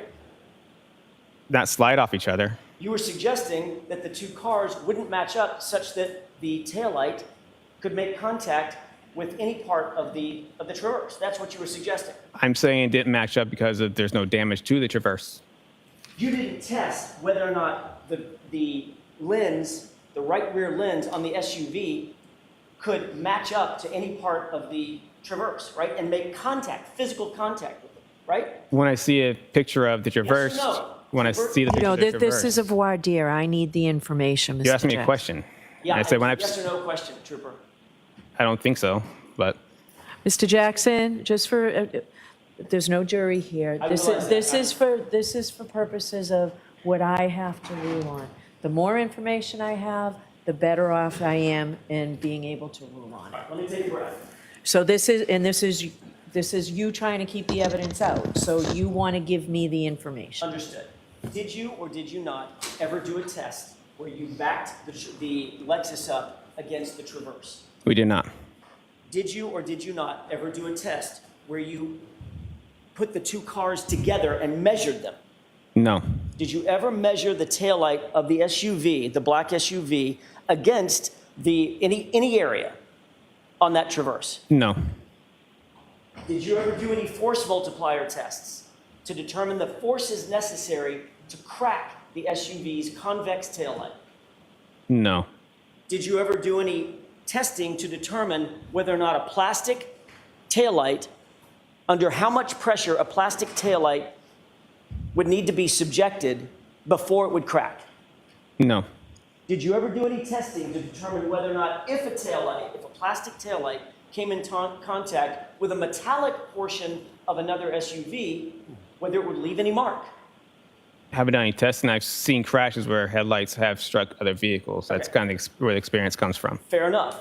But I'm guessing that those crashes are at probably different speeds and higher speeds. Not this, right? I've had multiple crashes at different speeds. So, have you ever had yes. a crash where you've investigated, the Massachusetts State Police has been brought in to investigate a crash where the car was going in reverse at about a half a mile an hour? Half a mile an hour? Whatever that was. Are you saying the SUV Lexus is going half a mile per hour? Well, you're the reconstructionist. Give me an estimate of how fast you think that SUV was going at the point of contact with the Traverse. Maybe like 1 to 2 miles per hour? Okay, fair enough. Have you ever been called in to a crash, to investigate a crash, where the cars have collided at 1 mile an hour? I've had pedestrian crashes that have been at a very low speed. Okay, that wasn't my question. That wasn't quite my question. Okay. My question is, have you been called in to a crash involving two vehicles Yeah. that have made contact at about 1 mile an hour? I have seen testing for vehicles at low speeds. So next time I have been called to a crash, I go to fatality crashes, but I have seen testing for vehicles at low speed impacts, Okay. How low speed? like just the bump. So like this? Yes. Did you see any damage? Yes. All right. Well, minimal damage. Right, in what circumstance? Minimal damage, like, I don't know, like a cracked taillight. No, like just a little bit of rub off on the paint. Right? Or you might see nothing, right? Yes. You've certainly seen circumstances in which two cars come in contact and there's absolutely no physical damage to either car, nothing observable, right? Have I gone to Sure. crashes that have seen no physical damage on a car? Or just in common sense, just everyday life, where one car backs into another car at the Jiffy Lube, makes contact and drives away, and there's no damage. Not normally. It's usually something with car and car impacts. Like, what's the something? A crack or a paint, something chip, scratches. Right. Yeah. So if you put a piece of metal in that scenario, if you put a piece of metal, steel, right, Uh-huh. against a piece of plastic, which one do you think is going to give way first? You will still see some damage to both vehicles at a speed. Which one would give way first? Between metal, depends what speeds. And what we're talking about, you're just saying plastic and metal. You're giving a pretty general, broad plastic and metal Trooper Paul, analysis here. you admit, you got to agree with me, that there are circumstances in which low speed, very, very low speed contact between two cars can certainly leave damage on one and not damage on the other, damage on both, or no damage on either one. Observe. Yes, I just said in that situation where the scratch on the side of her car Right. had a scratch mark and his doesn't appear to have anything. And you said, under questioning by Mr. Lally, that certain circumstances like this could lead to a lens material, right, plastic material cracking, right? Say again, like at least. Just a few minutes ago, Mr. Lally I'm trying to answer your question. Sorry, yes. Mr. Lally asked you a question a few minutes ago, and you indicated that something might show up on a bumper.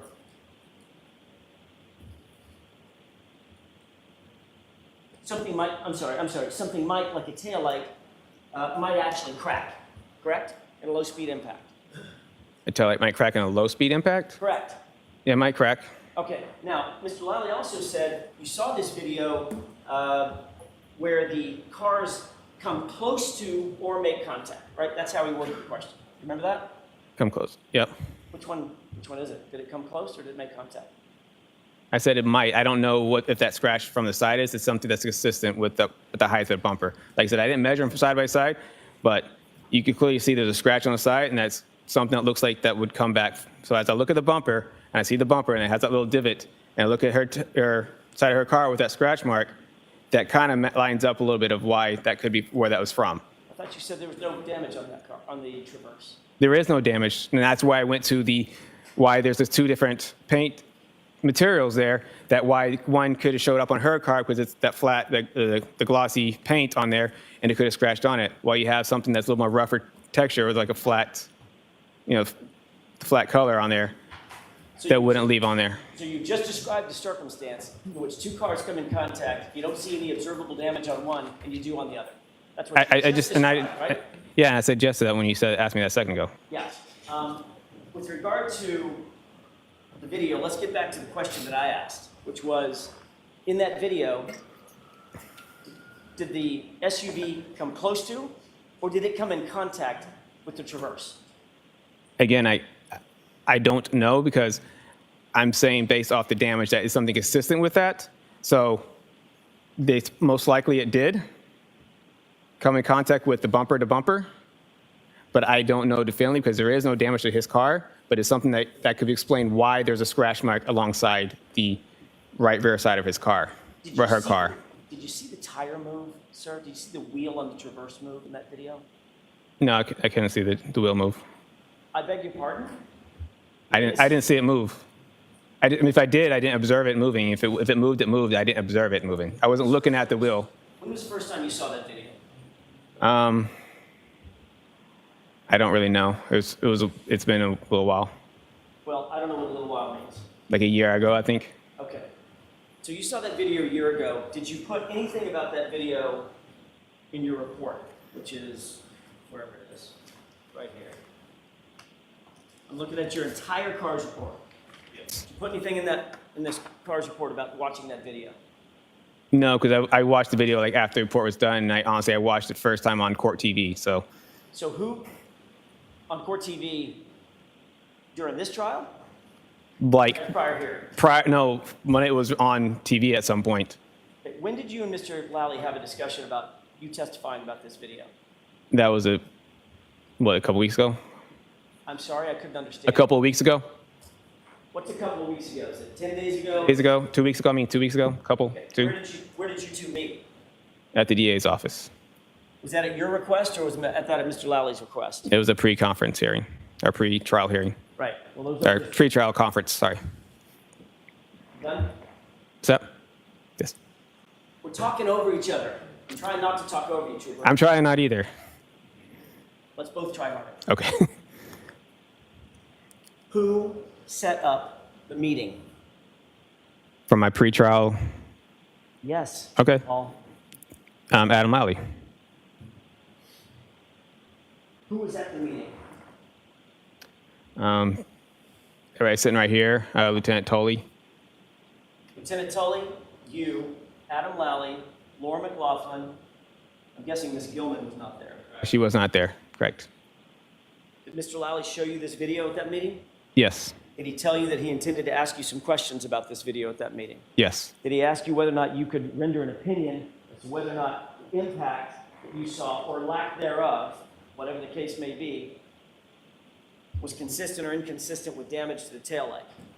yes, Did you tell him that you would give him such opinion if called upon at trial? yes. Did anybody take any notes? I don't know. Were you taking notes? Yes. Where are those notes, Trooper Paul? I think notes not on this specifically, but just, make sure I had, my everything checks and balance, and for what I want to talk about, what we're going to talk about. Make sure you had what? Like checks and balances, sorry. Checks and balances? Just make sure I'm more on the same page of what we understand what's going on in the trial. You want to make sure that you're on the same page with Mr. Lally about what's going on in trial? Right? Yes. All right. Did Mr. Lally take notes? I have no idea. Or you were watching him? I mean, was he writing something down? I wasn't paying attention to his note taking. Ms. McLaughlin was there. Was she taking notes? I don't know. You didn't see her either? I don't know if people were taking notes, writing stuff down, or what they're writing stuff down in relation to our little conference. Did you give him an opinion? We've asked whether or not you were asked to give an opinion, and you said, yes, yes, yes, I was. Yep. Did you give an opinion at that meeting about whether or not you believe, in your opinion, the contact between the SUV and the Traverse, the Lexus and the Traverse, could result in the damage to the taillight? Yes. What did you tell him in the meeting? What we talked about already in the stand here. Okay. So what you related to him was exactly what you've relayed in this court. Yes. All right. And he told you that he was going to ask, I'm going to ask you to look at the video, correct? Yes. You're going to be asked a series of questions about that video, correct? He told me the video, and he said, okay, this is the video. This is what they think the taillight was broken. And these are the pictures of his car that they take. So they asked my opinion on, do you think that's where a taillight would be broken? And he told you, you need to make sure that you tell the jurors that couldn't have happened in this impact, right? He didn't tell me I had to make sure jurors, that's my opinion on, it doesn't appear to happen in that video. Did he tell you that it would be helpful to the prosecution if you said that it would be, that it was inconsistent with the taillight breaking? Objection. I'm going to allow it. Did he tell you it would be helpful to the case if you said that?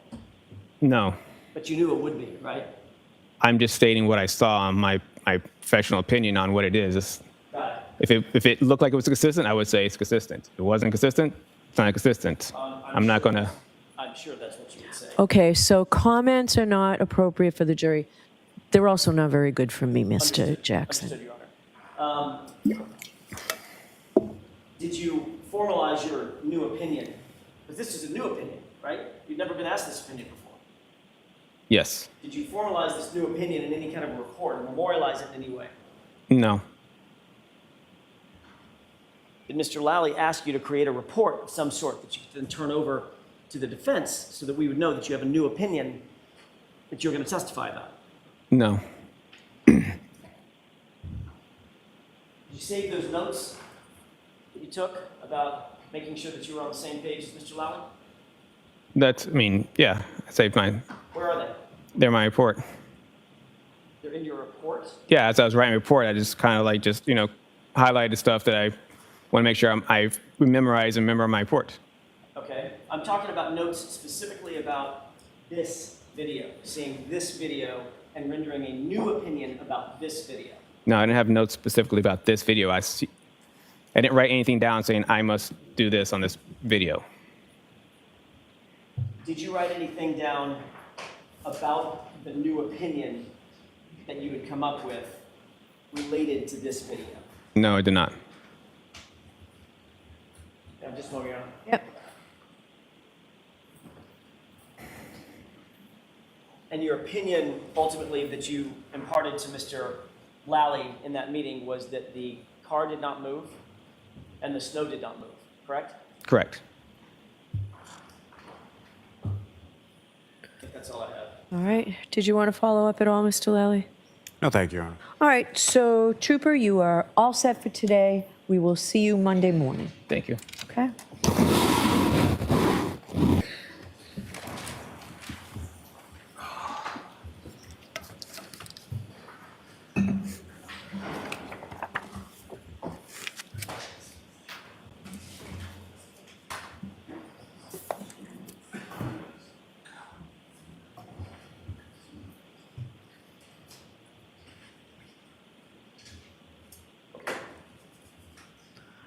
All right.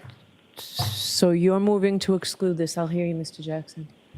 Your Honor, it's very clear that this is a blatant discovery violation.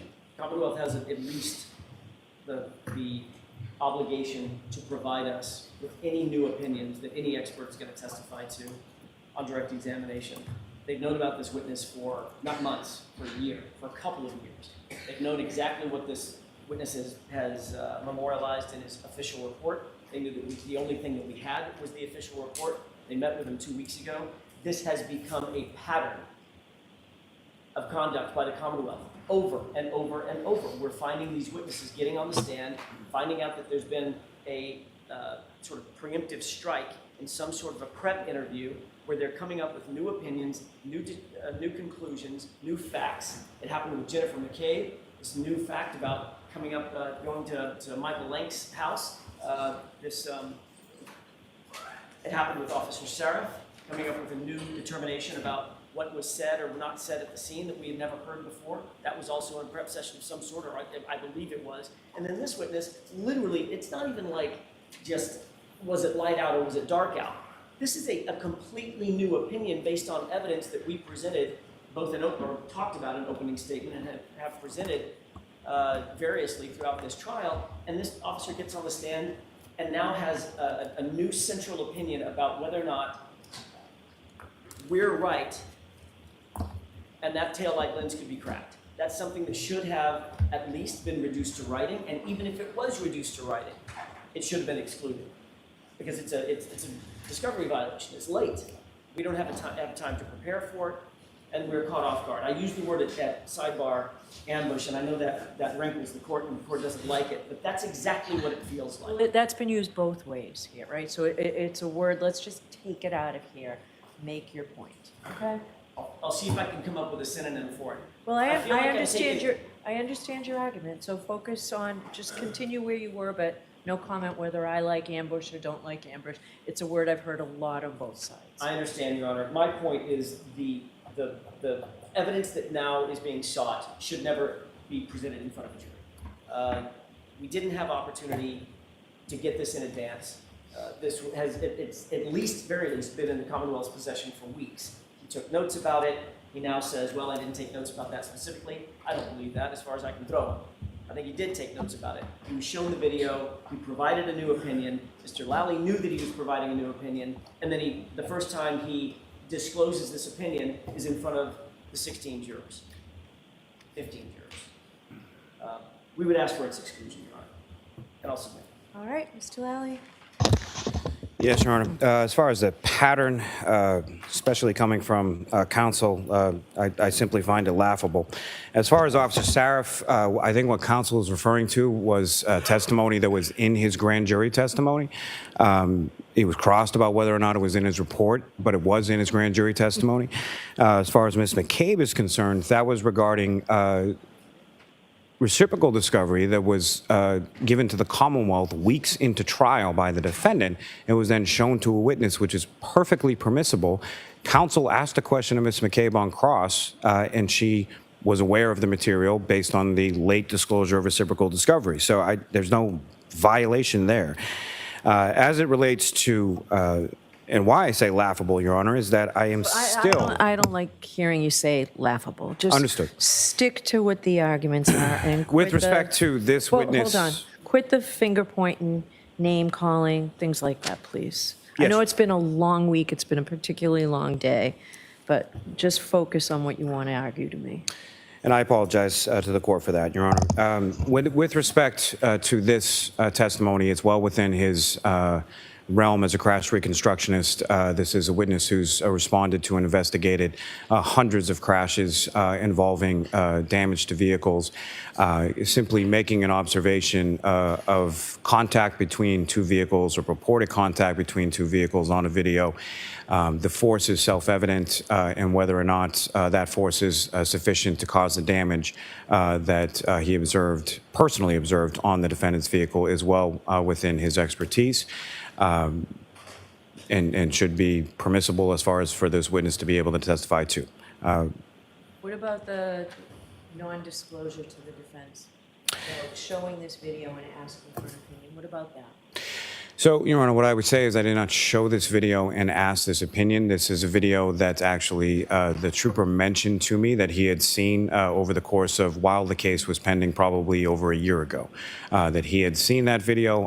What I showed him was the photographs of Mr. O'Keefe's vehicle and asked whether or not he observed any damage consistent with the damage to the taillight observing or popping up on Mr. O'Keefe's vehicle. Why wasn't that turned over? In hindsight, it should have been, Your Honor. All right. So it's late. I'm not ruling here. I want to review everything. I would like, I'm not obviously taking any of the evidence home with me. I would like, if it's possible, for what your IT person did on the expanding, like he did, this second time, maybe I missed it, but I didn't see the tire move this time. It did. So I'd like that. I'd like that video, and I would like, what's the exhibit number here? It's Exhibit 6. Do you want just that video, Your Honor? And the pictures of the cars, whatever was shown during this voir dire, I would like those emailed to me so that I can look at them this weekend while I'm deciding, or put them on a flash drive right now. That's what I'm thinking. I'm sorry, I can't hear you. We'll do a screen record and get it to the court by email. We can do that. I just need an hour once we get back to home base. Okay. All right, Ms. Gilman, will you burn what you have for me before we leave somehow? Your Honor, if I could, I just want to close one loop. Okay. What I was referring to with Ms. McCabe, I want to make sure that this is clear because this has come up a couple of times. The only thing I was referring to, or what I was referring to, it's not the only thing, but what I was referring to with Ms. McCabe is after Ms. McCabe testified, days and days and days after she testified and she was excused as a witness, then we got the report from Lieutenant Tully about the new information that she disclosed on the witness stand. In other words, she was cross-examined about it, etc. And then after she testified and was cross-examined and gone, then we got a report that predated her testimony that was in the possession of the Commonwealth, or at least in the possession of Lieutenant Tully. That's what I was talking about. I just wanted to make sure the record was clear. We don't need to go into it any further. Did you want to add anything to that, Mr. Lally? No, Your Honor. All right, so I'll see you Monday morning. Look, all rise. You are unmuted.